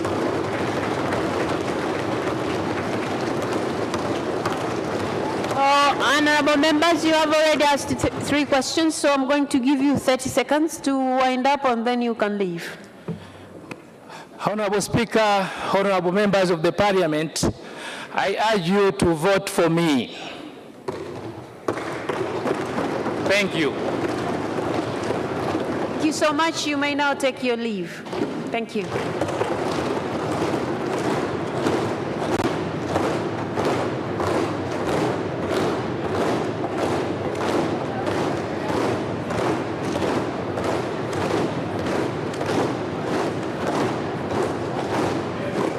Waheshimiwa wabunge, tunaenda sasa kwenye kundi la mwisho, kundi la 4, kundi la wagombea wa Tanzania bara. Katibu. Ndugu Ansar Abubakar Kachwambwa.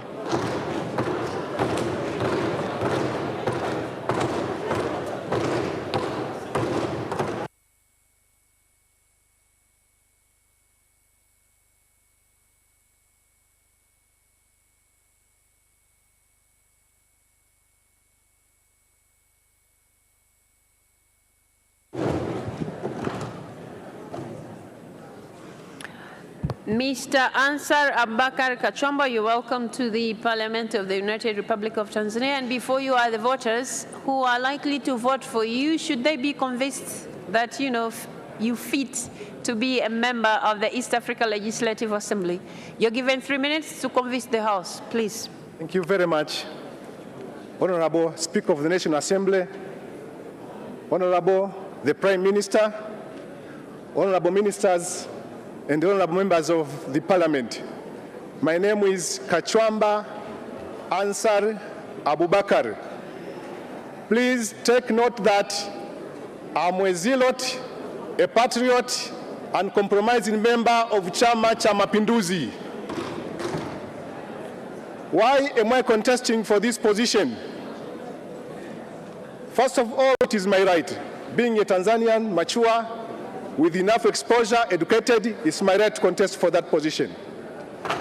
Secondly, we are all aware that the duties and functions of the Member of Parliament are uniform all over the world. They are universal, they are known. You are the lawmakers, you are engaged in the debates about national issues, you approve the budget, you supervise the government, you stand as an arm of the state. These duties are uniform all over the world. But purely, personally, the following will be the principles which will guide me in the execution of my duty and functions as a member of the Parliament. These are the principles which will guide me. Principle number 1, the national interest.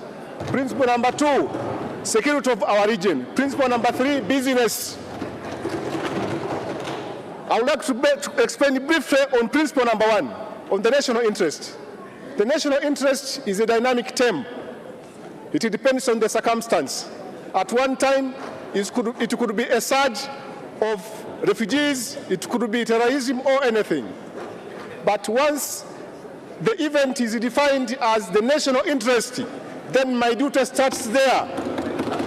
What will be that duty?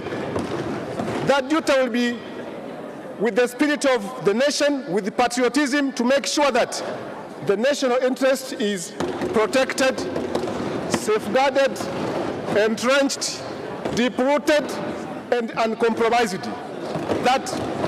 And I'll be accountable for that. Thank you, Madam Speaker. Thank you so much.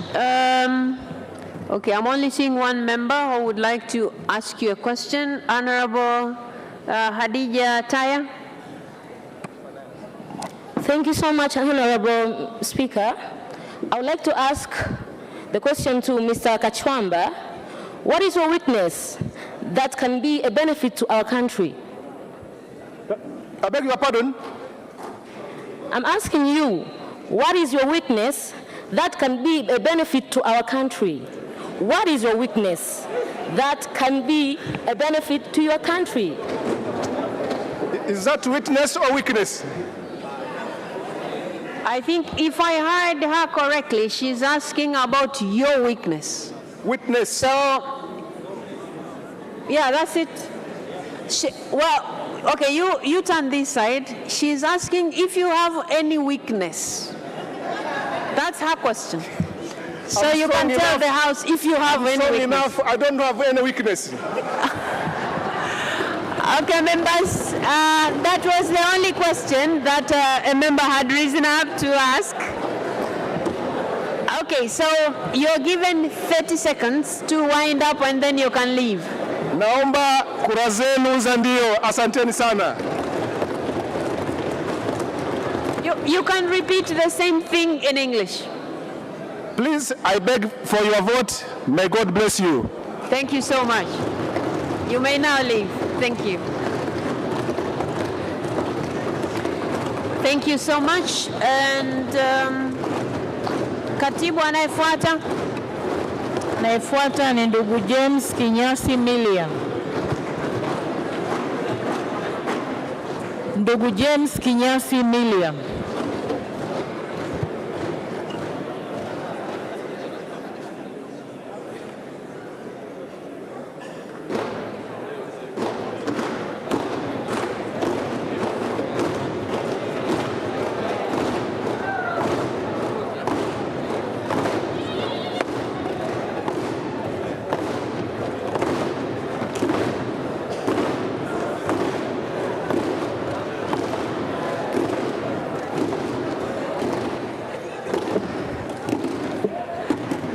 Mr. James Kinyasi Milia, you're welcome to the Parliament. And before you are the voters who you have to convince that you're capable and able to go represent the country at the East African Legislative Assembly. So you're given 3 minutes to convince the House. Please, you have the floor. Honorable Speaker, Honorable Prime Minister, distinguished members of Parliament, good afternoon. My name is James Milia. I happen to be a lawyer, an advocate of the High Court of Tanzania. I happen to be a lawyer. Wait a second. When you're speaking, it's usually not easy to be static, but you have to try, pull a little bit the mic, and then address the House. Thank you. May I start? Honorable Speaker, Honorable Prime Minister, distinguished members of Parliament, good afternoon. My name is James Milia. I'm a lawyer by training. I hold a master's degree from the University of Pretoria and the American University in Cairo. Honorable Speaker, may I, at this juncture, thank God, thank the leadership of CCM, and thank all of you, because it's for you that I'm a candidate today. Honorable Speaker, I'm humbled to stand before you with immense humility that you are here for a task to elect members of Parliament to represent our country in the East African Legislative Assembly. I believe in the EAC Assembly for a few reasons. One, it creates diversity, and diversity to me is strength and not a weakness. Two, it strengthens ties of brotherhood among and between member states. But three, it is legislative and oversight mandate. It does create an opportunity in the framework for economic and policy framework which Tanzania will benefit. Honorable Speaker, I'm privy of the role of a member of Parliament within the East African community, and I want to assure Tanzanians that all legislations passed in the EAC Parliament will and should reflect the interests of Tanzania all time. Honorable Speaker, I want to assure Tanzanians, through your Parliament, that at all times and always I will stand up for Tanzania, even if the sky was to fall. Honorable Speaker, I qualify for this position. One, because I'm a lawyer, I'm patriot, and also I got a training through this parliament for 5 years to legislate. Thank you so much, Mr. Milia. The members of parliament have heard you. And okay, there's one member of parliament who has reason to ask you a question. Honorable Judith Kapinga. Thank you, Honorable Speaker. One amongst our interests as a country is to promote Swahili language to be spoken in regional blocks, including East African Community and Southern Africa Development Community and beyond. How are you going to further this interest? Excuse me, Honorable Speaker, I've not heard it well. Can she repeat it again? I'm sorry. No. One amongst our... Wait a second. Wait a second. Honorable Judith Kapinga, may you repeat yourself, please? Yes, Madam Speaker. One amongst our interests as a country is to promote Swahili language to be used in regional blocks such as East Africa Community and Southern Africa Development Community. So how are you going to further such interests? You have heard, Yana? Honorable Speaker, Wait a second. Have you heard the question? Yes. All right, please go ahead. Honorable Speaker, I thank you for the question. It's a great question, but one has to understand that I'm going to the East African Legislative Assembly, not really to represent my own personal views. If my country and the Foreign Affairs Ministry agrees that this is what you're gonna present to other nations, if they say it's Swahili today, Swahili tomorrow, I'm good to go, and I'll stand for that. But as a member of a member of parliament from Tanzania, I will not take my own personal views, but views of my country. That's my question, if I understood her question well. Thank you so much. There is no other person standing to ask you questions, so I give you 30 seconds to wind up, then you may leave. Thank you. Honorable Speaker, distinguished members of parliament, I'm before you. Please, I was among and in this floor, please give me the chance to serve this nation as an AC member of parliament. Please vote for me. Thank you so much. You may now take your leave. Thank you.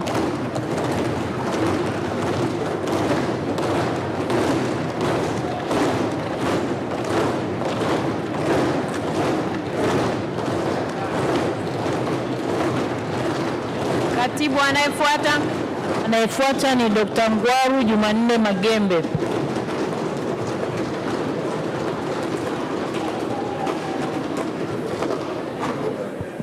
Dr. Ngwaru Jumanne Magembe.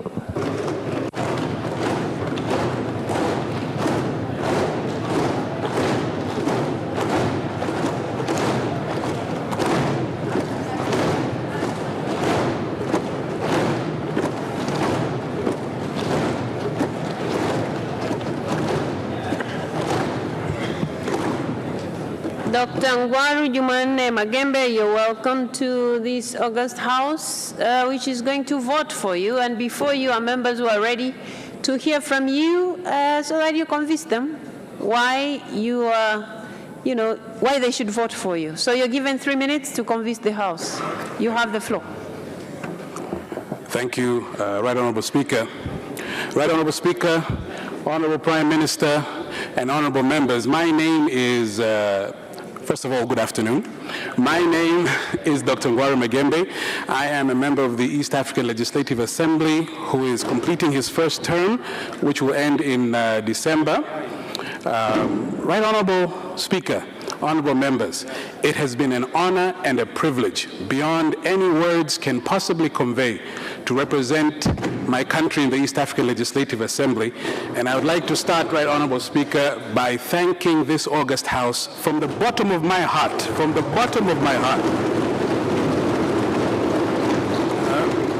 the 5 years that they gave me trust to serve in the East African Legislative Assembly. I have been working tirelessly to repay that trust. I have been the most vocal member who defends our country, who promotes our country, who is tough on oversight to make sure that the taxpayers' money of the United Republic of Tanzania do not go to waste or are used negligently. Therefore, stand before you, Right Honorable Speaker and honorable members, to ask for another 5-year term. If I'm given another 5-year term, Right Honorable Speaker, I have a few priorities. The first priority will be to ensure that the private sector of Tanzania benefits from the common market. As you know, Right Honorable Speaker, since 2016, our country has been recording a trade balance surplus, meaning that we are exporting into the region more than we are importing. It will be my duty to make sure that the countries that we're exporting to, I will advocate that we will remove all of the non-tariff barriers, the NTBs,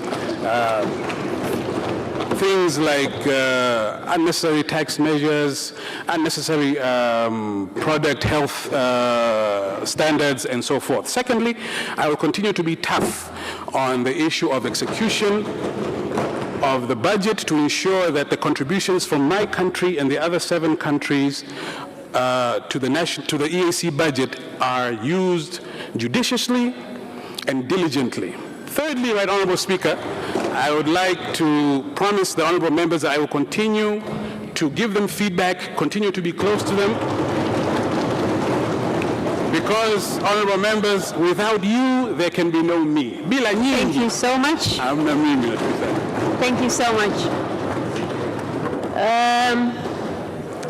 There is only one member standing to ask you. Oh, there are 2. So we have Honorable Jerry Sla, followed by Honorable Kigwangalla. Thank you, Honorable Speaker, or rather Right Honorable Speaker, for giving me this opportunity to ask one question to Honorable Dr. Ngwaru Jumanne Magembe. I'm quite impressed, not only for your strong and credible presentation you just presented to us, but also for your pronounced academic qualification to a young age. And I'd like to ask you one question. When you are elected to represent us on 2017, East African Community had 5 member states by then. Currently, we are aware that South Sudan and Congo have joined the East African Community. And with the current government investment in infrastructure, be it the standard gauge and the port project, which will increase the haulage of goods in this country, how are you going to cement our footprint as the member of the East African Community on the biggest market of trade in the Congo as the new member of the East African Community? Thank you. Dr. Ngwaru, please, you have 1 minute to respond. Thank you, Right Honorable Speaker. That's a very good question. In truth, we are competing with the Northern Corridor from Mombasa through Nairobi, Kampala, and then down towards the Congo. But I would like to tell you, Honorable Jerry Sla, that our Central Corridor has been constructed cheaper. Our SGR railway is cheaper, and we will be very competitive once it's operational. And I don't see how. There is no way that the Congolese business people, who we are, of course, wooing to use our Central Corridor. Our Central Corridor is cheaper, it's shorter. We will be very competitive, Honorable Jerry Sla. I don't want to say too much more in case I step on the toes of the executive, Honorable Prime Minister and the Minister of Foreign Affairs. But that's a very good question. Thank you so much.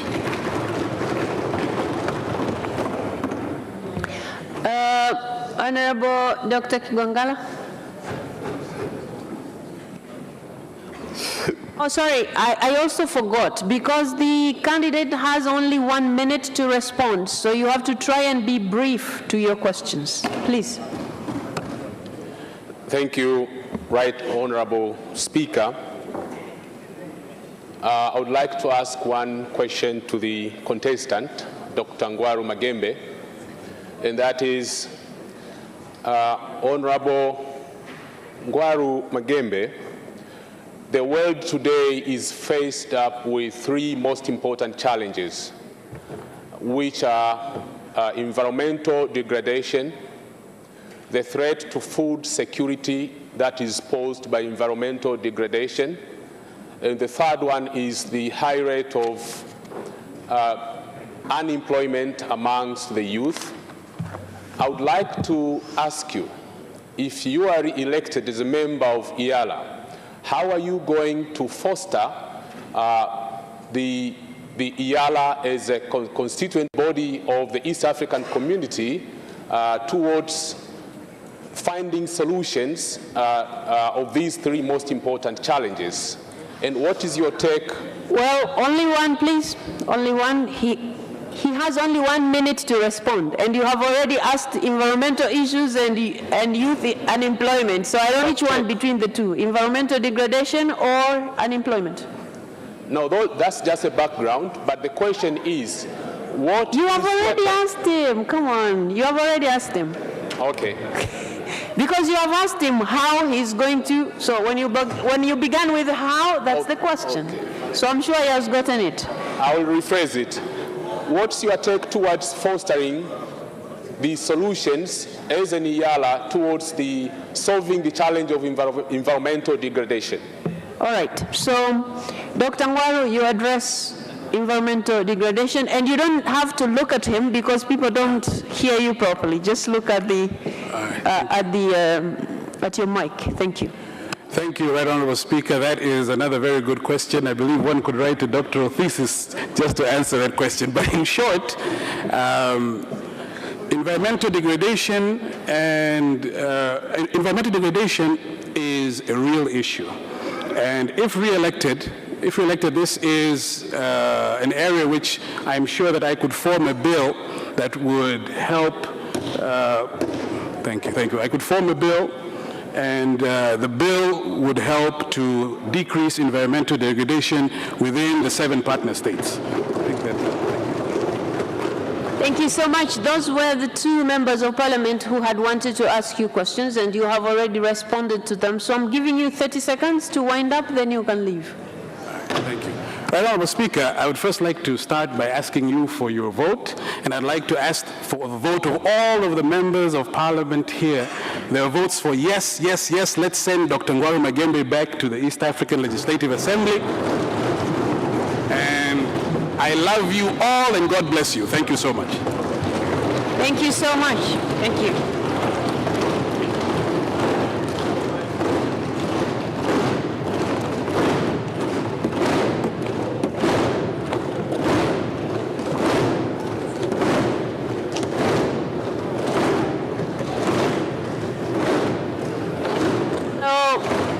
Members, Waheshimiwa wabunge. Waheshimiwa wabunge, kwa kutumia kanuni ya 34 na fasili ndogo zinazofuata hapo, tutaendelea na hii shughuli mpaka tumalize. Kwa hivyo katibu, endelea kuita waliosalia. Anayefuata? Anayefuata ni ndugu Adui Saif Kondo.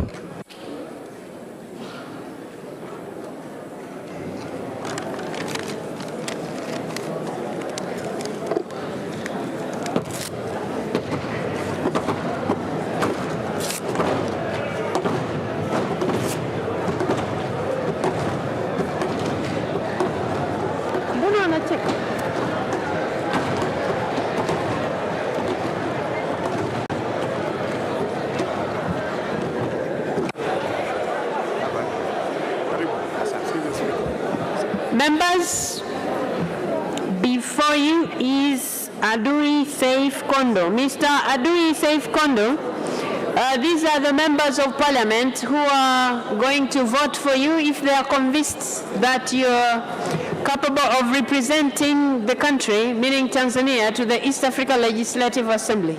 So you are given 3 minutes to explain about, yourself, and so convince the members to vote for you. So you have the floor. 3 minutes. Thank you, Honorable Speaker of this Parliament of the United Republic of Tanzania. Honorable Tulia Ackson, Deputy Speaker, the Prime Minister, distinguished ministers, members of Parliament, ladies and gentlemen, greetings to you all. My name is Adu Isef Kondo. I was born 60 years ago, and I'm here asking for your votes to enable me become a member of Parliament in the East African Legislative Assembly. Educationally, I have a master's degree in sociology. It was found in the University of Dar es Salaam. I have also the first degree in the same discipline, same university. Regarding my work experience, I'm advocacy officer by nature, because I've been working for the marginalized groups right from the moment when I finished my schooling.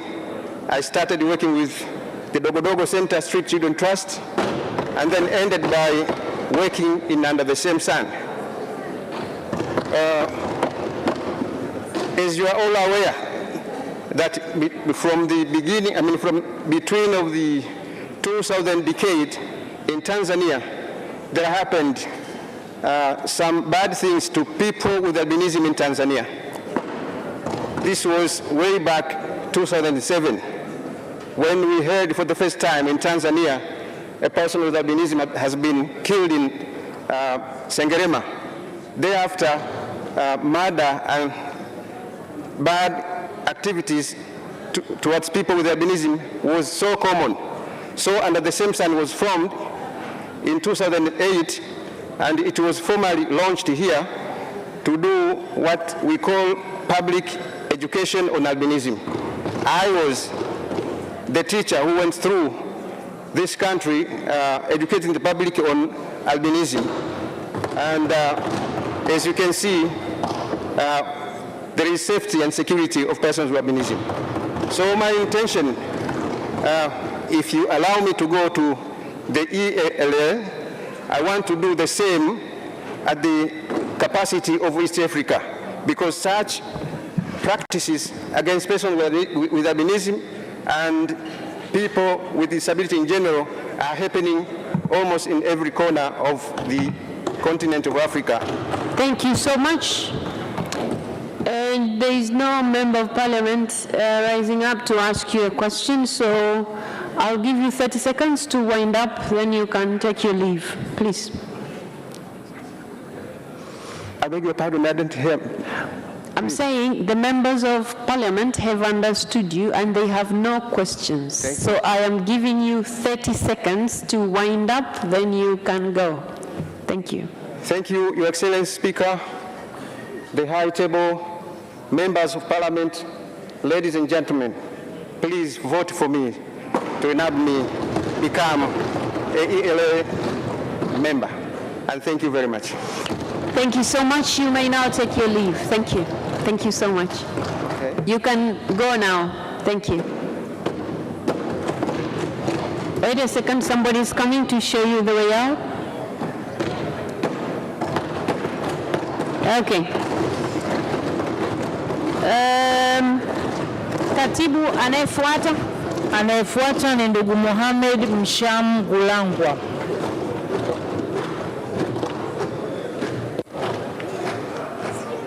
Ndugu Mohamed Msham Gulangwa.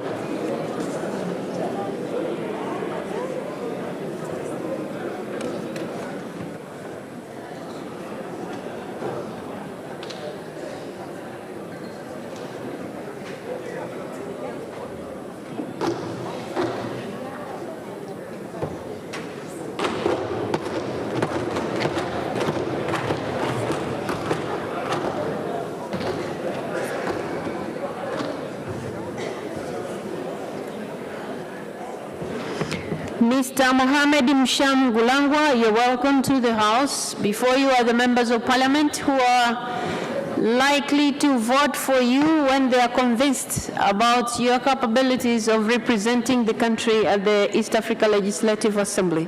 So you're given 3 minutes to express yourself. Please, you have the floor. Thank you, the Honorable Speaker, the honorable members of the Parliament.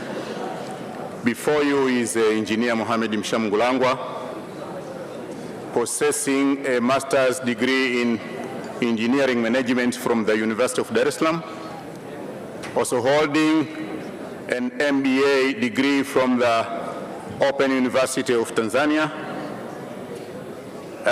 holding a bachelor's degree in civil engineering from the University of Dar es Salaam, and also registered as a professional engineer with the Engineers Registration Board of Tanzania with the registration number PE 3166. Standing before you, I request for your votes to represent the nation in the East African Legislative Assembly. The Honorable Speaker and the members of Parliament, I humbly request for your votes. Okay. There is one member of Parliament who has just risen up to ask you one question. Honorable Manaisha Ulenge.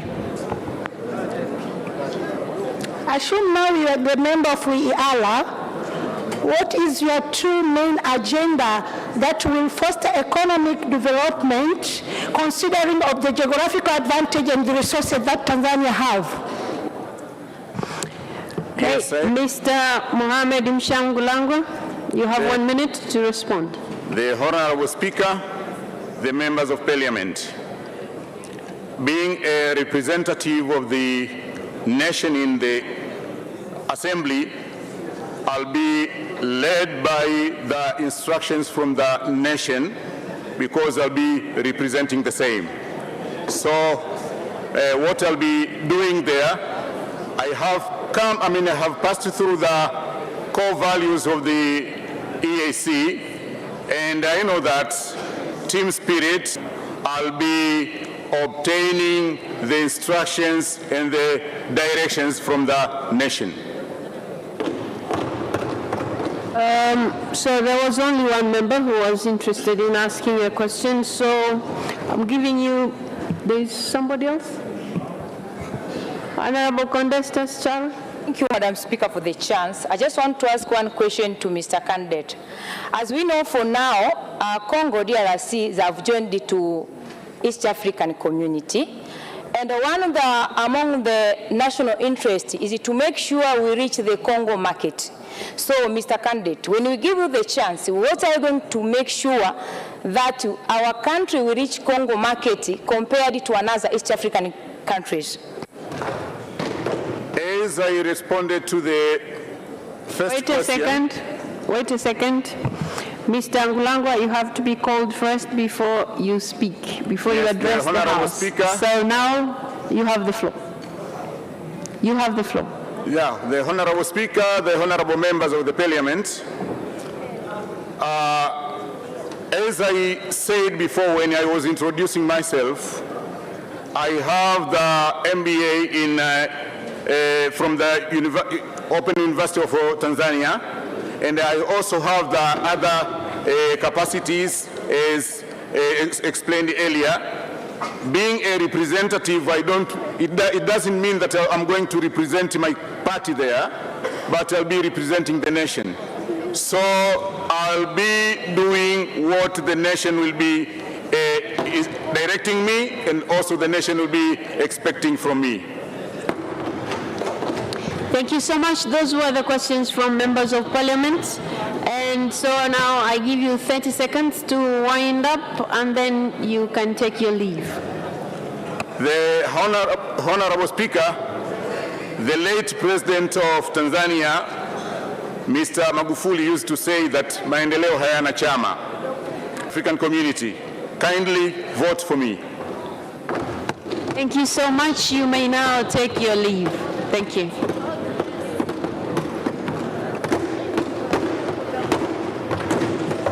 Katibu anayefuata. Anayefuata ni ndugu Thomas Malima.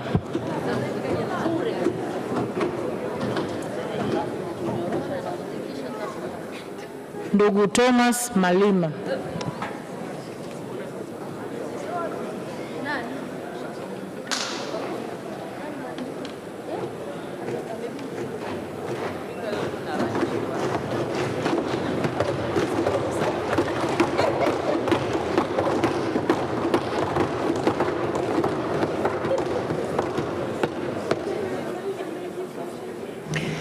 Mr. Thomas Malima, before you are the members of Parliament of Tanzania, and they would like to hear from you why they should elect you to be a country's representative to the East Africa Legislative Assembly. So you have 3 minutes to express yourself and convince the House. Please, you have the floor. Thank you, Honorable Speaker. Thank you, Prime Minister and the other honorable members of this honorable Parliament of Tanzania. Honorable Speaker, first of all, I have to introduce to you, my name is Thomas D.C. Malima.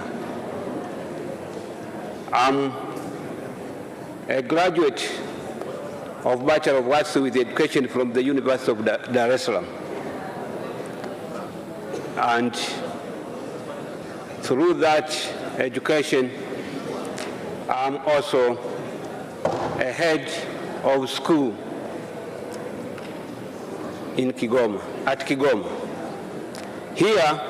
I'm here just to vie for the post of representing our nation to the East African Legislative Assembly due to the fact that, first of all, I'm a Tanzanian. I have the right to contest for this, and also I'm capable to contest for this and to represent the nation at the Assembly. I know the function of this Assembly is just to discuss various agendas and motions which are tabled in the Legislative Assembly. Also, the Assembly is responsible to discuss and approve the budget of all organs of the East African community. And so, therefore, as a member of East African Legislative Assembly, if you will elect me to be a member, first of all, I will coordinate and communicate together with other elected members from Tanzania to take the national interest to the Legislative Assembly. Here, we need a person who is loyal to the nation, a person who is cooperative to the government, a person who knows the resources of the nation and how to protect them. I'm the one who am able to cooperate with other members who will be elected and to be a member of this Legislative Assembly for the interest of the nation, so that to make the nation of our nation to grow longer. Also, as a member of this Legislative Assembly, I will make sure that I will take directives from the ministry responsible for East African community affairs in order to make sure that when we are discussing issues in the Parliament, we will discuss according to the national privileges and the priorities. Thank you so much. I see no member interested in asking any question. Oh, there's one. Yeah, there's only one. Honorable Alim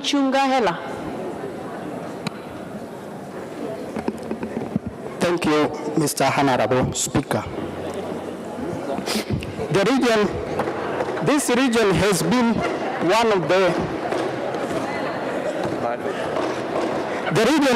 one among the dumping place of the market. What are the strategies you have to alleviate the problem? Thank you. There was a noise. I did not understand where. Members of Parliament, he's saying he didn't hear you. Mr. Honorable Ali Mchungaila, can you repeat yourself, please? Yeah, what I say is this region is among the dumping place of the foreign market. What is your strategy to alleviate the problem of dumping in this region of East Africa community? Okay. Honorable members, I will rule that out as a question to a candidate, and I see no other member of Parliament rising up to ask a question, so I give you 30 seconds to wind up, and then you may take your leave. Thank you, Madam Speaker. As I've introduced to you, I'm vying for this post because I know there are some issues which we are going to discuss, not for my own views, but the national views to the community. Even the issue of markets, together with other elected members, with the government of Tanzania, will make the strategy to make sure that this will be our strategy to the East African Legislative Assembly. So through that strategy, we'll make sure that our nation benefit from the community, and also the East African community benefits, and will prohibit Thank you so much. the dumping commodities from other countries, not from Thank you so much, Mr. Malima. Thank you. Thank you so much. You may now, thank you so much. You may now take your leave. Thank you. Thank you.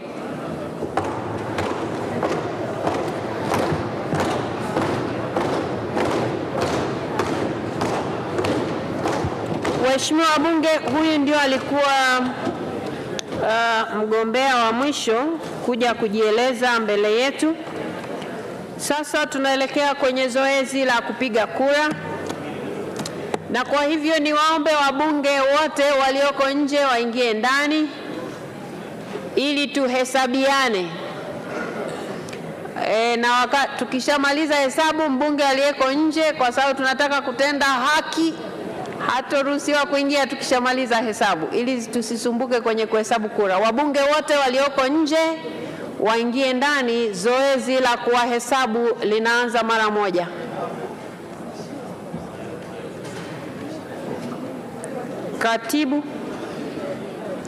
Katibu, na tunahitaji kujua ni wangapi, lakini wakati tunaendelea na hilo, waheshimiwa wabunge, tuwe watulivu kidogo wakati tunaendelea kuwasubiri wenzetu walio nje na waona wanaendelea kuingia, ili tupate hesabu yetu kamili kabla tujaanza kupiga kura.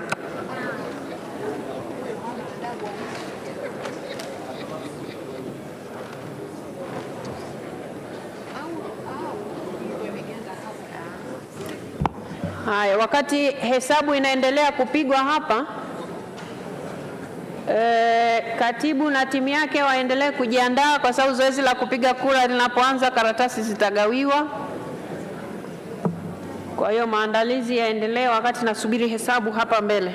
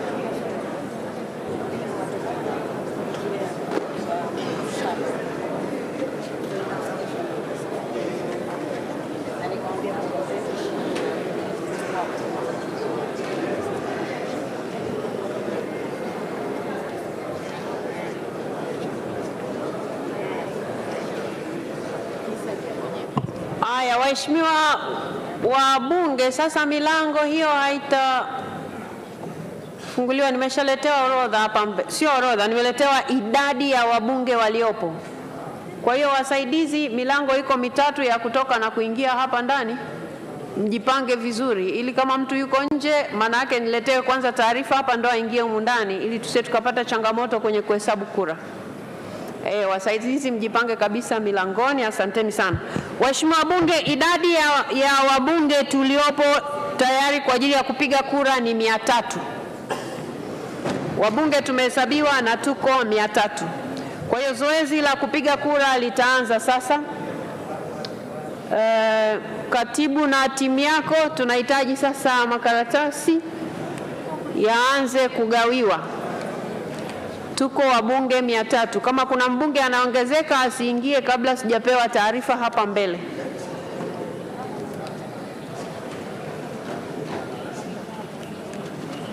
Waheshimiwa wabunge, wakati wanawaletea hizo karatasi, mtapewa karatasi za kupigia kura 4 kulingana na makundi yale 4, na kila karatasi imeandikwa upige kura ngapi.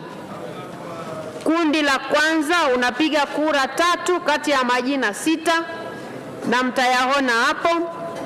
Kundi la pili mnapiga kura 2 kati ya hawa 5 walioko kwenye hiyo karatasi ya kura. Lakini kundi la 3 mtaona majina yako 3, mnatakiwa kupiga kura 1 na kwenye karatasi pia imeandikwa.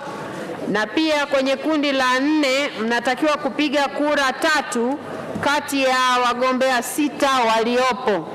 Na niwakumbushe, kwenye sehemu ya kupiga kura 3 ukipiga 4 kura imeharibika. Nadhani hilo limeeleweka. Na kwenye kura 1 ukipiga 2 imeharibika. Kwenye kura 2 ukipiga 3 imeharibika, vivyo hivyo na nyingine zote.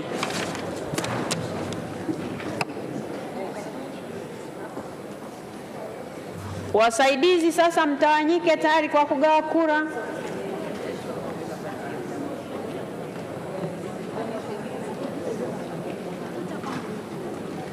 Sasa ngoja tuelewane. Nyinyi mlioshika karatasi mmeshika za kundi moja moja? Mmeshika karatasi za kundi moja moja au makundi yote? Kundi moja moja. Wewe umeshika makundi mangapi? Kundi moja. Kundi A. Yule kule nyuma. Sasa kama hivyo ndivyo, katibu. Ngoja, njoo. Kama ndivyo, kama mnagawa moja moja, nendeni kwa pamoja. Kama mnagawa moja moja, nendeni kwa pamoja ili mnampa huyu 4 mpaka tutakaposema nani hajapata, tutajua hajapata karatasi ipi, kwa sababu la sivyo tutachanganya mambo.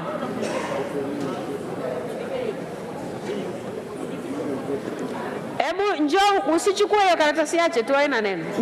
Njoo huku mbele. Wale walioshika kundi A ni wepi? Walioshika kundi A? Haya, kundi la kwanza. Jamani, mwe mnanisikiliza huku. Wewe na wewe umeshika ya kwanza. Huyu wewe. Sogea nyuma kidogo, si wewe. Sogea wewe, Mpanda. Sasa mfuatane kwa mtindo huo. Ngoja, anzieni hapa kwa Mheshimiwa Sanga. Mpeni, hakikisheni anapata karatasi 4 za makundi yote, mnaenda namna hiyo. Kwa sababu mkitawanyika hatutajua mnaenda kugawa kura namna gani. Sijui nimeeleweka? Yaani anapopita A, anapita na B, anapita na mwingine. Kwa hiyo mwingine anzie pale kwa waziri mkuu. Kwa waziri mkuu A, B, C, D pale. Kwa hiyo mnaenda kwa makundi namna hiyo.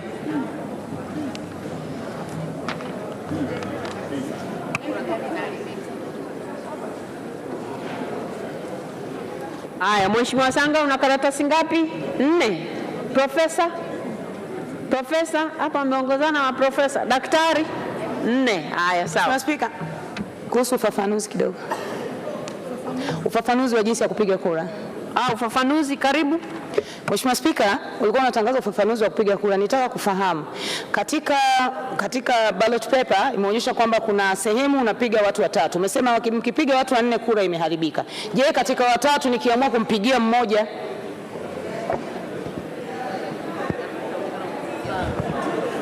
Sawa, sasa masharti tuliyoweka kwenye hizi karatasi za kura na masharti aliyokuwa ameyasoma katibu mapema. Karatasi inaelekeza hivi, kwa mfano kundi A inasema piga kura 3 tu kwa kundi hili. Weka alama ya vema. Weka alama ya vema. Sasa kwa sababu imesema piga kura 3, haijasema piga angalau. Piga kura 3.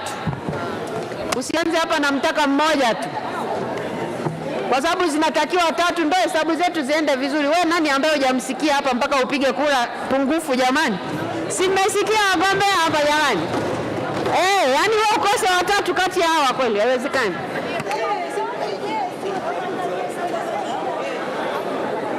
Haya, waheshimiwa wabunge, zoezi la kugawa makaratasi limeshaanza. Na sasa naambiwa wako wabunge nje wanasubiri kuingia. Sasa kama nilivyosema, zoezi letu ni la wazi. Nataka kujua wako wangapi? Upande huu wako wangapi?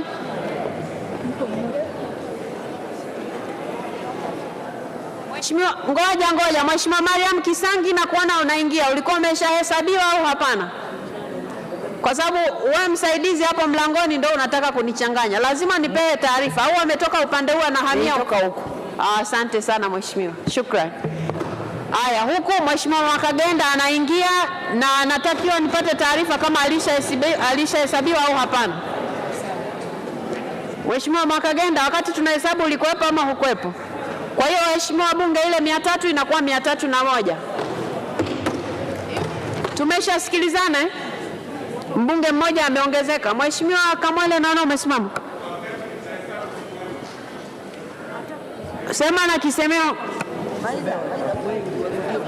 Mheshimiwa Spika, wakati wajumbe wanahesabiwa nilikuwa nje.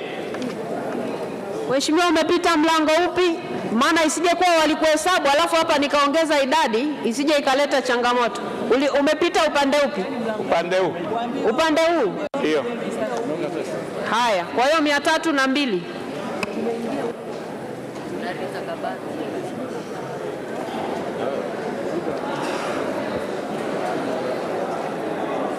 Taarifa Mheshimiwa Spika. Mheshimiwa wabunge, asiingie, hata nyinyi wasaidizi huko milangoni, asiingie mtu kabla sijaambiwa. Taarifa Mheshimiwa Spika. Mheshimiwa Joseph Mwagama. Mlango mkubwa kuna Mheshimiwa Zaitun Swai alikuwa hajahesabiwa. Mheshimiwa Zaitun Swai, tunakuwa na 303. Mheshimiwa Zaitun Swai. Kwa hiyo hapo wanakuwa wameongezeka wabunge 3 zaidi. Kwa hiyo 303 jumla. Waheshimiwa wabunge, narejea tena kwa sababu la sivyo mtakuwa hampigi kura na ni haki yenu ya msingi. Kama hukuwepo wakati wa kuhesabiwa, wasaidizi wa milangoni mnaniangusha. Asiingie mtu bungeni kabla sijapewa taarifa. Haya, wabunge ambao walikuwa hawajahesabiwa. Naona Mheshimiwa Rita Kabati umesimama. Umepita mlango upi? Msaidizi hapo mlangoni, unahitaji msaidizi mwenzio aongezeke, maana unaingiza watu wengi sana na uniambii. Haya, namuona Mheshimiwa Catherine Magige, Mheshimiwa Rita Kabati, Mheshimiwa Bona Kalua, Mheshimiwa Mary Masanja. Hao ni wabunge 4 wameongezeka. Kwa hiyo tunakuwa na 307. Msaidizi uliyeko upande huu, mbunge asiingie kabla sijapewa taarifa. Nadhani hilo limeeleweka.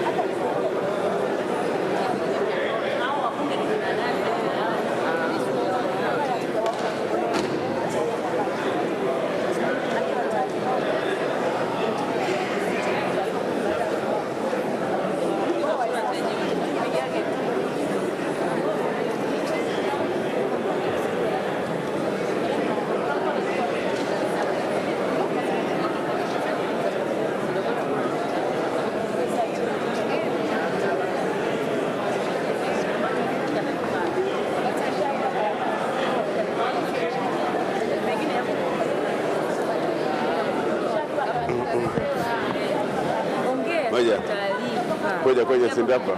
Singoja kwanza. Ongea kwenye mic. Mheshimiwa Spika, taarifa Mheshimiwa Spika. Mheshimiwa Charles Kajegi. Mheshimiwa Spika, mimi sina okay kama na mimi nimehesabiwa.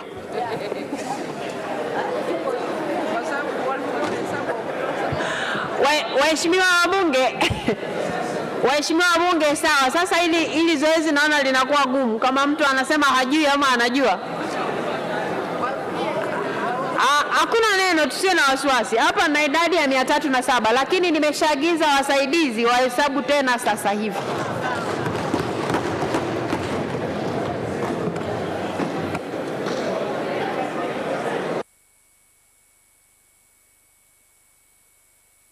Wa Bunge TV, hayo ndio yanaendelea ndani ya ukumbi wa Bunge. Na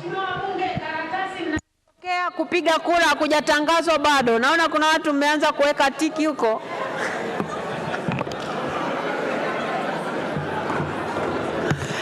Subirini wote tupate karatasi, kwa sababu kama zitakuwa karatasi zimepelea, zoezi litakuwa litatusumbua kidogo. Kwa subirini kidogo. Subirini kidogo.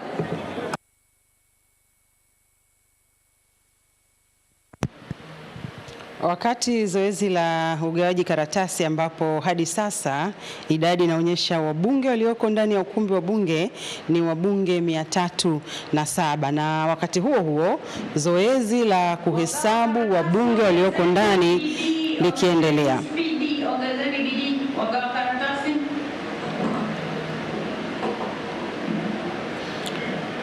Tungali karatasi karibu mmoja, zote hazipo hapa. Mheshimiwa Getere, maana yake umeingia baadaye. Jirani yako mbona anazo? Hapana, ni hizo tumepewa 2 tu mheshimiwa. Hakuna karatasi nyingine ya 3. Umepewa ngapi? 2 tu. Na wasi wameshaondoka, wameenda upande wa pili. Haya, ngoja nisaidie. Mheshimiwa Getere, nisomee za kwako, ni kundi gani na kundi gani? Kundi B na kundi A. Bado C na D. Jamani, makaratasi C na D upande huu bado hayajafika. Mheshimiwa Spika, hata huko bado. Hata huko mheshimiwa. Mheshimiwa Spika, hata huko bado. 2 au 3? Hata huko bado, tumepata 2 tu.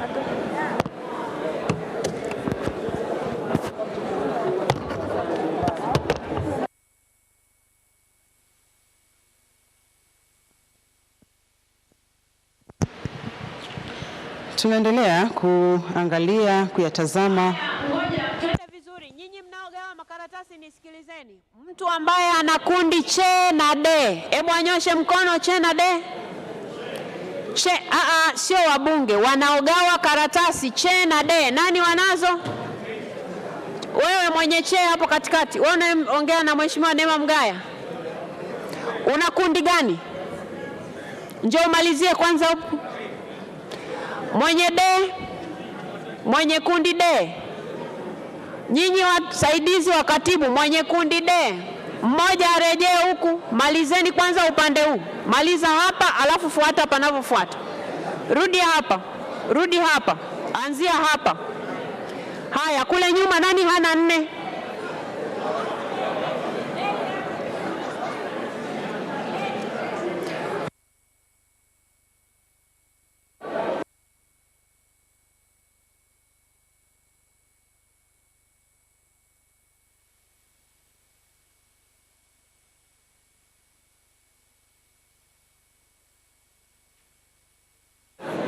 Aya, upande wangu wa kulia hapa kuna mtu hana karatasi na ni ya kundi gani?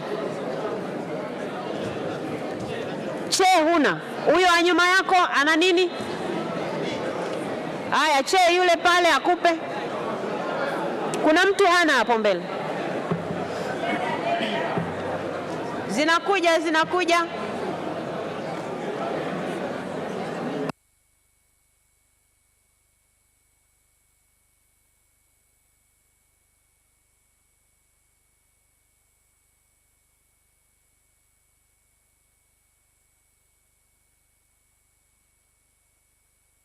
Bunge TV, kinachoendelea ni zoezi la ugawaji karatasi kwa ajili ya zoezi muhimu la upigaji kura. na huku wasaidizi wa katibu wakihakikisha kila mbunge basi anapata karatasi kutoka kwa makundi manne, makundi ambayo ndio ambayo yamegombewa katika nafasi hizo za wabunge. Wanaohitajika ni 9 na 9 ni kila nchi wanachama wa Jumuiya ya Afrika Mashariki wanakuja na wabunge 9, wabunge ambao kwa pamoja wataliunda bunge la Jumuiya ya Afrika Mashariki. Kule nyuma kuna mtu hana karatasi yoyote hapa? Wote mnazo 4. Mheshimiwa Matei, wote mnazo 4 sasa. Bado ipi? Nini? Aya, kundi D mpelekee karatasi Mheshimiwa Juliet Masaburi.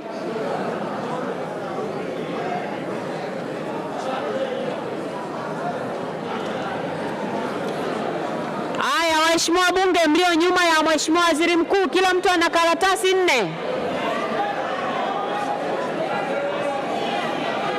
Jamani, mnaojibu hamko nyuma ya Mheshimiwa Waziri Mkuu. Nyinyi wote mnazo hapo? Mheshimiwa B hatuna huku.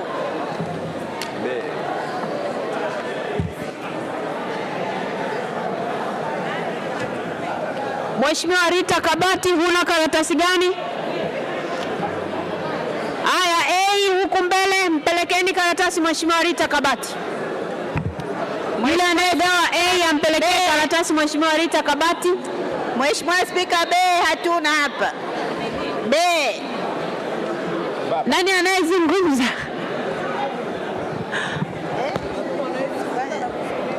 Aya, Mheshimiwa Juliet Masaburi umeshapata? Mheshimiwa Juliana umeshapata? Umeshapata?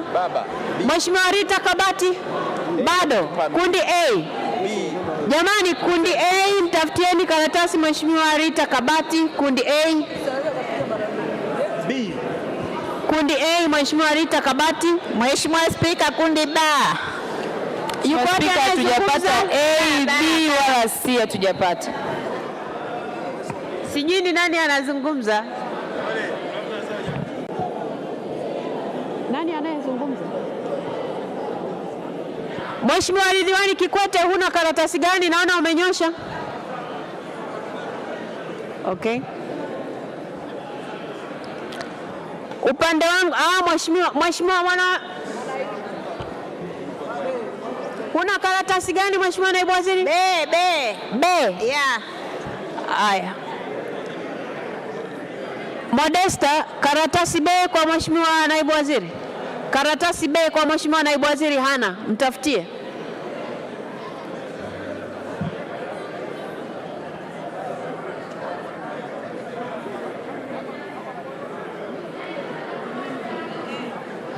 Haya, upande wangu wa kulia Mheshimiwa Mkuchika, una karatasi 4? Una karatasi 4? Upande wangu wa kulia kuna mtu ana karatasi pungufu ya 4? Hakuna.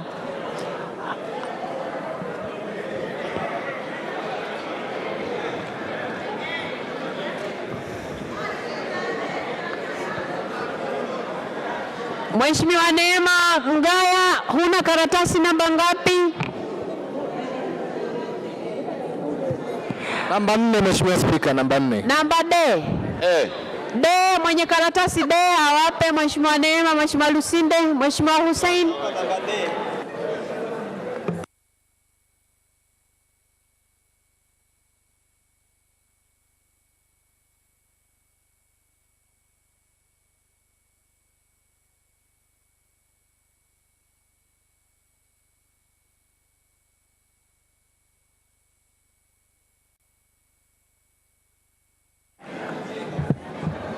Kizingiti, nasubiri idadi ya wabunge walioko humu ndani ili nimruhusu Mheshimiwa Rose aingie.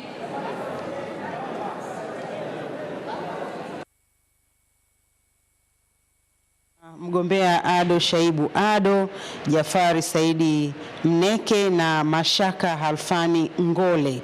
Hili ni kundi la vyama vya walio wachache bungeni na hili limetambuliwa kama kundi C.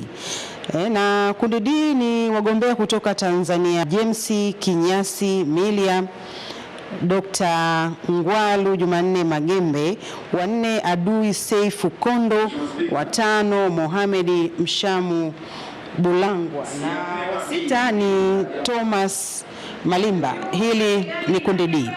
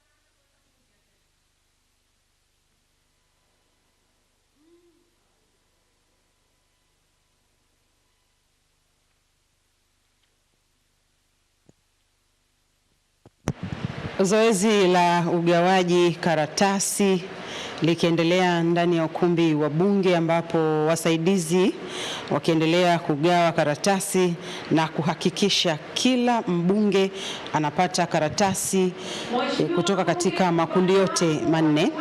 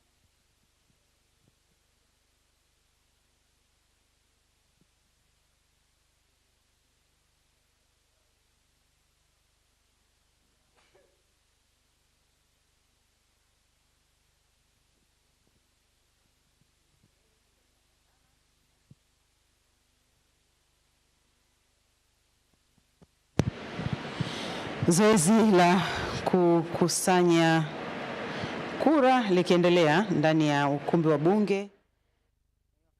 Hili likiendelea, tujikumbushe sifa za mtu kuchaguliwa kuwa mbunge wa Bunge la Jumuiya ya Afrika Mashariki, sifa ambazo zimeainishwa katika ibara ya 50 kifungu cha pili, ambapo ni na kwanza kabisa, ili mtu achaguliwe katika nafasi hiyo awe raia wa nchi mwanachama husika.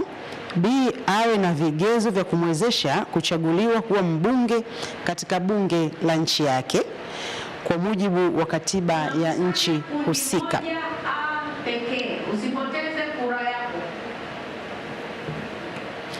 Na C, asiwe waziri katika nchi mwanachama. Mheshimiwa Bunge, baada ya uhakiki wa bunge kwa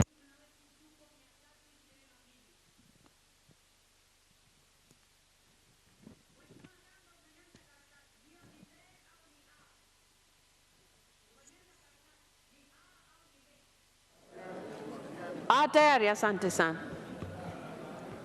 Waheshimiwa wabunge ambaye bado ana karatasi A mkononi anyoshe juu.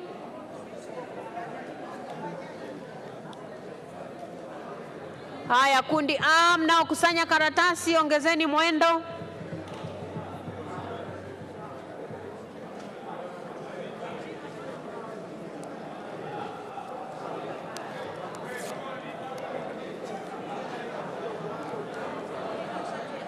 Sanywa kutoka kundi A. Kumbuka kuna makundi manne.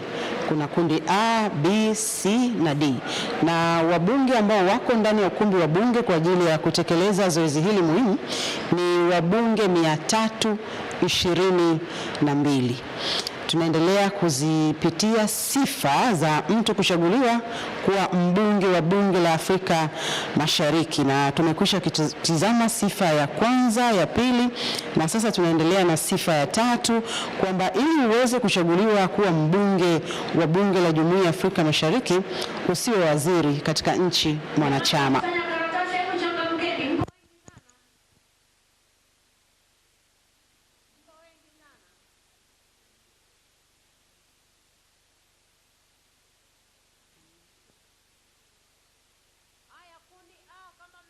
Kukusanya, rejeni huko mbele. Nani ana karatasi ya kundi A bado, waheshimiwa bunge?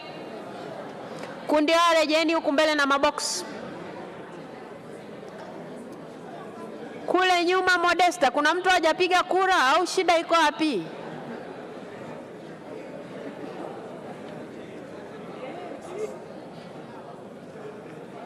Waheshimiwa wabunge, tunawatangazia ili muandae karatasi zenu mapema. La sivyo hili zoezi litakuwa gumu sana. Humu ndani si tunajua jamani kusoma na kuandika au? Kuna mtu haioni A?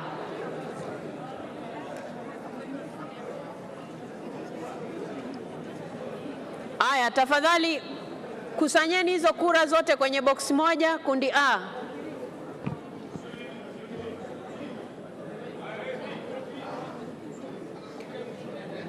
Iko hapa. Aya, funika hizo kura tafadhali.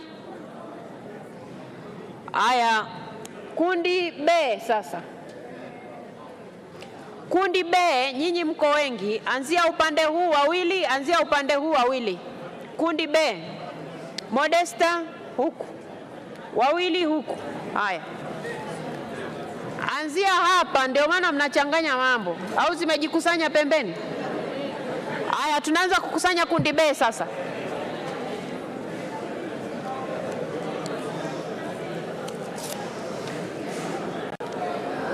Waheshimiwa bunge, ushauri, kwa sababu kura ni siri na umeifunga, mpe mtu wa pembeni kuliko kumfanya mtumishi azunguluke kwenye viti.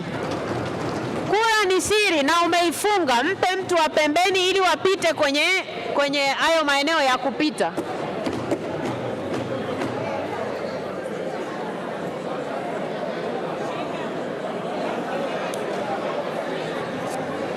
Kunja kura yako, mpe mtu wa pembeni, hatoifungua.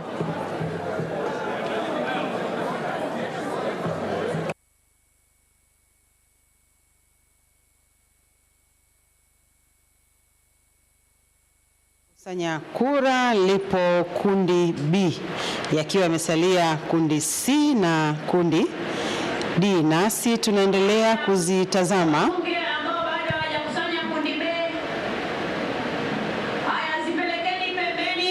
Zipelekeni pembeni. Upande anaopita mhudumu ndio peleka upande huo.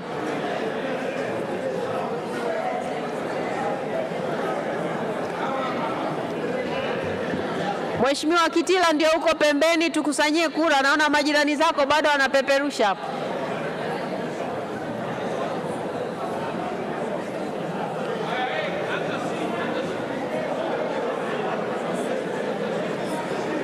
Msichanganye mambo, si hatujaanza. Wenye karatasi B wanyoshe juu. Karatasi B. Haya, B rejeni huku mbele kama mmemaliza kukusanya faster. B rejeni huku mbele na mabox. Waheshimiwa wabunge, andaeni kura C, kundi C. Andaeni kura C na pelekeni pembeni. Andaeni kura C na peleka kwa mbunge aliyeko pembeni. Haya, tunaenda vile vile kundi C sasa. Kundi C, anzia huku, wengine wawili waanzie huku. Nenda kwenye zile za katikati pale.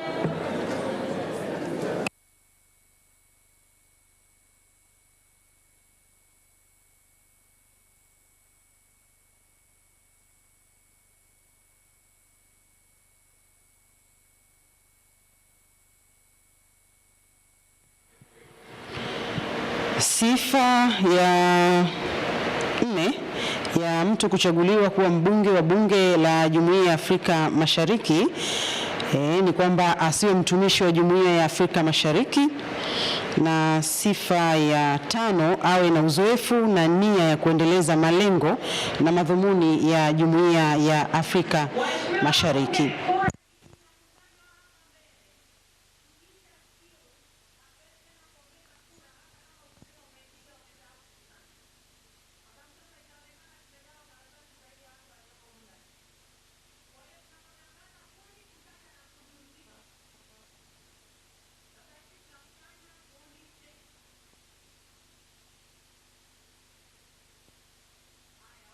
Meshamaliza kukusanya hizo, waanze kujiandaa kukusanya kundi D.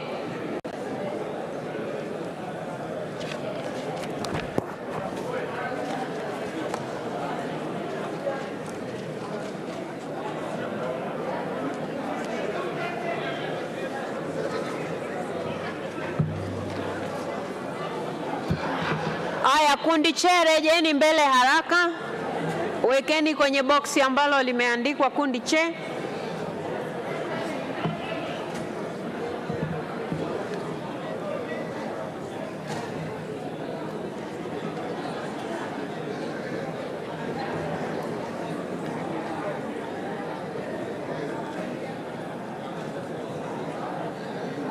Aya, anzeni kukusanya kundi D. Waheshimiwa wabunge, peleka kwa mbunge aliyeko pembeni.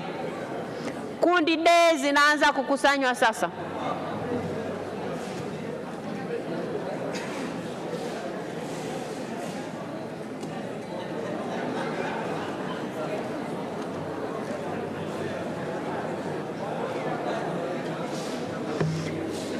Katibu.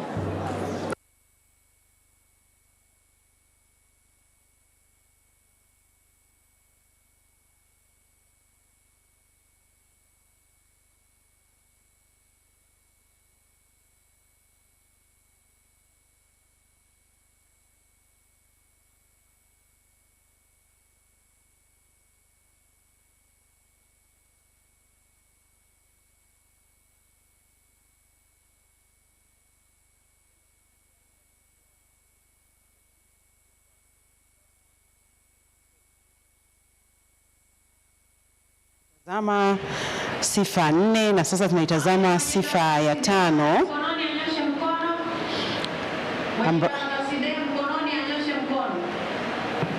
Aya, zinakusanywa hapo.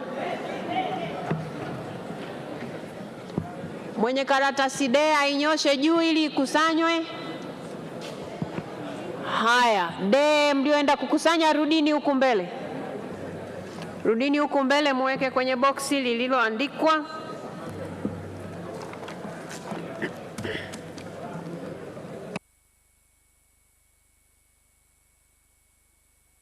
Moja ya kifungu cha kwanza ya mkataba, muda wa ubunge katika bunge la Afrika Mashariki ni miaka 5, ambapo mbunge anaweza kuchaguliwa tena kwa kipindi kingine cha miaka 5. Na kama ambavyo umeshuhudia wakati wagombea wakijinadi kuomba kuchaguliwa katika nafasi hizi, wapo ambao wamesema tayari. Naam, tumsikilize Spika wa Bunge. Sasa linalofuata ni la kuhesabu hizi kura, na kanuni zinanipa mimi mamlaka ya kuchagua watu ambao nataka wakanisaidie kusimamia hili zoezi la kuhesabu kura pamoja na wasaidizi kutoka ofisi ya katibu. Kwa hivyo nimewateua waheshimiwa wabunge wawili, Mheshimiwa Dr. Joseph Kizito Mhagama na Mheshimiwa Grace Tendega. Kwa hiyo waheshimiwa wabunge wawili hawa wataenda kutazama hilo zoezi la kuhesabu kura na wataongozana na hawa wengine ambao wanaenda kuhesabu. Katibu, kwa namna mlivyojipanga sasa, wale mlioteuliwa kwenda kuhesabu kura muongozane na. Aya, asante sana.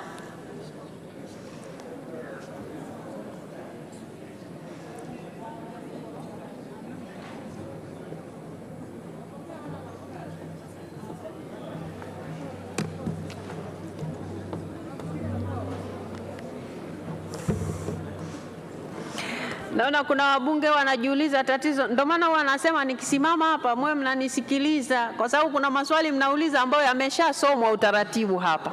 Wagombea wako 20, mnataka kila mgombea akawe na wakala. Kanuni yetu ya 11 inaeleza utaratibu. Kwa hiyo na mmesomewa humu ndani, na ndio maana wameteuliwa hao wawili kwa ajili ya kwenda kufanya kazi hiyo. Kwa hiyo msiwe na wasiwasi. Waheshimiwa bunge, sasa kura zimeenda kuhesabiwa kwa kutumia kanuni ya 5. Kwa kutumia kanuni ya 5 ambayo inanipa mamlaka ya kutazama uendeshaji bora wa bunge na mambo nayo. Na sasa hapa tuna ratiba mbele yetu na wagombea kama mlivyoona wako 20. Kwa kila mtu lazima ahesabiwe kura zake, zoezi ambalo litachukua muda kidogo. Sasa kwa kutazama ratiba yetu, tuna ratiba manake baada ya uchaguzi bado kuna mambo mengine yanapaswa kuendelea. Sasa kwa kutumia mamlaka nilionayo chini ya kanuni ya 5, pamoja na kwamba nayo yote naweza kufanya maamuzi, lakini nimeamua kufanya maamuzi leo ya kidemokrasia. Kuna namna mbili, aidha tuendelee na ratiba iliyoko hapa tukisubiri matokeo, au turudi saa 11 tupewe matokeo na tuendelee na ratiba. Sasa demokrasia, tuendelee na ratiba ama turudi saa 11? Tuendelee na ratiba. Tuendelee na ratiba. Katibu.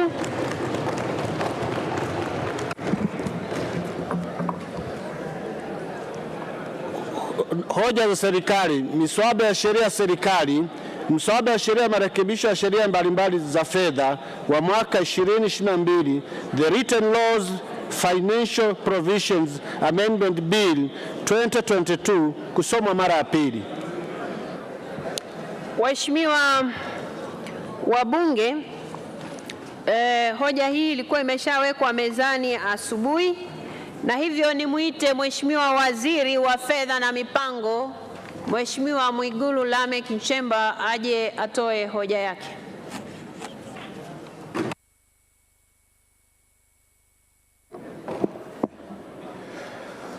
Mheshimiwa Spika, naomba kutoa hoja kwamba mswada wa marekebisho ya sheria mbalimbali za fedha mwaka 2022, the Written Laws Financial Provision Amendment Act 2022, pamoja na marekebisho yake sasa usomwe kwa mara ya pili.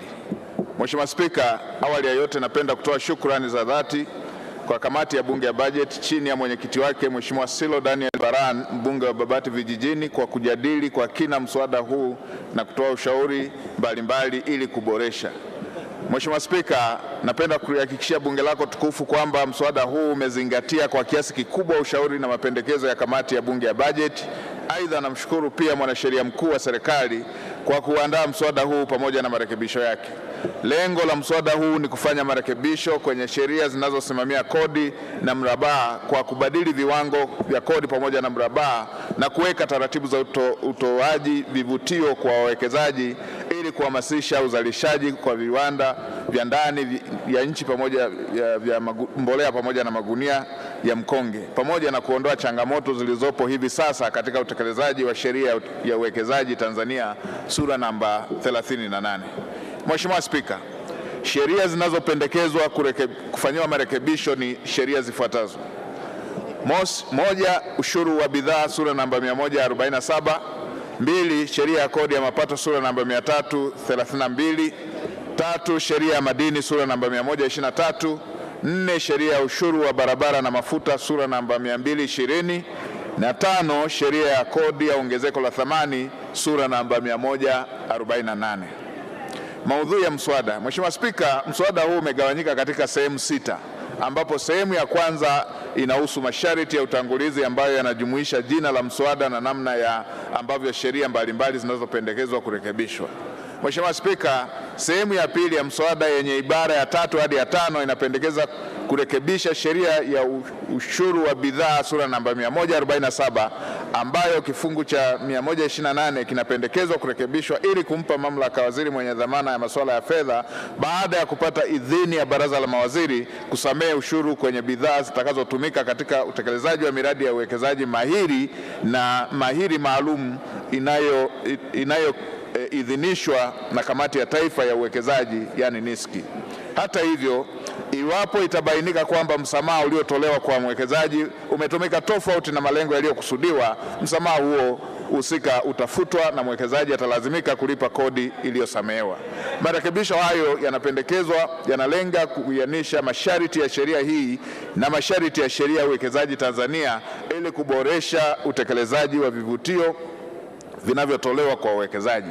Vile sehemu hii inapendekeza kurekebisha jedwali la 4 la sheria hii kwa kuongeza ushuru wa bidhaa kwenye mvinyo unaotokana na zao la zabibu unaoingizwa kutoka nje ya nchi kutoka shilingi 2466.45 kwa lita hadi shilingi 5600 kwa lita.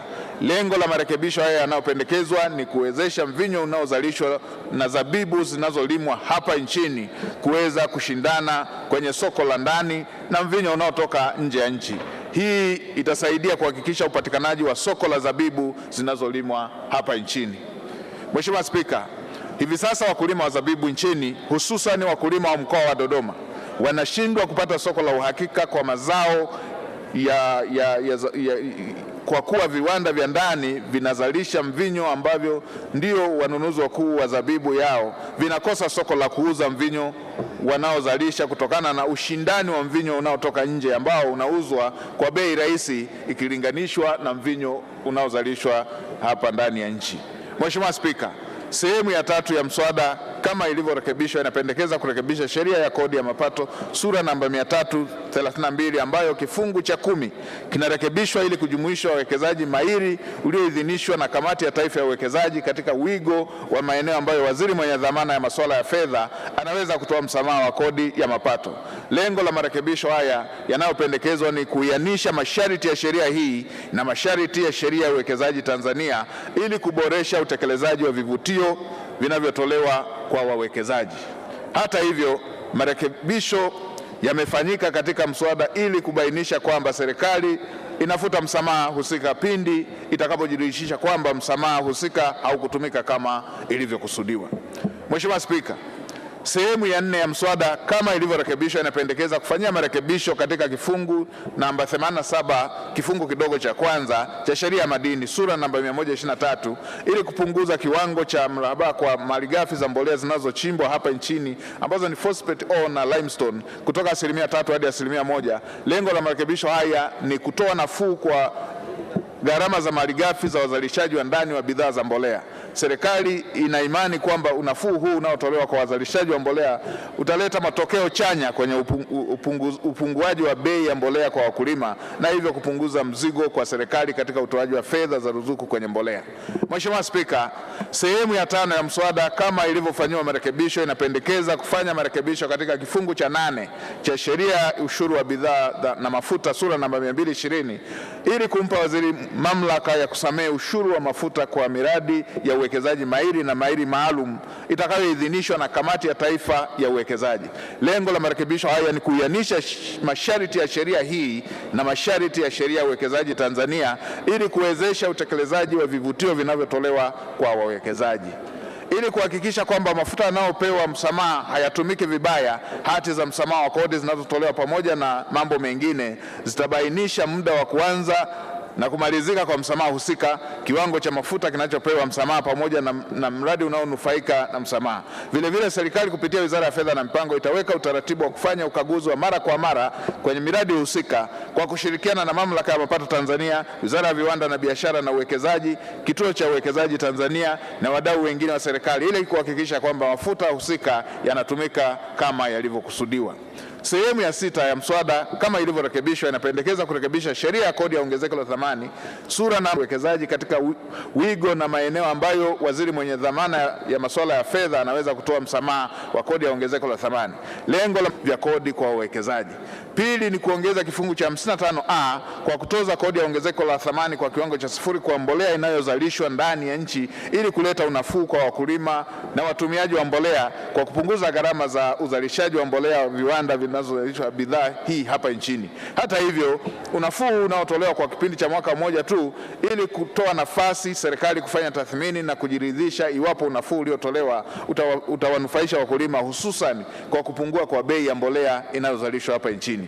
Tatu, inapendekezwa kurekebisha jedwali la kusamehe kodi ya ongezeko la thamani kwa magunia ya mkonge yanayotengenezwa nchini na yanayotambulika kwa HS code 6305 9000. Lengo la marekebisho haya ni kuwezesha magunia ya mkonge yanayozalishwa na viwanda vya ndani kushindana na magunia yanayoagizwa kutoka nje ya nchi. Hatua hii itasaidia kuchochea kilimo cha mkonge hapa nchini, ajira kwa wananchi na kuongeza mapato ya serikali.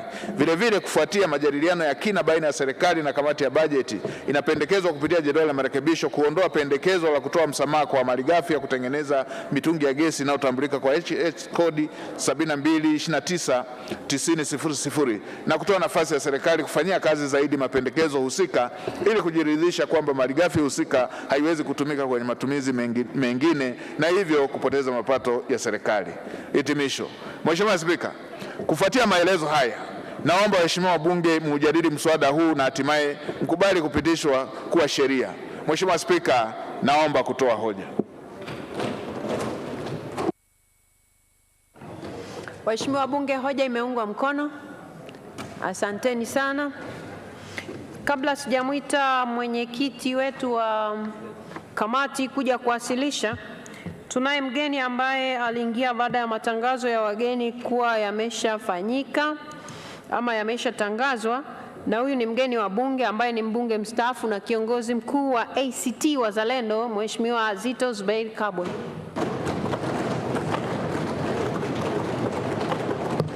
Sijui amekaa upande gani, niliambiwa ameingia humu ndani. Karibu sana.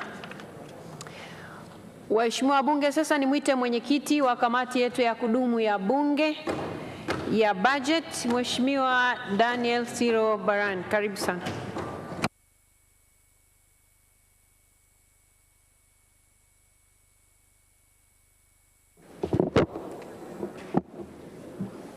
Mheshimiwa Spika, kwa mujibu wa kanuni ya 99 fasili ya kwanza B ya kanuni za kudumu za bunge toleo la Juni 2020, naomba kutoa maoni na ushauri wa kamati ya kudumu ya bunge ya bajeti kuhusu mswada wa marekebisho ya sheria mbalimbali za fedha namba 13 wa mwaka 2022, yani the written laws Financial Provisions Amendment Act 2022. Mheshimiwa Spika, tarehe 19 Septemba 2022, Naibu Waziri wa Fedha na Mipango waliwasilisha bungeni mapendekezo ya serikali kuhusu mswada wa mabadiliko ya sheria za fedha namba 13, na baada ya kuwasilisha mswada huo, Mheshimiwa Spika uliagiza kamati ya kudumu ya Bunge ya bajeti kuchambua mswada huo ili baadaye maoni yake yawasilishwe bungeni. Uchambuzi wa mswada. Mheshimiwa Spika, kamati imefanya uchambuzi wa mswada huu kwa kupitia kifungu kwa kifungu kwa madhumuni ya kujielimisha maudhui ya kila kifungu na kupendekeza marekebisho katika maeneo ambayo yanahitaji maboresho. Baada ya kujiridhisha na maudhui ya mswada, tarehe 19 hadi 21 Septemba 2022, kamati ilifanya majadiliano ya kina na Waziri wa Fedha na Mipango, Waziri wa Kilimo, Naibu Waziri wa Uwekezaji, Viwanda na Biashara pamoja na watendaji wa wizara. Aidha, kamati pia ilikutana na wadau kwa ajili ya kupokea mapendekezo na maoni yao juu ya marekebisho yanayopendekezwa. Wadau waliofika kwenye kamati ni Aliko Vintage. Mheshimiwa Spika, naomba taarifa yote ya kamati ingie katika kumbukumbu za rasmi za Bunge, yani Hansard. Madhumuni ya mswada. Mheshimiwa Spika, mswada huu una madhumuni makubwa matatu kama ifuatavyo. Moja ni kuchochea uzalishaji wa mbolea nchini ili zipatikane kwa bei nafuu. Pili, kutoa vivutio maalum kwa miradi kimkakati na miradi mahiri ili kuchochea uwekezaji kwenye miradi mikubwa ili kuleta mapinduzi ya kiuchumi. Na tatu, kuchochea uzalishaji wa ndani hasa wa bidhaa za magunia na mvinyo ili kuchochea kilimo cha mazao ya zabibu na katani.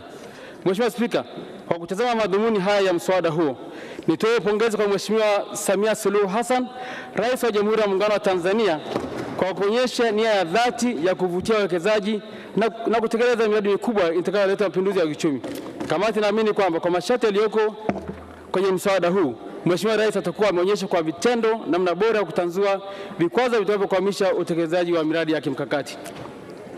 Maoni ya kamati kuhusu mswada wa marekebisho ya sheria mbalimbali za fedha namba 13 wa mwaka 2022.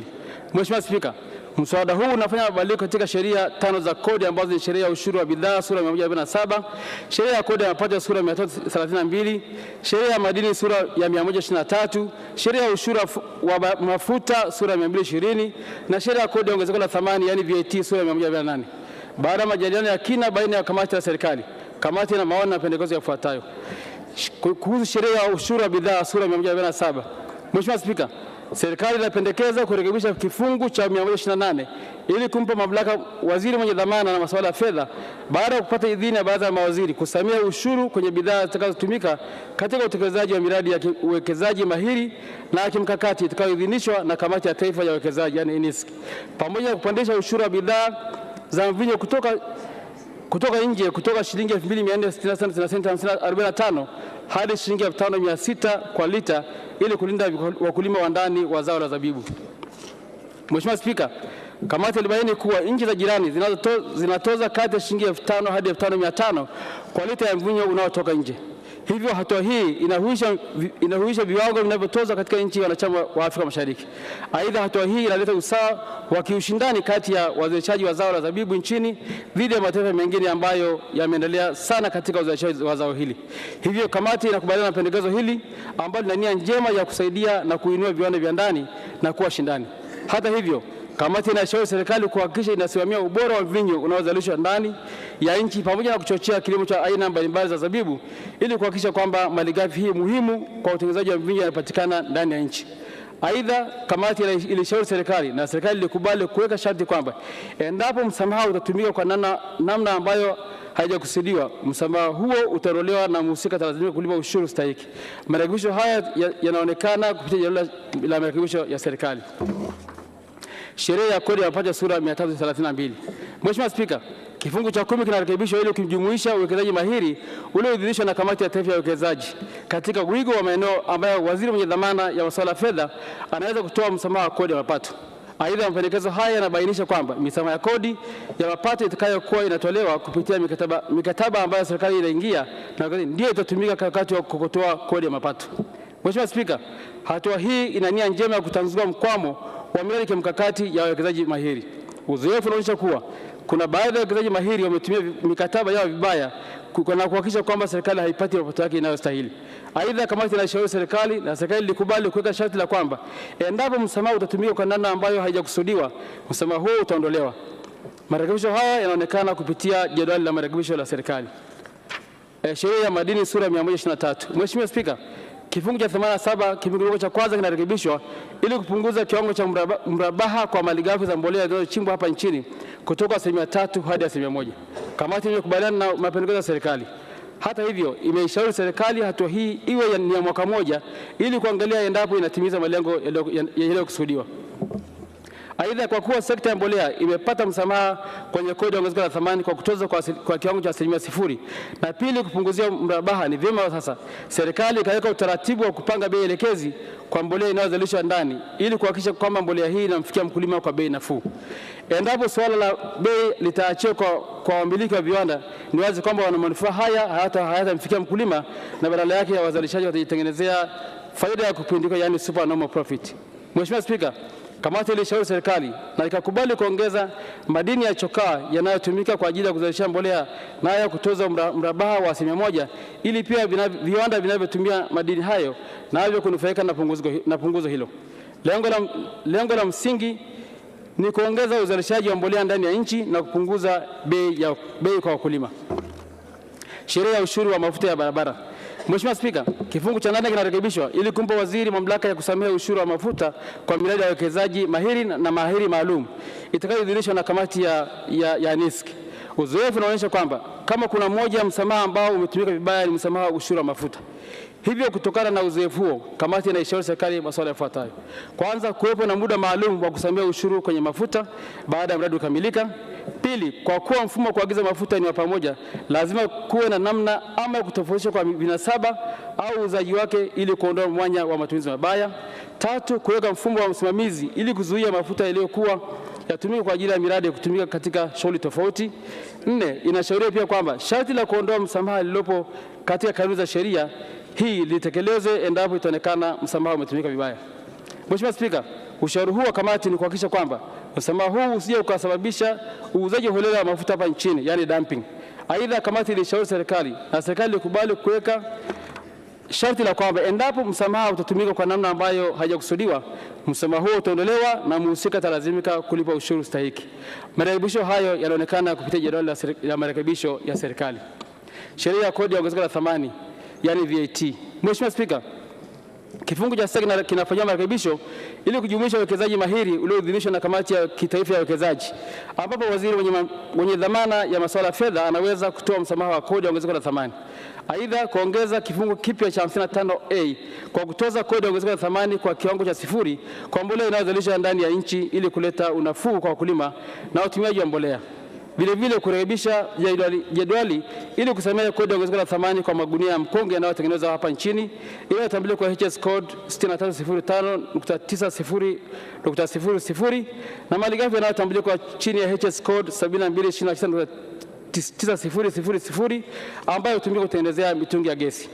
Mheshimiwa Spika, kamati inakubaliana na serikali kwa mabadiliko ya sheria katika sheria hii kwa lengo la kupunguza bei ya magunia yanayozalishwa ndani. Hata hivyo, ilishauri serikali na serikali ikakubali kuweka ukomo wa mwaka mmoja ili kuangalia endapo msamaha huo unaleta manufaa yanayokusudiwa. Aidha, kamati ilishauri kwamba kuhusu msamaha wa malighafi za kuzalisha mitungi ya gesi usitolewe katika kipindi hiki kwa sababu utaathiri mapato ya serikali. Serikali ilikubali pendekezo hilo la kamati na ibara ya 15B ya mswada iliondolewa kama inavyoonekana kwenye jedwali la marekebisho la serikali. Maoni na pendekezo ya jumla. Mheshimiwa Spika, masuala mengine yaliyojadiliwa katika kamati wakati wa kupisha mswada wa sheria ya fedha ni kama yafuatavyo: kufanya tathmini na utafiti ya faida na hasara ya misamaha ya kodi ambayo inatolewa na serikali. Mheshimiwa Spika, kamati inashauri serikali kuhakikisha kuwa inajiridhisha na misamaha ya kodi pamoja na vivutio vingine vinavyolenga kuvutia uwekezaji nchini. Kujiridhisha kwa hatua hizo ni kuhakikisha kuwa inaleta matokeo tarajiwa na sio kuipotezea serikali mapato. Aidha, kuwepo na usimamizi mzuri wa misamaha inayotolewa na serikali kwa wawekezaji mahiri pamoja na kimkakati. Misamaha ya kodi kwa pato la taifa, yani tax exemption against GDP. Mheshimiwa Spika, misamaha ya kodi ni hatua ya sera za mapato ambayo huwa na malengo mbalimbali kama vile kuchochea uzalishaji, kupunguza gharama za huduma au bidhaa, kugawanya rasilimali na kuchochea ukuaji wa sekta.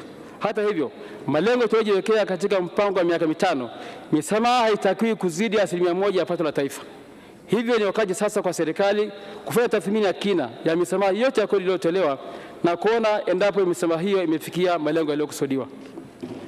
serikali kuimarisha vitengo vya utafiti wa sera za mapato ili kuiwezesha serikali kuwa na taarifa za uhakika pindi inapoandaa sera za mapato. Mheshimiwa Spika, kuna haja ya msingi ya kuimarisha vitengo vya utafiti wa sera za mapato na hasa kodi kwa kuvitengea rasilimali watu na fedha za kutosha ili vitekeleze majukumu yake kikamilifu. Kamati inaamini mabadiliko yanayofanywa mara kwa mara katika sheria za kodi ni kutokana na kutokuwa na utafiti wa kutosha wa kina katika sera za mapato. Hitimisho. Mheshimiwa Spika, naomba kutumia fursa hii kwanza kukushukuru wewe Mheshimiwa Spika kwa kunipa fursa hii ili niweze kuwasilisha maoni ya kamati kuhusu mswada wa mabadiliko ya sheria za fedha namba 13 wa mwaka 2022 mbele ya bunge lako tukufu. Pili, nimshukuru Mheshimiwa Musa Azan Zungu, mbunge naibu spika, kwa ushirikiano wake. Aidha, napenda kumshukuru Mheshimiwa Dr. Miguru Lameck Nchemba, mbunge waziri wa fedha na mipango, Mheshimiwa Hassan Chande, mbunge naibu waziri wa fedha na mipango, Mheshimiwa Hussein Bashe, mbunge waziri wa kilimo, Mheshimiwa Exaud Kigahe, mbunge naibu waziri wa uwekezaji, viwanda na biashara, ofisi ya mwanasheria mkuu wa serikali na ofisi ya uandishi wa sheria wa bunge kwa ushirikiano wao kwa kamati. Aidha, napenda kuwashukuru watendaji wote wa Wizara ya Fedha na Mipango na ofisi ya mwanasheria mkuu wa serikali kwa maoni na ushauri wao uliowezesha kamati kuchambua mswada huu hadi kufikia hatua hii. Mheshimiwa Spika, napenda kumshukuru Mheshimiwa Omar Kigua, makamu mwenyekiti wa kamati ya budget, na vile vile napenda kuwashukuru wajumbe wa kamati ya budget kwa umakini, umahiri na uvumilivu wao katika kipindi chote cha uchambuzi wa mswada huu, hasa ukizingatia kwamba muda haukuwa rafiki sana. Naomba orodha yao ya majina ya wajumbe hao yaingia katika kumbukumbu rasmi za bunge, yani Hansard. Mheshimiwa Spika, kwa namna ya pekee naomba kumshukuru katibu wa bunge Bi Nenelo Muhambi NDC pamoja na watendaji wote wa ofisi ya bunge kwa kuiwezesha kamati kutekeleza majukumu yake ipasavyo. Aidha, napenda kuishukuru sekretarieti ya kamati ya budget ikiongozwa na ndugu Michael Kadebe ambaye ni mkurugenzi wa idara ya budget kwa kuratibu shughuli za kamati pamoja na kutoa ushauri wa kitaalamu na hatimaye kukamilika kwa taarifa hii kwa wakati. Mheshimiwa Spika, naomba kuwasilisha na naunga mkono hoja.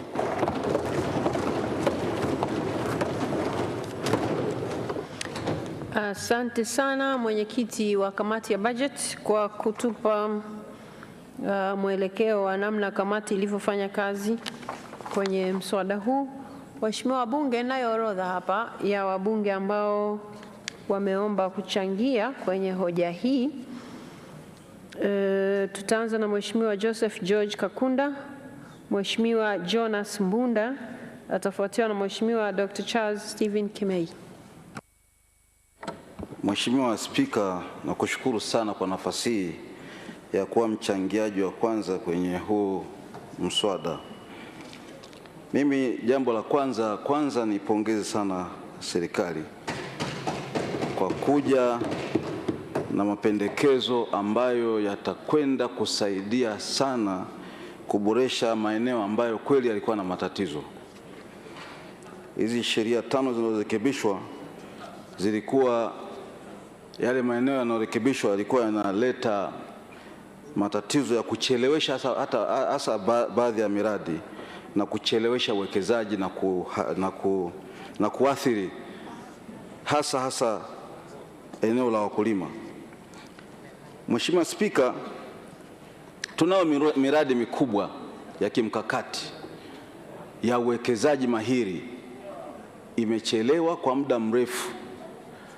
Mradi kama Liganga na Mchuchuma na miradi mingine ya aina hiyo, kama hii miradi ambayo tunaenda kuzungumza kuhusu ujenzi wa bandari ya Bagamoyo ina elements kama hizo. Na hisi kwamba sheria hii, marekebisho haya hasa kwenye eneo hilo yamechelewa sana na yametuchelewesha kweli kupata faida kubwa kutokana na uwekezaji kwenye miradi hii mikubwa. Una sheria ya uwekezaji nzuri, imeweka utaratibu mzuri. Tunakwenda kwenye baraza la ushauri ile la uwekezaji chini ya waziri mkuu mwenyewe kabisa, na mawaziri ni wajumbe, lakini wakitoa maamuzi au ushauri au mapendekezo, waziri wa fedha alikuwa anakosa power ya kuweza kutekeleza mapendekezo ambayo yametoka kwenye NISC. Kwa hiyo Mheshimiwa Spika, marekebisho ambayo yanakuja kupitia marekebisho haya yanakwenda kumpa nguvu sasa waziri wa fedha baada ya approval ya baraza ili aweze kutekeleza mapendekezo ya baraza la uwekezaji chini ya ofisi ya waziri mkuu. Kwa hiyo mimi nilikuwa napenda kuwashawishi wenzangu kwamba tukubali, bunge likubali marekebisho haya ili kuweza kuisaidia nchi kutekeleza miradi mikubwa ambayo ina faida kubwa kwa nchi. Nipongeze sana kile kipengele ambacho kimewekwa cha kuweka angalizo ili hawa watakaopewa misamaha wasitumie vibaya. Hiyo napenda kuiomba serikali iwe macho ili hawa ndugu zetu ambao watakuwa wamepewa misamaha basi waitumie vizuri misamaha hiyo kwa mujibu wa sheria. Jambo la pili, Mheshimiwa Spika, kumekuwa na kilio cha siku nyingi sana kuhusiana na togwa la zabibu au wengine wanaita mchuzi. Tulikuwa tunabishana ni mchuzi au togwa. Mimi nadhani mchuzi ni ule wa nyama. Sasa hii kuita mchuzi wa zabibu kidogo ilikuwa inaleta shida. Kwa hiyo mimi napenda kutumia neno togwa la zabibu. Wakulima wengi wa Dodoma hapa walikuwa wanalalamika sana kwamba wanakosa soko na mambo kama hayo. Kwa hiyo hii hatua inayopendekezwa hapa ya kuongeza kodi kwenye uagizaji wa nje wa bidhaa hizi za togwa la zabibu na wines ni hatua ambayo itasaidia wakulima wetu wapate soko. Kwa hiyo ni jambo ambalo sasa na Wagogo nao wataanza kupata uchumi kutoka kwenye kilimo, akina Mheshimiwa Simba Chawene hapo. Kwa hiyo wenzetu hapa sasa Wagogo wataanza kuongeza uzalishaji kwa sababu sasa watakuwa na soko la uhakika. Hii ni hatua ambayo ni muhimu sana, Mheshimiwa Spika. Eneo la tatu ambalo ningependa nilizungumzie kutokana na marekebisho haya, Mheshimiwa Spika, ni eneo la mbolea. Tangu tulipopata janga la uviko 19, viwanda vilifungwa duniani, karibu viwanda 6,000 vilifungwa duniani vya kuzalisha mbolea. Kukawa na uhaba mkubwa sana wa mbolea. Sasa kwa sababu sisi hatuna kiwanda cha mbolea ndani ya nchi, tunategemea kuagiza nje, gharama za usafirishaji na ununuzi zilipandisha bei ya mbolea kwa kiasi kikubwa. Kwa hiyo hatua hapa ambao kwanza naanza kuipongeza serikali kwa hatua ambayo imechukua mwaka huu ya kuweka ruzuku kwenye mbolea ambayo imeshusha bei ya mbolea, ni hatua muhimu sana. Hongera sana Mheshimiwa Rais, hongera sana Waziri wa Kilimo na Waziri wa Fedha. Hiyo ni hatua muhimu sana, lakini hii hatua ambayo hasa inakuja kutarget kupunguza gharama za uzalishaji kwa kupunguza mrabaha kutoka 3% hadi 1% kwenye phosphate ambayo ni malighafi muhimu kwenye utengenezaji wa mbolea.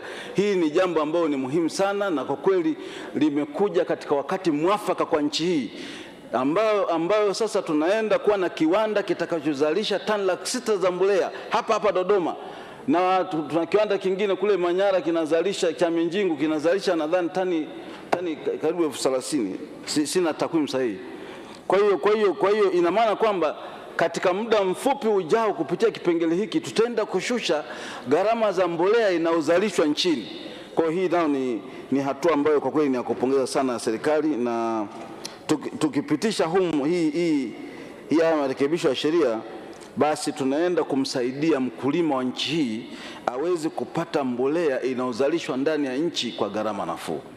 Lakini la pili, nipongeze serikali, imekuwa sikivu sana kwenye majadiliano, hasa mwanzoni tulipokuwa tunapendekeza kwamba hii madini ya chokaa nao ni muhimu sana katika utengenezaji wa mbolea. Kulikuwa na debate kubwa, kulikuwa na mazungumzo marefu kwamba sasa tutadhibiti namna gani, kwa sababu chokaa ina matumizi mengi kwenye viwanda, kwenye ujenzi na kwenye maeneo mengine. Lakini Mheshimiwa Spika, chokaa yenyewe ukimwaga kwenye ardhi inaongeza rutuba kwenye ardhi. Chokaa yenyewe ni mbolea. Kwa hiyo na vile chokaa yenyewe ni malighafi katika kutengeneza mbolea.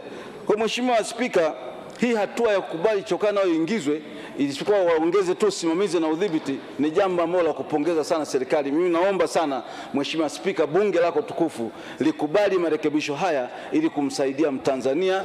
Naomba sana niseme kwamba naunga hoja mkono. Asante sana.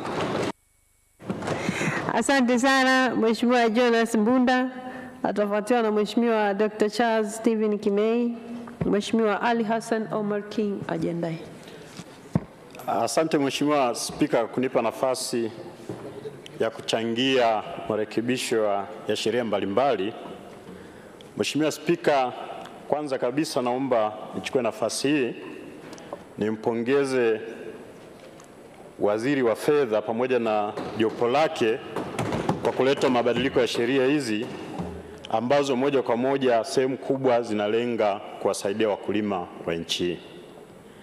Lakini la pili, naomba nichukue nafasi hii nimpongeze sana Mheshimiwa Rais wa Jamhuri ya Muungano wa Tanzania, Mheshimiwa Samia Suluhu Hassan kwa kutenga kiasi cha shilingi bilioni 150 kwa ajili ya kutoa ruzuku ya mbolea. Hilo ni swala la muhimu sana na limeleta faraja kubwa sana kwa wakulima wa nchi hii. Mheshimiwa Spika, nitachangia miswada hii hasa kwenye maeneo ambayo yanagusa wakulima. Eneo la kwanza, serikali imeleta mapendekezo ya kubadilisha mswada wa sheria sura namba 123 kipengele cha 87(1) ambacho kimependekeza kupunguza miraba ya ushuru kwenye malighafi mbalimbali ambazo zinatumika kwa ajili ya kutengeneza mbolea. Swala hilo ni la muhimu sana. Jambo la kwanza ni lile eneo sikivu la serikali la kuhakikisha kwamba wakulima wetu wananufaika na kilimo katika nchi yetu. Lakini swala la pili ni jambo la msingi ambalo litavutia wawekezaji wa viwanda mbalimbali vya mbolea katika nchi yetu. Kwenye swala hili la kupunguza miraba kutoka 3% mpaka 1%, ni swala la msingi sana kwa sababu litasaidia kupunguza gharama mbalimbali za uzalishaji wa mbolea. Na kama mlivyoona kwamba kwa mwaka huu uliopita ilikuwa ni changamoto kubwa sana kwa wakulima. Kwa hiyo tunaona kabisa wazo hili la serikali litasaidia kuleta manufaa makubwa sana kwa wananchi katika nchi hii. Lakini pamoja na kuunga mkono hoja hii ya serikali, nilikuwa naomba nitoe ushauri ufuatao. Ushauri wa kwanza, niombe serikali sasa, kama wabunge wenzangu wataunga mkono na tukapitisha sheria hii, serikali iweze kusimamia kwa karibu sana ili tuweze kupata matokeo chanya na tuone kabisa punguzo hili limewasaidia wakulima. Lakini ushauri mwingine, kama patakuwa na uwezekano, serikali angalie uwezekano wa kutoa bei elekezi za mbolea kwa wakulima wetu. Mheshimiwa Spika, mabadiliko hayo tungeomba yahusishe madini zote ambazo zitatumika kwa ajili ya kutengeneza mbolea. Kwa maelekezo ambayo yametolewa kupitia mswada huu kwenye upande wa phosphate, lakini vile vile chokaa ambayo itasaidia sana kurekebisha hali ya udongo katika maeneo mbalimbali ili wakulima waweze kutumia kiasi cha mbolea kidogo sana baada ya udongo kurekebishwa. Mheshimiwa Spika, kama nilivyosema awali, hoja yangu italenga hasa kwa maeneo ambayo yanamnufaisha mkulima. Hoja ya pili, nakuja kwenye ushuru wa ongezeko la thamani. Wakulima wa mazao mbalimbali, ukichukulia mfano kahawa, korosho na mazao mengine, kwa muda mrefu walikuwa wakilipa gharama kubwa sana ya magunia katika kuhifadhia hayo mazao mbalimbali. Na gharama hizo zinatokana na uzalishaji, gharama kubwa ya uzalishaji wa hayo magunia ya katani. Tunavyo viwanda zaidi ya 100 ambavyo vinazalisha magunia ya katani, lakini wakulima walikuwa wanalipa bei kubwa sana kwa gunia moja la kuwekea kahawa au korosho kutokana na gharama kubwa ya uzalishaji. Kwa hiyo sheria sura namba 148 ambayo serikali itatoa unafuu, itatoa exemption kwenye uzalishaji wa hayo magunia, itasaidia sana kupunguza bei kubwa ya magunia na itapelekea kuwapa unafuu wakulima wetu kuweza kupata kipato kikubwa, kwa sababu bei ya gunia moja ambalo watakuwa wanatumia kuwekea mazao yao itakuwa imepungua.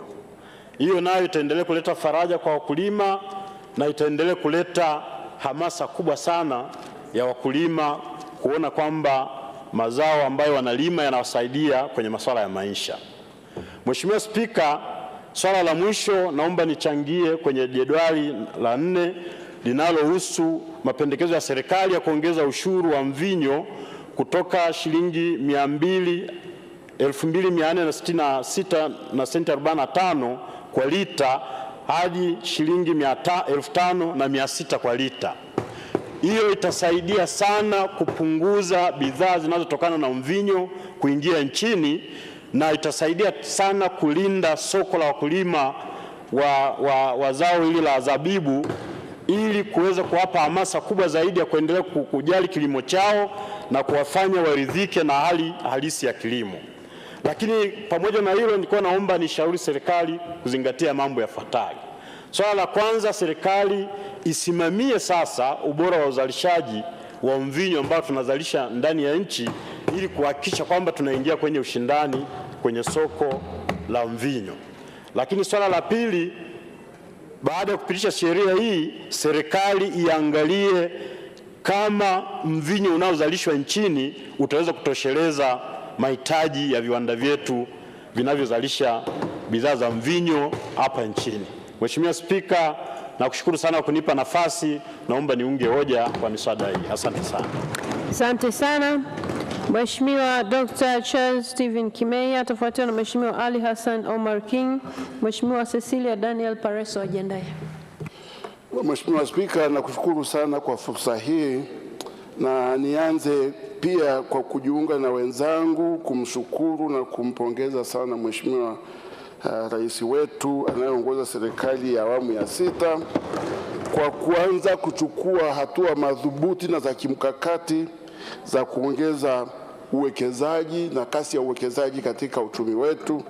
Kwa vile mimi naona kwamba mswada huu una maudhui ya kimkakati kabisa, na sio tu kwamba tunaona kwamba kuna kupunguza hapa na pale, lakini utaona kwamba ni mswada au ni marekebisho ambayo yanaenda kumpa Mheshimiwa Waziri wa Fedha uwezo wa kufanya maamuzi ya haraka ili kuweza kuruhusu miradi ile mahiri na ya kimkakati kuanza hapa nchini upesi bila kusubiri bureaucracy ya kupeleka kwenye bunge, kwa sababu sheria za kikodi mara nyingi zinahitaji zirudi huku bungeni, na naamini kwamba Mheshimiwa Rais ameruhusu mswada huu uje ili uweze kufupisha ule mchakato wa mwekezaji kuweza kufika na kuanza mradi wake. Mheshimiwa Spika, kwa sisi tunaofahamu ni kwamba wawekezaji wote na miradi mingi inakuwa na mahitaji tofauti tofauti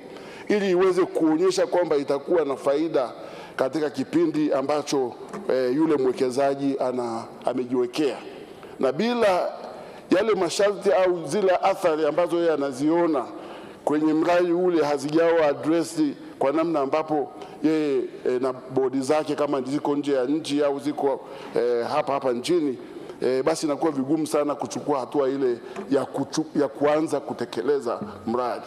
Na mara nyingi watapita kwenye maeneo mbalimbali, wataanza TIC, wataenda kwenye ambao baadaye wataishia hata kwenye National Investment Sharing Council, ile kamati ya uwekezaji ya taifa, lakini kama hawana uhakika kwamba yale wanayojadili, yale walioahidiwa na taasisi hizi hayatatekelezwa haraka, lazima pengine aje bungeni yaulizwe maswali mengi, pengine yasipite, basi inakuwa ni vigumu sana miradi ile kuanza. Na mimi naamini kwamba hili mkakati wake unatokana na hilo kwamba sasa waziri wa fedha na niseme kwamba sio waziri tu wa fedha, na tumeridhika sana kule kwenye kamati yetu kuona kwamba waziri wa fedha atatekeleza haya baada pia kupitia kwenye cabinet kwa maeneo fulani, lakini ni mikakati, ni miradi ile ambayo imepita kwenye kamati ya taifa ya uwekezaji ambayo inasimamiwa na Mheshimiwa Waziri Mkuu,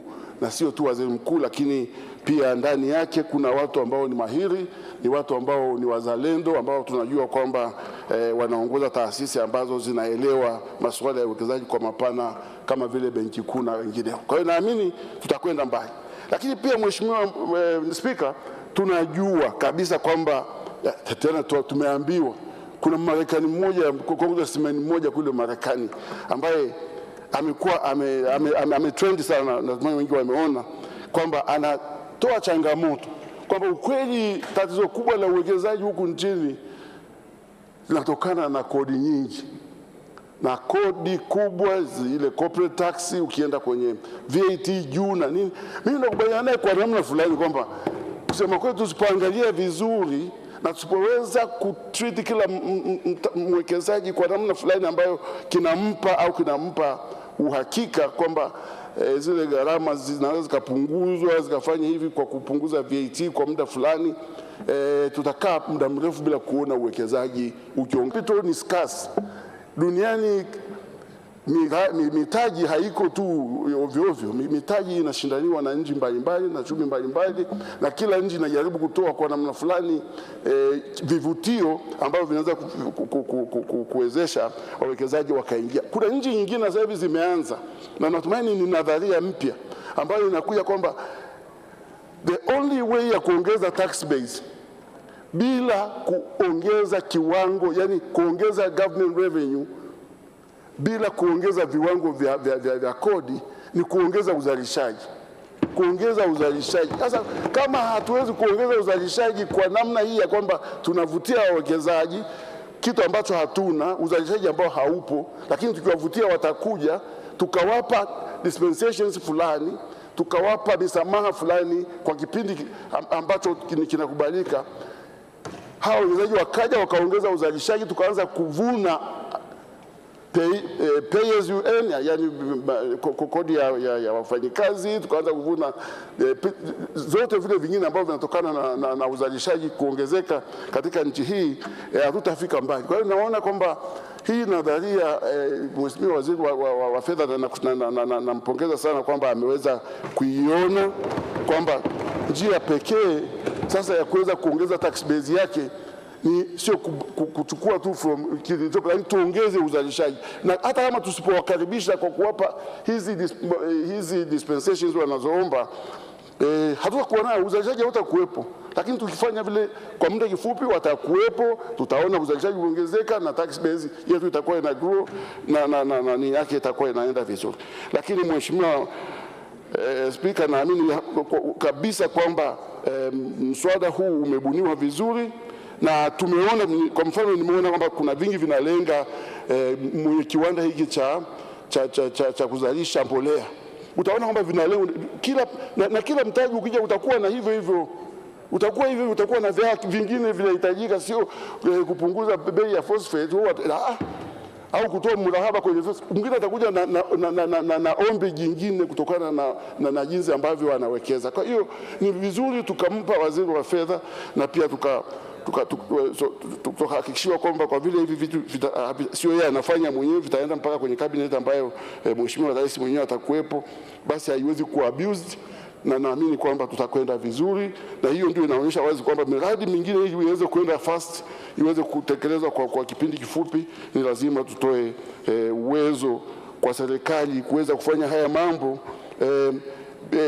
bila kupoteza muda mrefu sana. Lakini pia nachelea kusema kwamba naungana na kamati, nilikuwepo, na nashukuru kwamba kamati imeshauri pia kwamba kwa baadhi ya misamaha inayotolewa iwe inachapishwa na serikali kwenye gazeti, ili watu wajue kwamba katika kipindi hiki serikali imetoa misamaha hii, na watu wataona maudhui na kwa sababu gani hizo zimetolewa, na hakuna mtu atakayelalamika kwamba kuna misamaha ambayo imetoka kienyeji.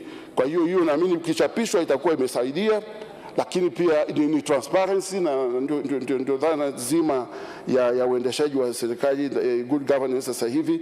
Alafu pia naamini pia kwamba hilo ushauri ambao umetolewa pia kwamba serikali iwe inafanya tafiti za mara kwa mara kufanya tathmini ya kwamba kweli ile misamaha iliyotolewa au ile punguzo zilizotolewa kwenye maeneo fulani fulani ya kodi kama ni VAT whatever, kwamba imeleta matokeo chanya yanayoendana na maudhui ya marekebisho yaliyofanywa na Mheshimiwa Waziri.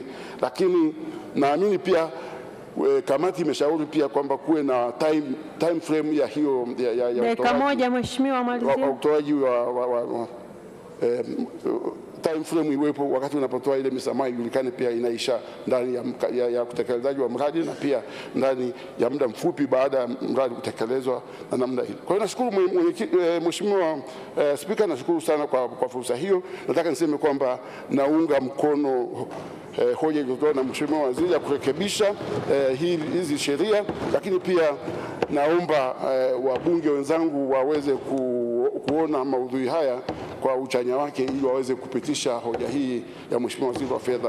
Asante sana. Asante sana. Mheshimiwa Ali Hassan Omar King atafuatiwa na Mheshimiwa Cecilia Daniel Pareso. Mheshimiwa Isa Jumanne Mtemvu ajiandae. Asante Mheshimiwa Spika. Awali ya yote nimshukuru Mwenyezi Mungu kwanza kwa kutupa uhai, na cha pili kutujalia tukaja hapa kwa wazima, lakini chengine ni kushukuru nawe kunipa hii nafasi.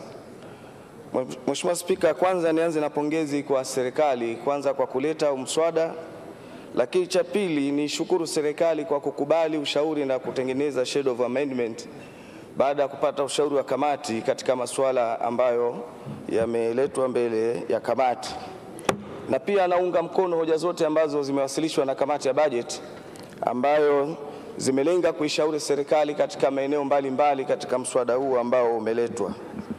Mheshimiwa Spika, kiufupi mswada huu ilikuwa una sheria 4 ambazo zinakwenda kubadilishwa ili zende sanjari na ile sheria ambayo tulopitisha ambayo inahusiana na mambo ya strategic investment, ambayo inakwenda sambamba kwenda kurekebisha sheria ya excise duty, road and fuel tolls, sheria ya corporate tax na VAT kwa ajili ya kwenda sanjari ili kupata uwekezaji wa kimkakati uweze kwenda vizuri. Sasa pamoja na hayo kwamba nina ushauri ufuatao. Ushauri wangu wa kwanza kwenye punguzo ambao tumetoa, kuna sheria zimelenga kwenye kupunguza. Kwa mfano kuna sheria inapunguza royalty, lakini kuna sheria pia inaweka zero rate, lakini pia kuna pendekezo la sheria hapa ya VAT ya kuweka exemption. Kwenye sheria hizi ambazo zitapunguza, mimi nilikuwa nataka kusema msemo mmoja. Tunasema aliyeumwa na nyoka akiona unyasi anasituka. Sasa tumewahi kuwa na sheria ambazo tunatoa punguzo, tumewahi kuwa na sheria ambazo tunaweka zero rate, na tumewahi kubadilisha sheria tukaweka exemption kwa ajili ya kuwapa nafuu watumiaji ambao ni wananchi wetu. Lakini sheria hiyo baada ya kupitishwa, ikifika huko katika kutumika, hatuoni ule unafuu unaopatikana. Na najaribu kutoa mfano wa sheria hizo.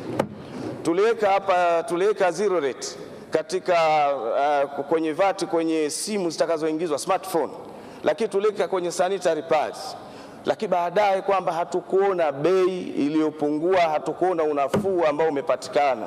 Kwa hiyo ni shauri serikali kwenye kulifanyia kazi hili, serikali at least kwamba iweke mikataba na hawa watu, na wasipokuja na solution ile ambayo tuliokusudia, na maana kwamba lengo la utungaji au kubadilisha sheria hizi hatuwezi kufikia. Kwa hiyo niwaambie serikali kwamba tujaribu kuweka measures ambazo zitathibitisha na kupata ule unafuu ulioulenga, vinginevyo ndio tutaona huyu ndio nyoka yenyewe ni yule yule. Kwa hiyo sasa hivi tunaona unyasi hapa, atakuja kutugonga tena. Jambo jingine niseme katika upunguzaji wa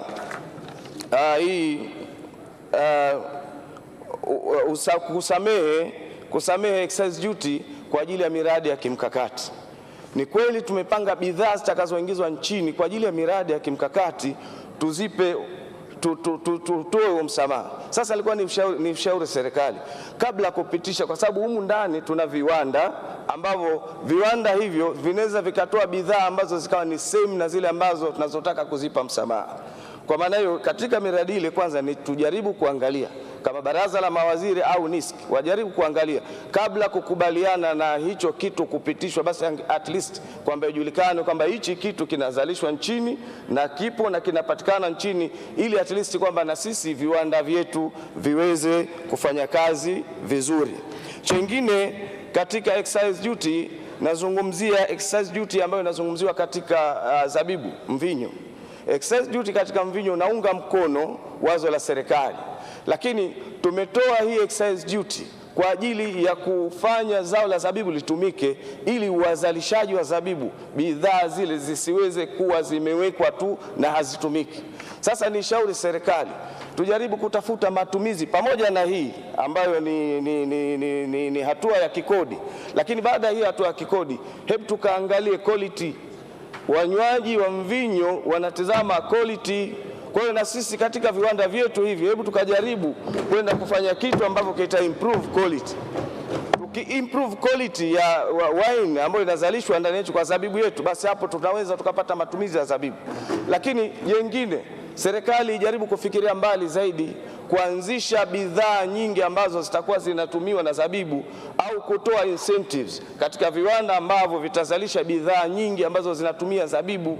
Hapo tutapata kuzifanya zabibu zetu kuwa zinatumika katika maeneo mingi, na badala yake tutaondosha zile zabibu ambazo ziko kwa wananchi ambazo tunasema kwamba zinaharibika. Lakini chengine, tujaribu kukuza teknolojia juu ya utumiaji huu wa zabibu na bidhaa za zabibu. Pengine inawezekana kwa teknolojia yetu iko chini, kwa hiyo kila tunachokizalisha hapa haizuru kwamba tutaweka excise duty ndogo. Sasa je, kama hakuna teknolojia nzuri, je, hichi kitu kitatumika? Lakini chengine ni shauri serikali katika swala hili, tujaribu kuita wawekezaji wakubwa ambao wataweza kutumia zabibu zetu, ili hizi zabibu, kwa kuwa lengo ni kutaka kuwasaidia wauzaji wa zabibu, hizi zabibu ziweze kutumika. Lakini watengenezaji wetu wa mvinyo wa zabibu hapa, huo ambao wengine wanaita mchuzi, wengine wanaita togwa, utakuja kukuta kwamba wanaustore katika maeneo ambayo sio mazuri.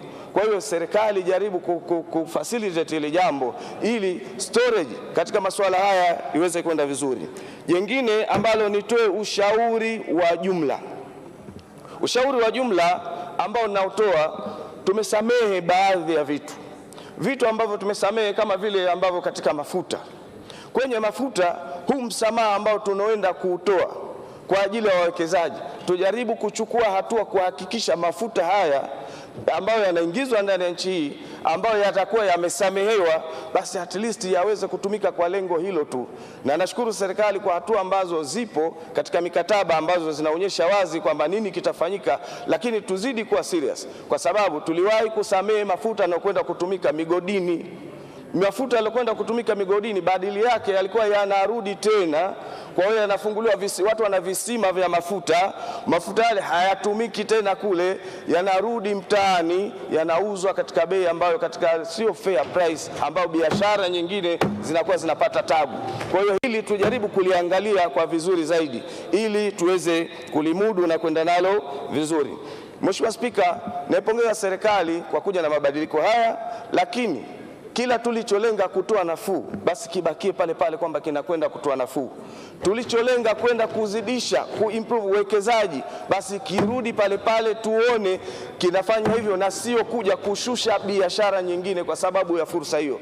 Nashukuru Mheshimiwa Spika kwa kunipa nafasi, na naunga mkono hoja 100%. Asante sana. Mheshimiwa Cecilia Daniel Pareso atafuatiwa na Mheshimiwa Isa Jumanne Mtemvu. Mheshimiwa Subira Hamis Mgalu ajiandae. Na kushukuru Mheshimiwa Spika kwa kunipa nafasi niweze kuchangia katika hoja iliyoko mbele yetu ya marekebisho ya sheria. Nitachangia katika maeneo mawili na baadaye nitatoa ushauri. Kwanza ni kuhusiana na sheria ya ushuru wa mafuta ya barabara sura namba 220. Serikali inapendekeza hapa kutoa msamaha wa kodi katika miradi mahiri na mahiri maalum.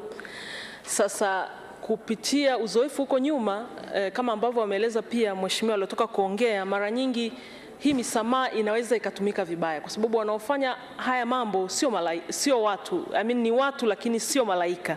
Kwa hiyo inaweza ikawa ni kichaka cha watu kupitisha bidhaa kupata kwa unafuu na kukwepa kodi. Kama ambavyo amesema mheshimiwa aliyetoka kuongea, huko nyuma tulitoa misamaha kwenye miradi ya migodi. Watu wakawa wanapitisha mafuta, inaingia kwa mujibu wa taratibu, ikifika migodini mafuta inatoka inaenda mtaani, watu wanakwepa kodi. Kwa hiyo pamoja na mambo ambayo mmeeleza, kuimarisha mfumo wa usimamizi, kufanya ufuatiliaji, kuweka kipindi maalumu ambacho itainishwa katika kanuni, sasa haya yanayesemwa ni vema yakasimamiwa ipasavyo kuhakikisha kwamba malengo haya yaweze kufikiwa. Lakini kama haitoshi, ni lazima pia kupitia taarifa ambazo zitakuja bungeni za utekelezaji tuambiwe hii miradi mahiri na mahiri maalumu ni ipi. Kwa sababu ukiacha tu hivyo, wananchi wa kawaida wanaweza wasielewe. Hata sisi wabunge wakati mwingine tunaweza tusizielewe kwamba hii miradi mahiri na mahiri maalum ni ipi. Ni lazima iainishwe na tujue kwamba miradi hiyo ni ipi na itapewa misamaha, na lazima kuwepo na ufuatiliaji na udhibiti kuhakikisha kwamba kweli mafuta hayo hayatatumika vibaya, msamaha huu uliotolewa hautatumika vibaya. Naomba pia nichangie katika sheria ya ushuru wa bidhaa namba 147. Serikali inaleta mapendekezo hapa ya swala la mvinyo au wine, kwamba bidhaa zinazotoka nje wanaongeza ushuru kutoka shilingi 2,466 kwa lita hadi shilingi 5,600 kwa lita. Ukiangalia kwa takwimu ni figa kubwa ambazo zinaongezeka. Lakini sababu ya haya marekebisho mnatuambia ni kulinda viwanda vya ndani. Sasa Mheshimiwa Spika, kulinda viwanda vya ndani kwa bidhaa zinazotoka nje, hiyo inaweza kuwa ni sababu mojawapo katika sababu nyingine nyingi. Inawezekana nyinyi mmelenga kwa mtizamo wa kupata mapato, alafu mkajificha kwenye kichaka cha kusema tunalinda viwanda vya ndani. Mheshimiwa Spika, bidhaa zinazotoka nje kwenye hii mvinyo au wine, soko la ndani lina bidhaa inayotoka nje iko kwa kiwango cha 70%, na soko na bidhaa ya ndani nieleze hivi, bidhaa za nje, wine inayotoka nje ya nchi kwenye soko letu iko kwa 70%. Wine inayozalishwa nchini kwa bidhaa za ndani ziko kwa 30%. Sasa mnasema mtalinda viwanda vya ndani. Sawa, mtalinda viwanda vya ndani. Lakini kwa nini viwanda vya ndani vinaingia sokoni kwa 30%? Maanake kuna changamoto. Moja, ubora wa wine husika. Ni lazima tunapolenga kuhakikisha kwamba kweli tunaongeza ushuru huo ili kulinda bidhaa za ndani, lazima tuangalie wazalishaji wetu wakoje, mazingira yao wa uzalishaji ikoje, bidhaa inayozalishwa hapo ina ubora. Leo hutamlazimisha mtu anunue wine kutoka ndani wakati haina ubora, akinywa labda inakereketa hapa kwenye koo, au akinunua inakuta haina ule ubora unaotakiwa. Ni lazima kuhakikisha kama lengo ni kumsaidia huyu mkulima wa mvinyo hapa nchini, kumtengenezea mazingira na kumwezesha atoe bidhaa ambayo ina quality na ingia sokoni, akihakikisha kwamba anaingia kwenye soko na anashindana. Lakini kama haitoshi, lazima wajitangaze na kuhakikisha namna gani tunawasaidia kupata mitaji kama serikali, na inawezekana hawana mitaji ya kufanya hii biashara. Kwa hiyo lazima tuangalie pia kwenye swala la kuwawezesha kimitaji waweze kufanikiwa na wao waweze kuingia sokoni, ili sasa ile 70% iwe ya ndani na 30% iwe ya nje. Kwa hiyo lazima tutizame kwa mtizamo huo. Tunaposema kulinda viwanda vya ndani, tuiseme kwa matendo, kwa kuwasaidia. Ni vyema sana serikali ikalitizama hili. Swala lingine Mheshimiwa Spika ni ushauri wa jumla. Maoni ya kamati yameeleza vizuri sana. Wamependekeza kuimarisha kitengo cha utafiti wa sera za mapato. Ni jambo muhimu sana. Mheshimiwa Spika, kitengo hiki ni lazima kiimarishwe. Kwa nini nasema hivi? Kiimarishwe ama kirasilimali watu au kifedha au kiujuzi. Kwa sababu hawa ndio ambao mwisho wa siku kupitia wizara yako Mheshimiwa Waziri wanatuletea mapendekezo hapa bungeni ya aina ya vyanzo vya mapato vinavyokuja hapa bungeni tuvipitishe ili serikali muweze kuenda kutekeleza. Sasa huko nyuma tumeona mapendekezo ambayo yamekuja na yako mengine ambayo leo ni kelele kwa wananchi. Mfano, huko nyuma kulikuwa kuna sintofahamu kubwa sana kwenye kodi ya majengo ambayo ilipendekezwa. Kuna sintofahamu kubwa sana kwenye tozo ya miamala ya simu. miamala ya kibenki na simu ambayo juzi umetoa kauli hapa ya kusema unaziondoa. Lakini kuna tozo za simu. Haya yote yanakuja na leo tunakuja kufanya marekebisho, manake kuna tatizo mahali. Inawezekana katika kufikiria vyanzo vipi vya mapato, hiki kitengo kuna shida ama ya kuwezeshwaji, ama upungufu wa rasilimali watu, ama mafunzo na ujuzi. Tukitaka tuone namna gani ya kufanikiwa katika aina ya mapato au kuwa na sera bora za mapato ambazo zitakuwa ni za uhakika na za endelevu, ni lazima tukiimarishe hiki kitengo. Kamati imeshauri vizuri sana. Kwa ni vyema sana serikali mkalitizama haya. Lazima tuwe na namna ya kuona namna gani tunampunguzia mwananchi mzigo. Hizo tozo zimekuwa kelele, ndio mnafanya marekebisho, lakini imekuwa kelele sana. Lazima tufikiri hilo. Lakini jambo lingine muhimu, waziri alisema juzi hapa kwamba wanaenda kuhakikisha wanapunguza matumizi ya serikali. Haya yaliyoyasemwa, Mheshimiwa Spika, ni vema sana yakaonekana kimatendo. Wakati tunapitisha bajeti hapa, waziri anahitimisha, alisema hivyo.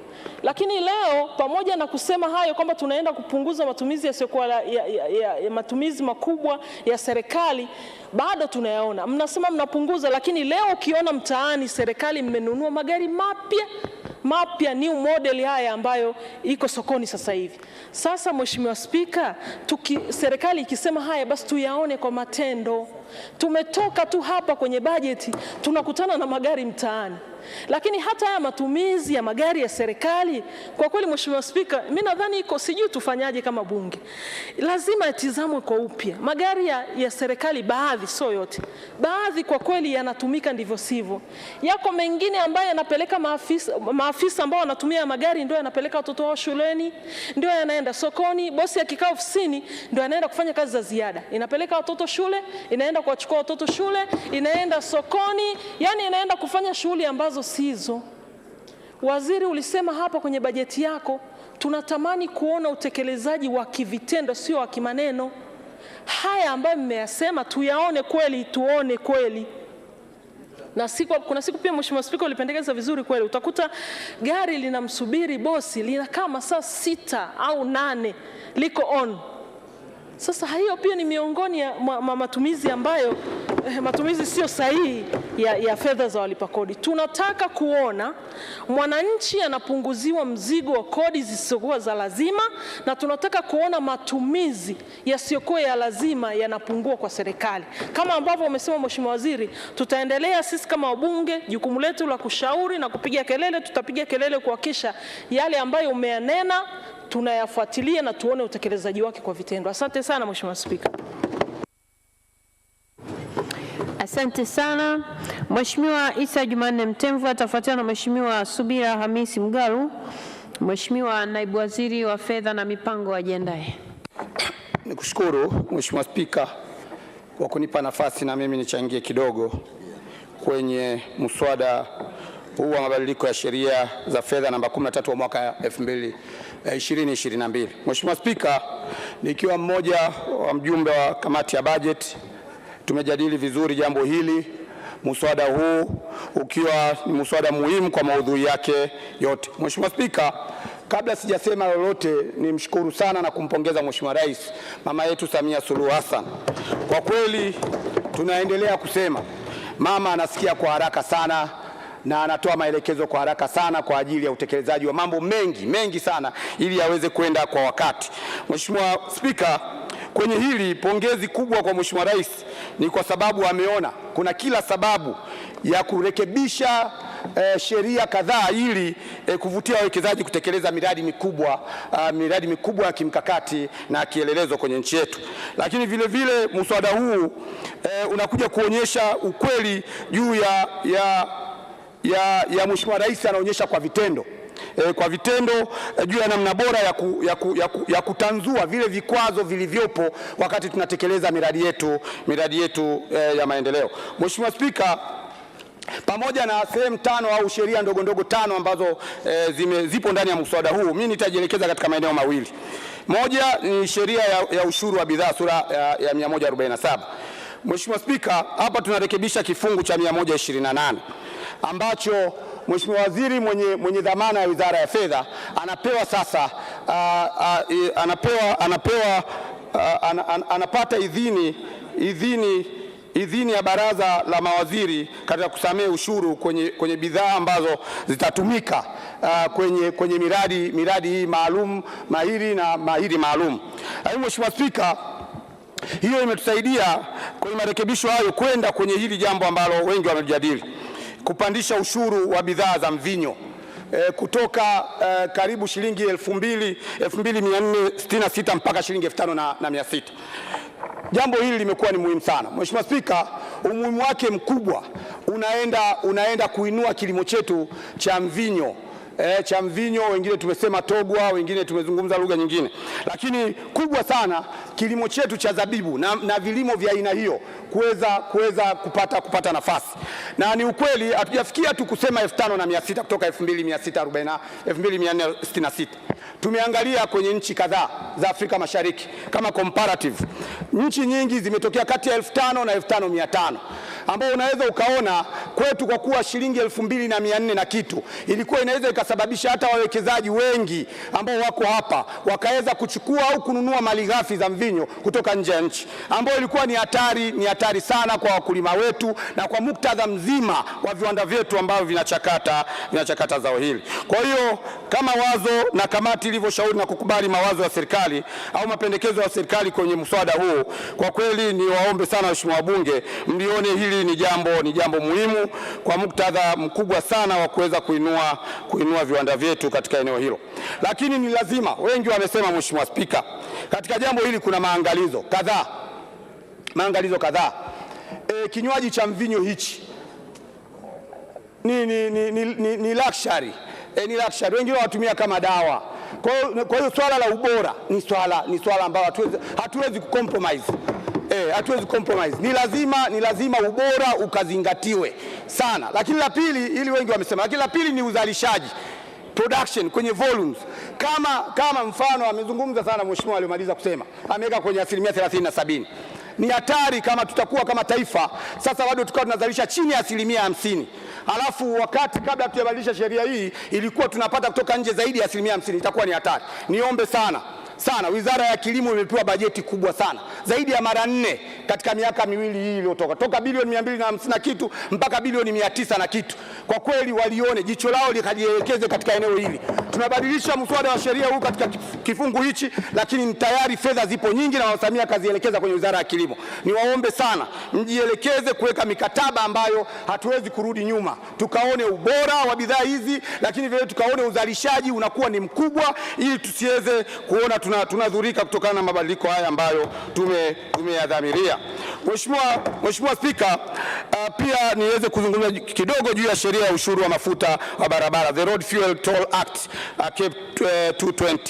Mheshimiwa Spika, hapa tunabadilisha kifungu namba 8 ili pia kumpa Mheshimiwa Waziri mamlaka ya kusamehe ushuru wa mafuta kwa miradi ya uwekezaji mahiri na mahiri maalum. Si jambo baya, jambo zuri Mheshimiwa Spika, lakini tuendelee kuangalia uzoefu mwingi katika maeneo mengi. Sehemu ambayo tumepata hasara kama taifa ni eneo la msamaha mafuta. Wengi wamesema migodini na kadhalika, lakini shukuru sana kamati ya bajeti imeliona na imetoa mapendekezo kadhaa kwenye eneo hili na kubwa ni katika mapendekezo kadhaa, na ni vizuri tufahamu. Pendekezo moja, tumeangalia muda, pawepo na muda maalum. Tunajua miradi inaendelea, inatekelezwa, pamoja na kuangaliwa miradi hii, lakini tuweze kujua tukiifuatilia tunajua kabisa ndani ya mwaka mmoja tuweze kuangalia ile tumenufaika jinsi gani katika miradi hii mahiri na mahiri maalum ambayo inatekelezwa. Sio tukiacha wazi, maana yake inawezekana miradi imekamilika alafu watu wakawa wanatupiga kupitia msamaha huu ambao tumeweka. Lakini vile vile tunatambua kama nchi tunatumia mfumo mmoja wa kuagiza mafuta, bulk procurement system.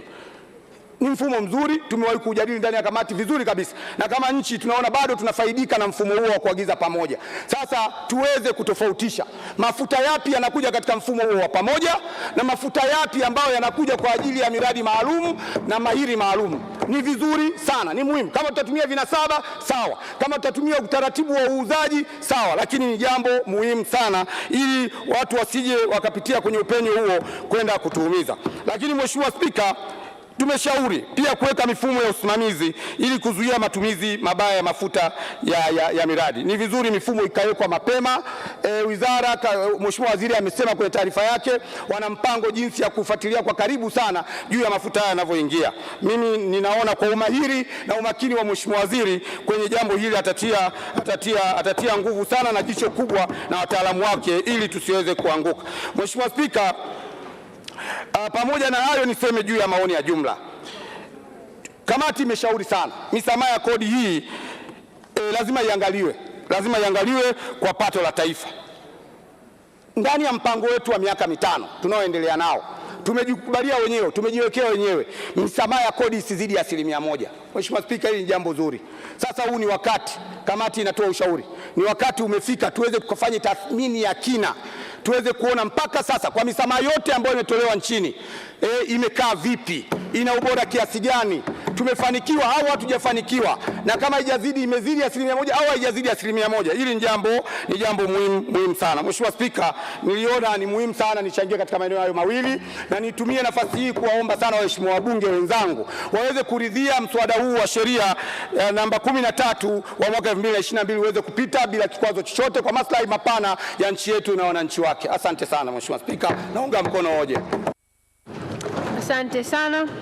Mheshimiwa Subira Hamisi Mgalo atafuatiwa na Mheshimiwa Naibu Waziri wa Fedha na Mipango. Mheshimiwa Waziri wa Fedha na Mipango ajiandae.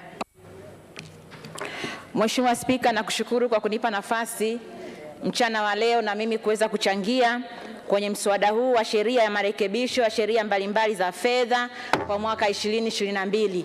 Nianze kwanza kwa kuipongeza sana serikali inayoongozwa na Mheshimiwa Rais Mama Samia Suluhu Hassan kwa kuwasilisha marekebisho haya, lakini na kwa kuwa na utaratibu wa kufanya mapitio ya sheria mbalimbali, kwa sababu sheria si msahafu wala Biblia. Kwa hiyo kuna wakati lazima kufanya marekebisho ili kuendana na hali halisi.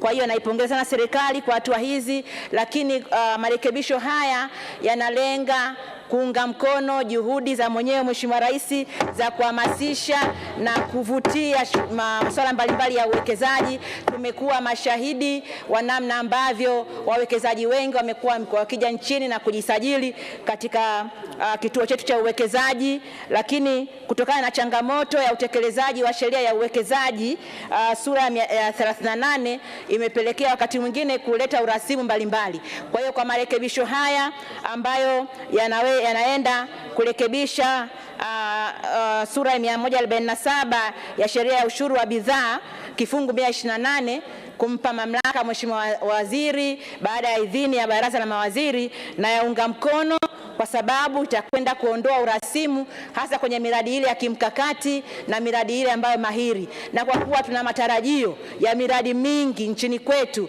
ikiwemo mradi wa usindikaji wa gesi asilia, ninaamini marekebisho haya yamekuja kwa wakati mwafaka kwa nia ya kuwezesha sasa mazungumzo yanayoendelea katika mradi huu utakapoanza rasmi. Kwa hiyo vikwazo vilivyokuwa vinajitokeza vitakuwa havipo na ambao mradi tunautegemea kwa taifa letu. Lakini Mheshimiwa Spika, pia imenipendeza kuunga mkono marekebisho yatakayofanya kwenye jedwali la 4 kwa ajili ya kuongeza ushuru wa bidhaa kwa bidhaa zinazotokana na zao la zabibu hasa mvinyo, kama walivyosema wenzangu kwamba nia hapa ni kulinda viwanda vya ndani, na hii inaendana na utekelezaji wa dhima ya mpango wa miaka 5 wa maendeleo ya taifa ambao unasema kujenga uchumi shindani na viwanda kwa maendeleo ya watu. Kwa hiyo kwa marekebisho haya ambayo yameongeza ushuru wa bidhaa kwa mvinyo unaoingia ndani ya nchi unaweza kuwezesha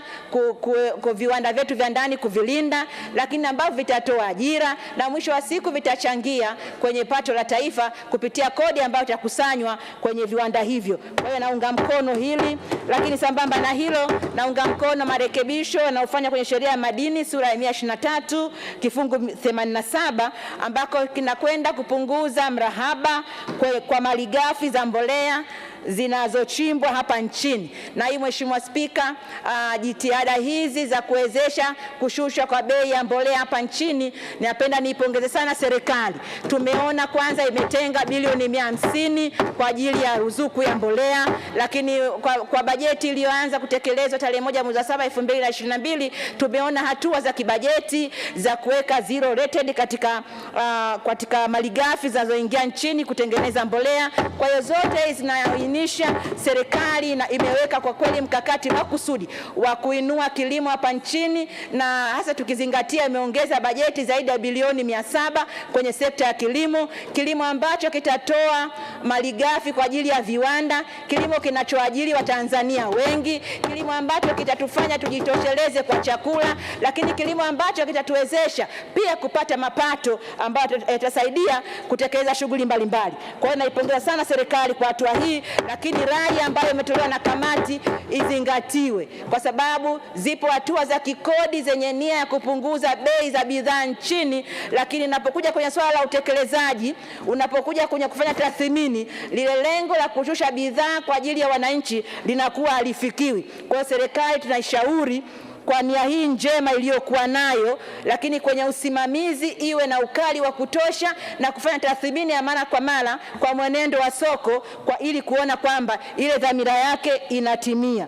Mheshimiwa Spika, pia ninaomba niunge mkono maelezo yote ambayo tumetoa kwenye kamati na taarifa nzuri ambayo imesomwa na Mheshimiwa mwenyekiti wetu, lakini kubwa kwenye swala zima la kuimarisha vitengo vya tafiti vya sera za mapato. Mheshimiwa Spika, sisi ni wabunge. Serikali unapowasilisha bungeni mswada wa sheria ya fedha na vyanzo vya mapato venye kulenga kutatua changamoto za jamii, na sisi tunatumwa kwa ajili ya kuwasemea wananchi. Utakapoleta chanzo cha mapato chenye lengo la kujenga zahanati, kukamilisha maboma ya sekondari, kujenga vituo vya afya kwenye maeneo ambavyo havipo, na ukizingatia takwimu zinazowasilishwa, changamoto hizo bado kwa kiwango kikubwa, na unaiona dhamira ya serikali, ni wazi tutaunga mkono, kwa sababu ndio lengo lililotuleta ndani ya Bunge.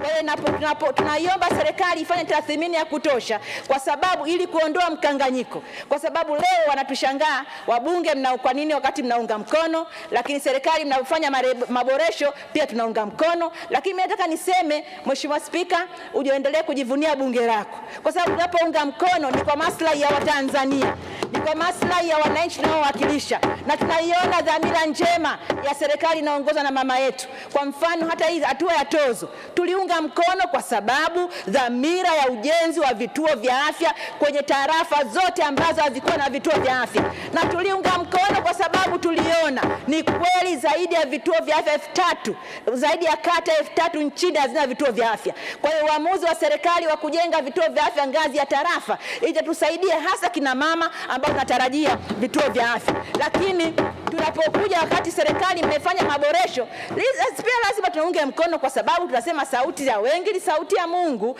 Kwa hiyo tunaipongeza serikali pia kwa kusikiliza, lakini dhamira ya nia njema inabaki pale pale, mchango wa kodi hiyo au tozo unabaki pale pale, na historia itakuwepo kwamba hata hiyo tozo imeleta ukombozi, kwa sababu kwa mara ya kwanza vituo vya afya 234. Kwa hiyo bunge lako limejijengea heshima ya kukubali vyanzo hivyo, kwamba imeenda kutoa mchango. Sasa hivi zahanati ni nyingi, vituo vya afya ni vingi, lakini pia itajenga heshima pia kwamba maboresho yamefanyika, wananchi wamesikilizwa. Kwa hiyo mimi na hapa kwa lugha ya Kiswahili ni bila, lakini maendeleo yameonekana.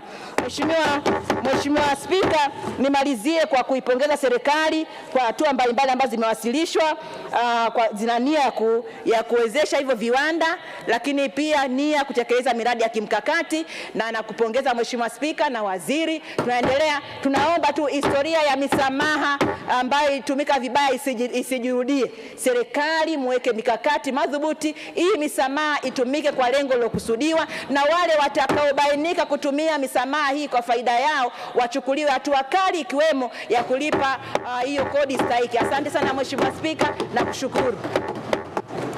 Asante sana. Mheshimiwa Ahmad Chande, Naibu Waziri wa Fedha na Mipango, atafuatiwa na mtoa hoja. Asante sana Mheshimiwa Spika.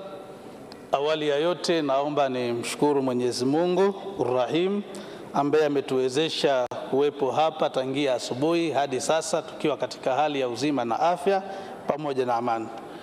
Pili, Mheshimiwa Spika, naomba nikushukuru sana kwa kunipa fursa hii nami kuwa sehemu ya wachangiaji katika hoja hii iliyoko mezani. Mheshimiwa Spika, nimshukuru pia waziri wangu, Waziri wa Fedha na Mipango, kwa namna anavyonisaidia na kunielekeza. Lakini pili, nimshukuru mwenyekiti wa kamati ya budget pamoja na makamo wake na wajumbe wote wa kamati husika, na washukuru sana kwa mashirikiano yao na maoni yao na maelekezo yao. Lakini kwa jumla ni washukuru waheshimiwa wabunge wote kwa mashirikiano yao wanaotuonesha ndani ya bunge hili tukufu. Mheshimiwa Spika, mimi niende tu moja kwa moja katika mambo mawili ambayo kwa jumla ni maoni ambayo yametolewa na waheshimiwa wabunge. Maoni haya yote yapo kwa lengo la kujenga taifa letu na kwa maslahi ya serikali yetu na wananchi kwa jumla. Mheshimiwa Spika, maoni ambayo yametolewa na kamati pamoja na wachangiaji, moja ni usimamizi na ufuatiliaji wa matumizi ya serikali. Hili niseme Mheshimiwa Spika, kwa niaba ya Waziri wa Fedha na Mipango, tumelipokea na tutalifanyia kazi kwa maslahi ya wananchi wetu. Lakini jambo la pili ni kufanya tathmini ya kina katika misamaha yote ambayo inatolewa na serikali kwa miradi mahiri. Nalo hili Mheshimiwa Spika tunalichukua na tunaahidi kwamba serikali italifanyia kazi kwa nguvu zake zote. Asante sana Mheshimiwa Spika kwa kunipa nafasi hii. Asante sana. Waheshimiwa bunge sasa yake. Mheshimiwa Waziri wa Fedha na Mipango.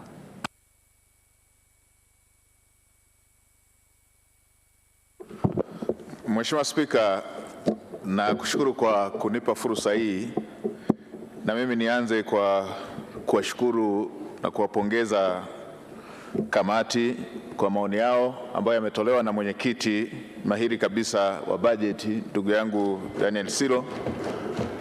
Ni washukuru pia wajumbe wa kamati, mshukuru naibu waziri na niwashukuru waheshimiwa wabunge ambao wametoa ushauri wao.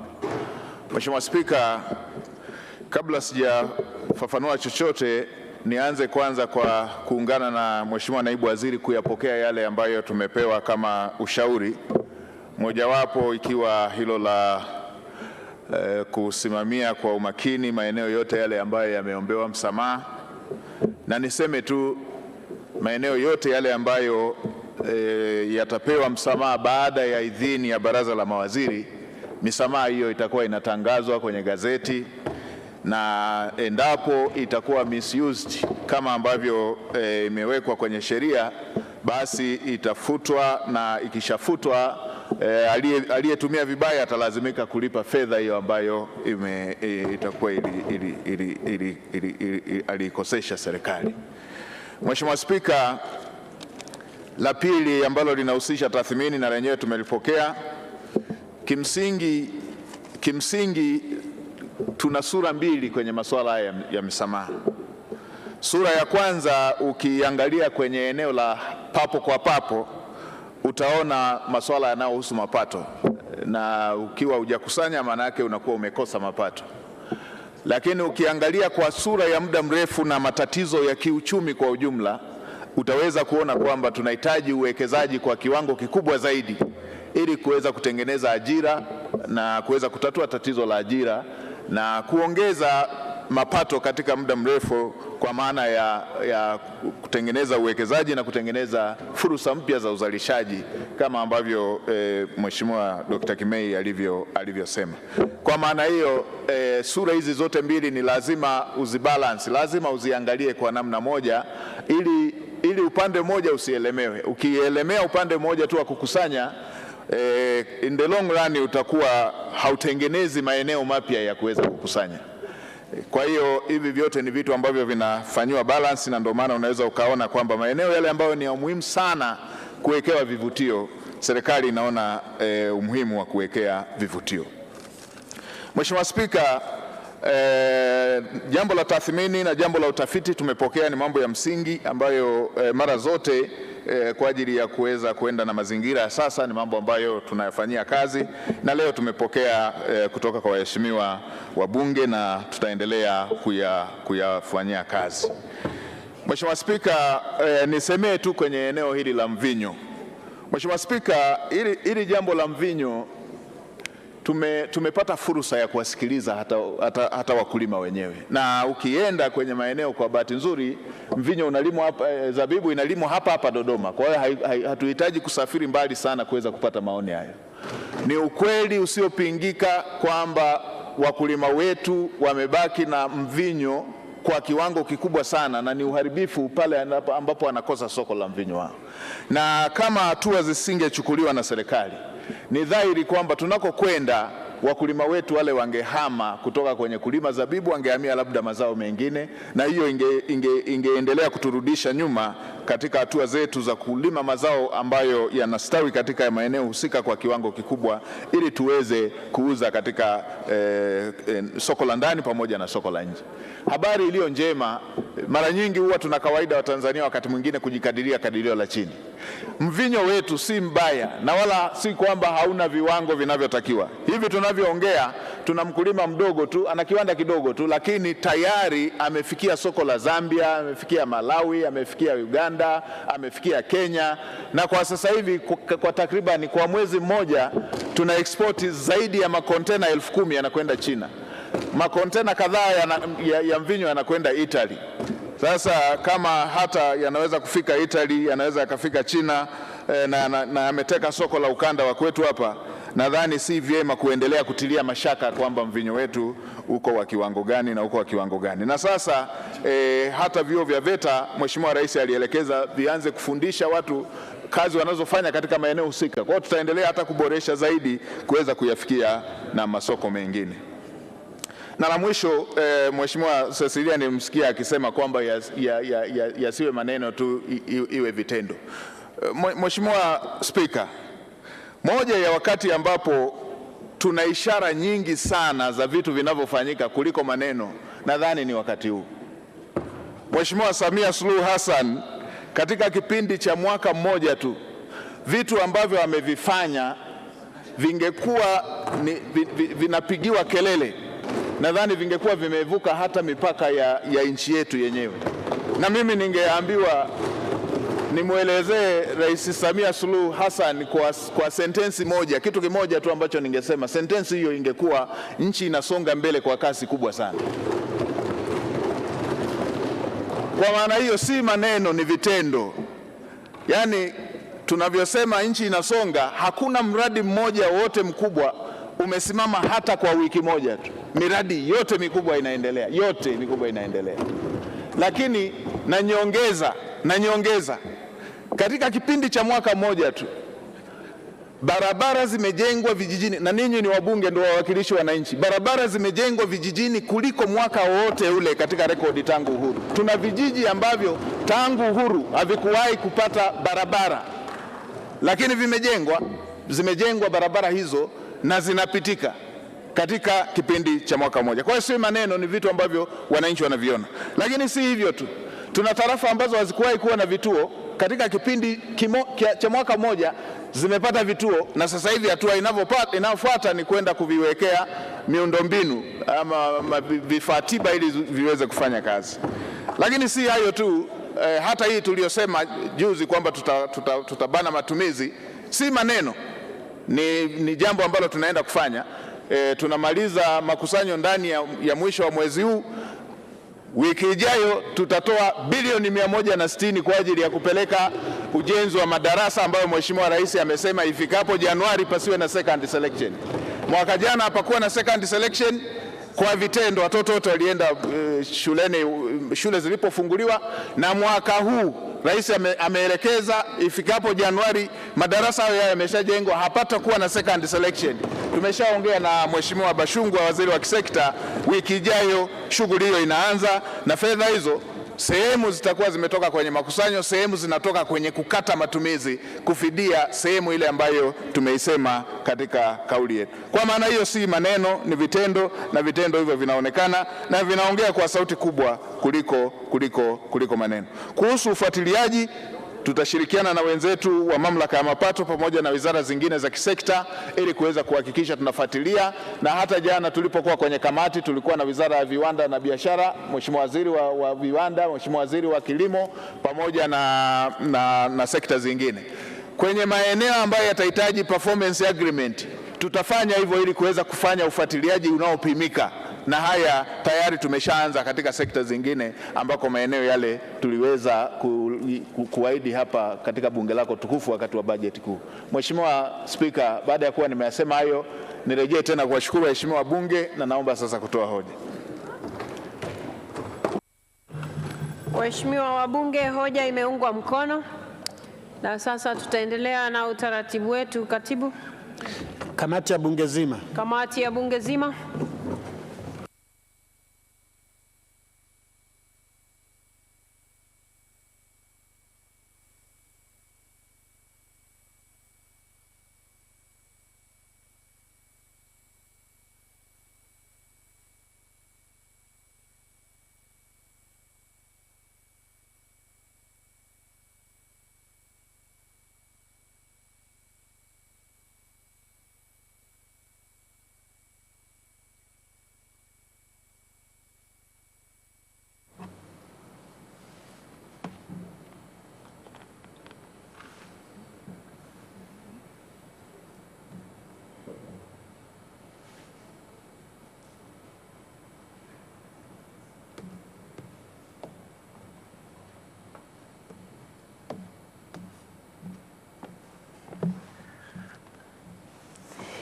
Mheshimiwa bunge, tukae.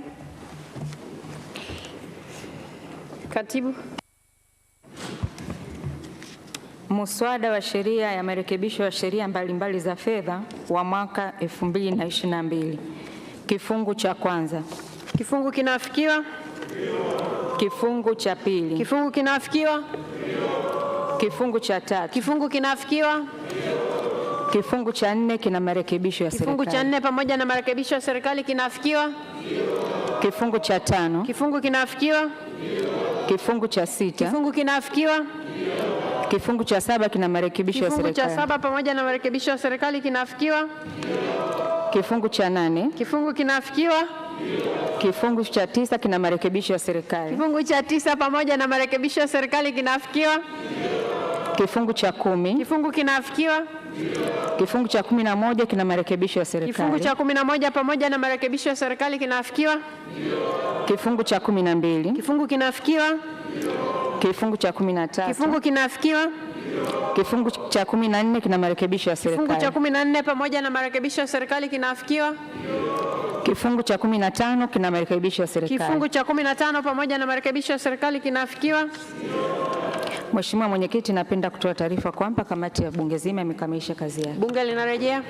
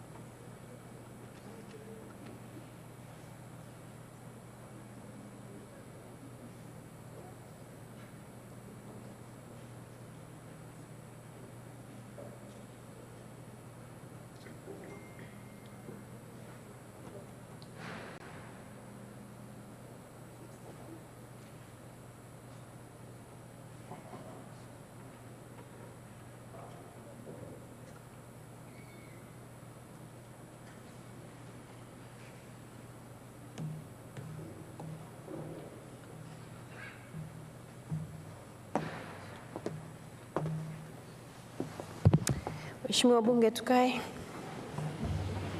Mtoa hoja taarifa.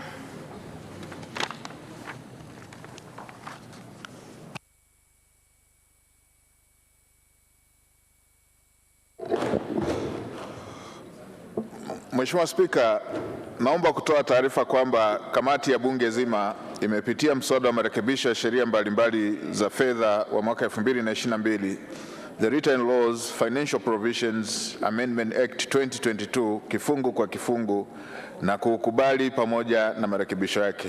Mheshimiwa Spika, naomba kutoa hoja. Taarifa hiyo sasa ikubaliwe na Bunge rasmi. Mheshimiwa Spika, naomba kutoa hoja. Waheshimiwa wabunge, hoja imeungwa mkono. Asanteni sana. Katibu. Mswada wa sheria marekebisho ya sheria mbalimbali za fedha zipatazo 6 kwa lengo la kuondoa mapungufu ambayo yamejitokeza wakati wa utekelezaji wa baadhi ya masharti katika sheria hizo. A bill for an act to amend certain written laws in order to keep the laws updated with some challenges observed in its implementation. Kusomwa mara ya 3. Waheshimiwa wabunge, hoja imeshasomwa. Mswada umeshasomwa kwa mara ya 3 na sisi tumemaliza kwa hatua yetu. Sasa ni wahoji. Naona hapa nilipaswa kuwahoji kabla ya kusoma kwa mara ya 3. Katibu. Waheshimiwa wabunge, sasa ni wahoji. Wabunge wanaoafiki hoja ya Mheshimiwa Waziri wa Fedha kuhusu mswada wa sheria marekebisho ya sheria mbalimbali za fedha wa mwaka 2022 and the Written Laws Financial Provisions Amendments Bill 2022 waseme ndio. Wasioafiki waseme sio. Hakuna ambao hawajaafiki, wote wameafiki sheria hii kupitishwa na Bunge. Na sasa nimpe fursa katibu ya kusoma kwa mara ya 3. Mswada wa sheria marekebisho ya sheria mbalimbali za fedha zipatazo 6 kwa lengo la kuondoa mapungufu ambayo yamejitokeza wakati wa utekelezaji wa baadhi ya masharti katika sheria hizo. A bill for an act to amend certain written laws in order to keep the laws updated with some challenges observed in its implementation. Kusomwa mara ya 3. Waheshimiwa wabunge, mswada umeshasomwa kwa mara ya 3.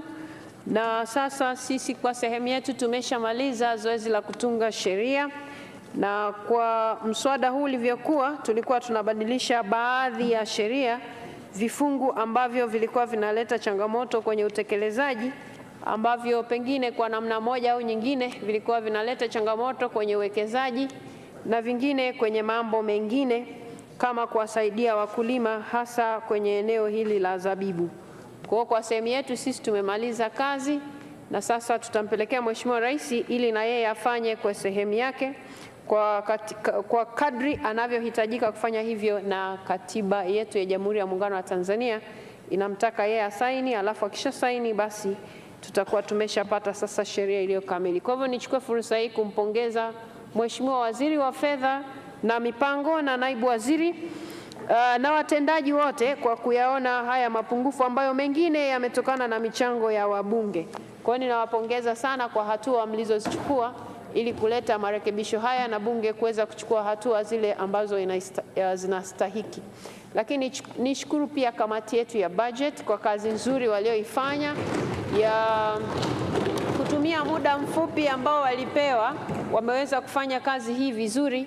Na sisi wote ni mashahidi kwa mapendekezo ambayo waliyatoa, wakajadiliana na serikali ikayakubali, pamoja na kwamba muda ulikuwa mfupi. Kwa hiyo tunawapongeza sana kamati yetu ya budget na wabunge wote kwa ujumla ambao mmeshiriki kwenye zoezi hili. Wengine si wajumbe wa kamati ya budget, lakini mmepata fursa ya kuchangia humu, na kama Mheshimiwa Waziri alivyosema na Naibu Waziri alivyosema kwamba mawazo yenu wameyachukua, hata yale ambayo hayakuwa yanahusu moja kwa moja utungaji wa sheria, na wataendelea kuyafanyia kazi, na mengine yale ambayo watahitaji kuyatumia katika utekelezaji wa haya mabadiliko basi watafanya hivyo, na sisi tunawatakia kila laheri katika hayo.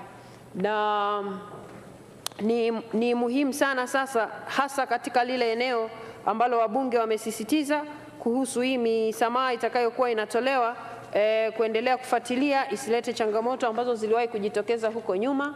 Hilo ni la kwanza. Jambo la pili ni kuhusu huu mchuzi wa zabibu, tunaosema mchuzi sijui togwa ya zabibu, lakini ni muhimu viwanda vyetu viwe na huo mchuzi wa kutosha, maana isije kuwa tumezuia kuingia alafu kilimo cha zabibu kikaanza kusuasua, na sasa hivi kilimo wameshaongezewa pesa nyingi na Mheshimiwa Rais kwenye bajeti yao ililetwa na Bunge ikapitisha. Kwa tunaamini mtakuwa mmeweka mazingira ambayo huu mchuzi utatosheleza viwanda vyetu hapa ndani, na usitengeneze mazingira ambayo sasa viwanda vitakuwa vinahitaji mchuzi alafu hapa sheria tumeshabadilisha, alafu hayo matokeo yake yanazifanya bidhaa tena ziende juu kwa sababu bidhaa itakuwa ni adimu.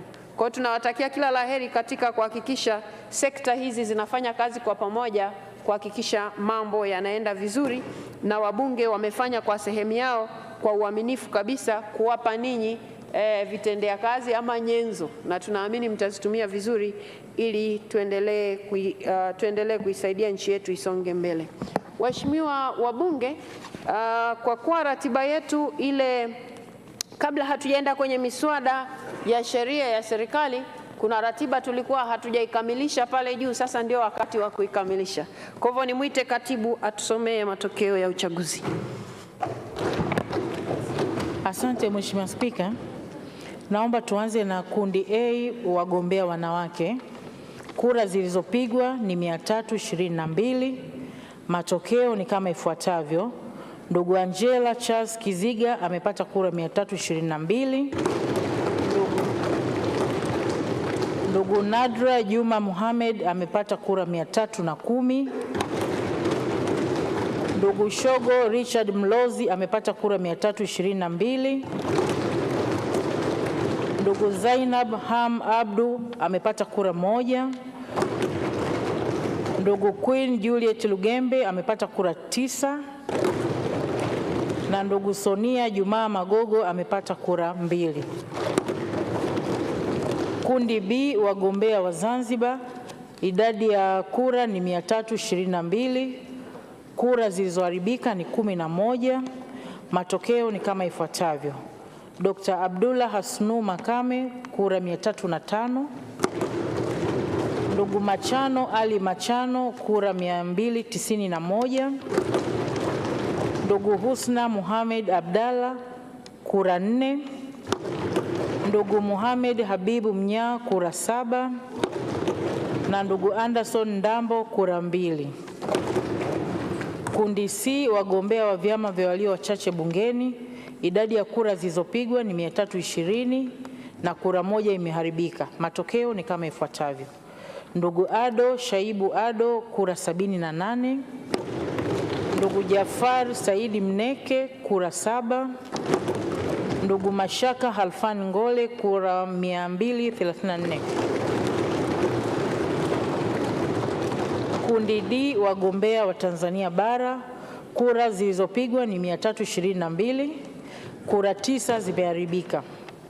Matokeo ni kama ifuatavyo. Ndugu Ansar Abubakar Kachwamba kura 300. Ndugu James Kinyasi Milia kura 312. Dr. Ngwaru Jumanne Magembe kura 311. Ndugu Adui Saif Kondo kura 10. Ndugu Mohamed Msham Gulangwa kura 3. Na ndugu Thomas DC Malima kura 3. Asante sana katibu. Waheshimiwa wabunge, tumesomewa matokeo ya kura na sasa ni kazi yangu kuwatangaza washindi kwenu kwa mujibu wa kura hizi zilizosomwa na katibu. Tulikuwa tunahitaji kuchagua wabunge 9 kwa ajili ya kwenda kutuwakilisha, na mimi nitawatangaza hao 9 ambao wameshinda kwa mujibu wa kura zilizosomwa na msimamizi wa uchaguzi.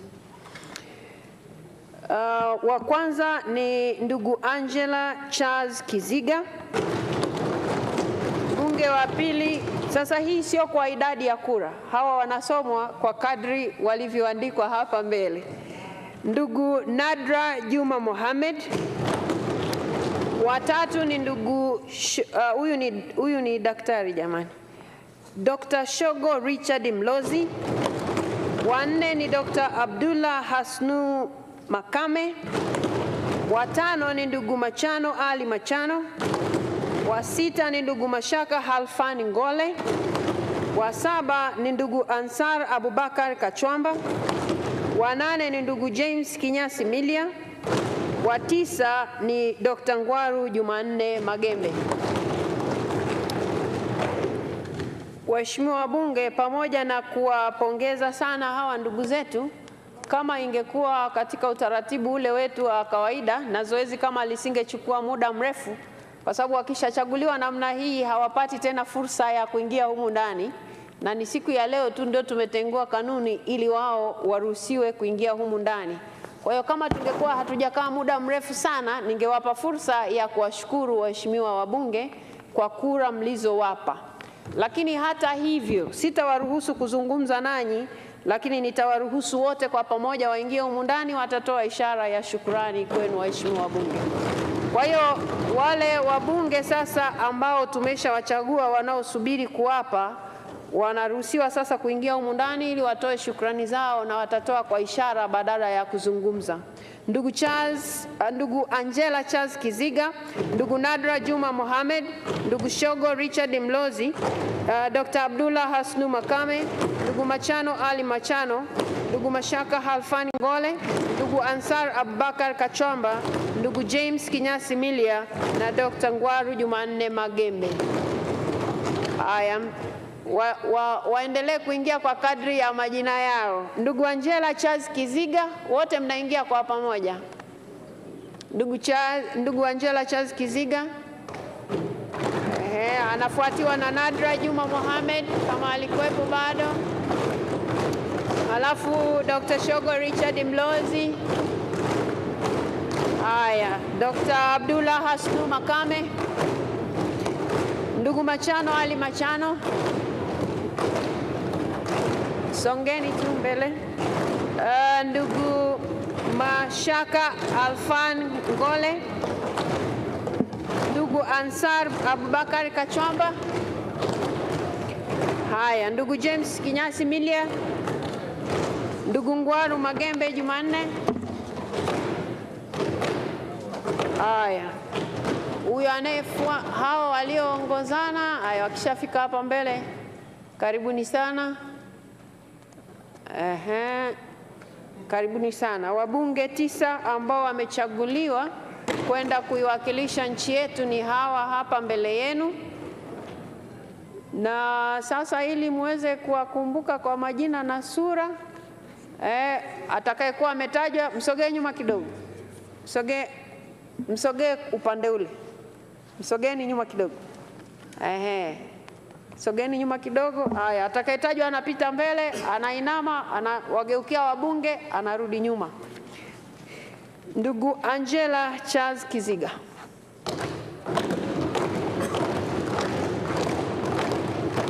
Waheshimiwa wabunge, mbunge wenu huyo mmemchagua kwa niaba ya nchi nzima, ndugu Nadra Juma Mohamed.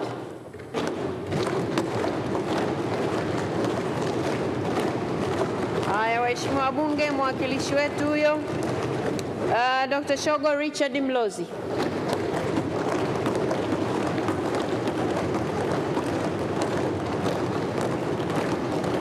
Haya, asante sana. Mwakilishi wetu huyo Dr. Abdullah Hasnu Makame.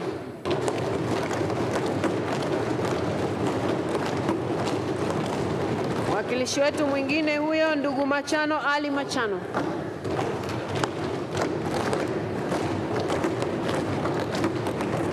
Asante sana. Ndugu Mashaka Halfani Ngole.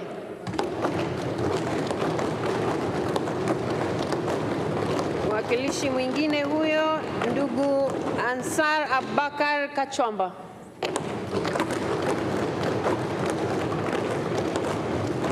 Asante Asante sana. Mwakilishi wetu huyo mwingine ndugu James Kinyasi Milia.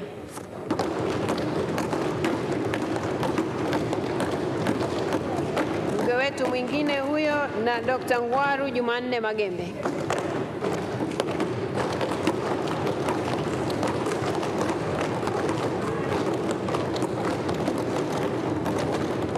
Haya, waheshimiwa wabunge, hawa ndio wabunge ambao tumewachagua sisi siku ya leo kwa niaba ya wananchi wote kwenda kutuwakilisha kama Tanzania kwenye bunge la Afrika Mashariki. Na tunawategemea mnapoenda kule, si hoja ya mawazo yenu, ni hoja ya nchi inasemaje. Na tunaamini mtaenda kusimamia maslahi ya nchi kama mlivyoahidi hapa. Sisi humu ndani tumewachagua kwa niaba ya Watanzania wote. Mnaenda kuwakilisha Watanzania wote. Pamoja na kwamba sisi ndio tumewachagua. Lakini jambo lingine ni umuhimu wa kuzingatia kazi zile ambazo mnapaswa kuzifanya huko.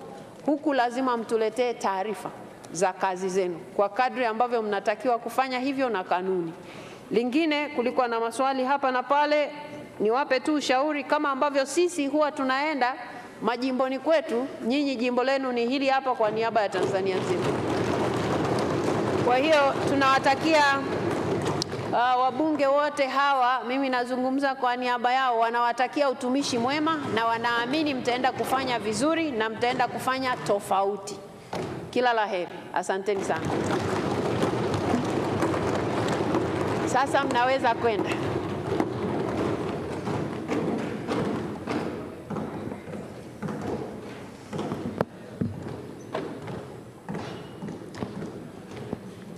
Sasa leo waheshimiwa wabunge mtakuwa mnashangaa kidogo, ni kwa sababu kanuni zimetenguliwa. Kwa hiyo ndio maana mimi nimesimama na wengine wanasimama. Kwa hiyo msiwe na wasiwasi.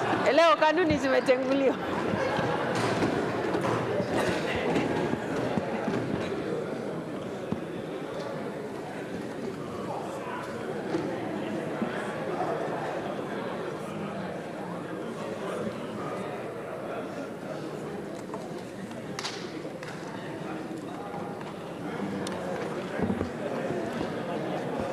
Waheshimiwa wabunge, sasa kwa sababu bado nimesimama hapa, nipeni muda nimalize, alafu tukawapongeze hapo nje kidogo.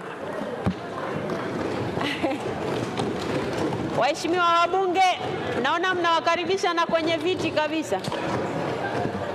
Haya, asanteni sana, asanteni sana. Waheshimiwa wabunge, ni washukuru sana kwa uvumilivu wenu kwa siku ya leo, maana kulikuwa hakuna mapumziko na tumeanza kazi tangu asubuhi na tunamaliza muda huu. Ninawashukuru sana kwa uvumilivu wenu wa kufanya kazi hii, lazima ikamilike. Asanteni sana. Na baada ya kusema hayo, waheshimiwa wabunge, naahirisha shughuli za bunge mpaka kesho saa 3 kamili asubuhi.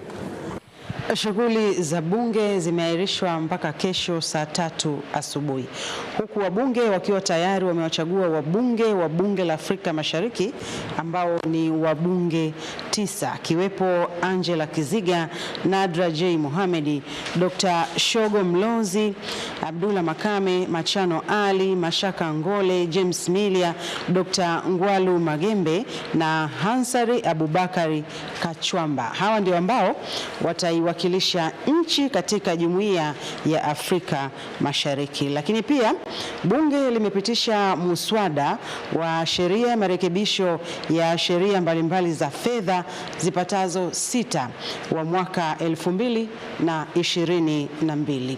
Kwa niaba ya timu nzima, jina langu ni Anet Andrew, nilikuwa nikishirikiana kwa karibu kabisa na Asha Haji, mkalimani wa lugha ya alama. Tuliye naye hivi sasa ni Kudra Munisi, na awali pia tulikuwa na Habibu Opurute.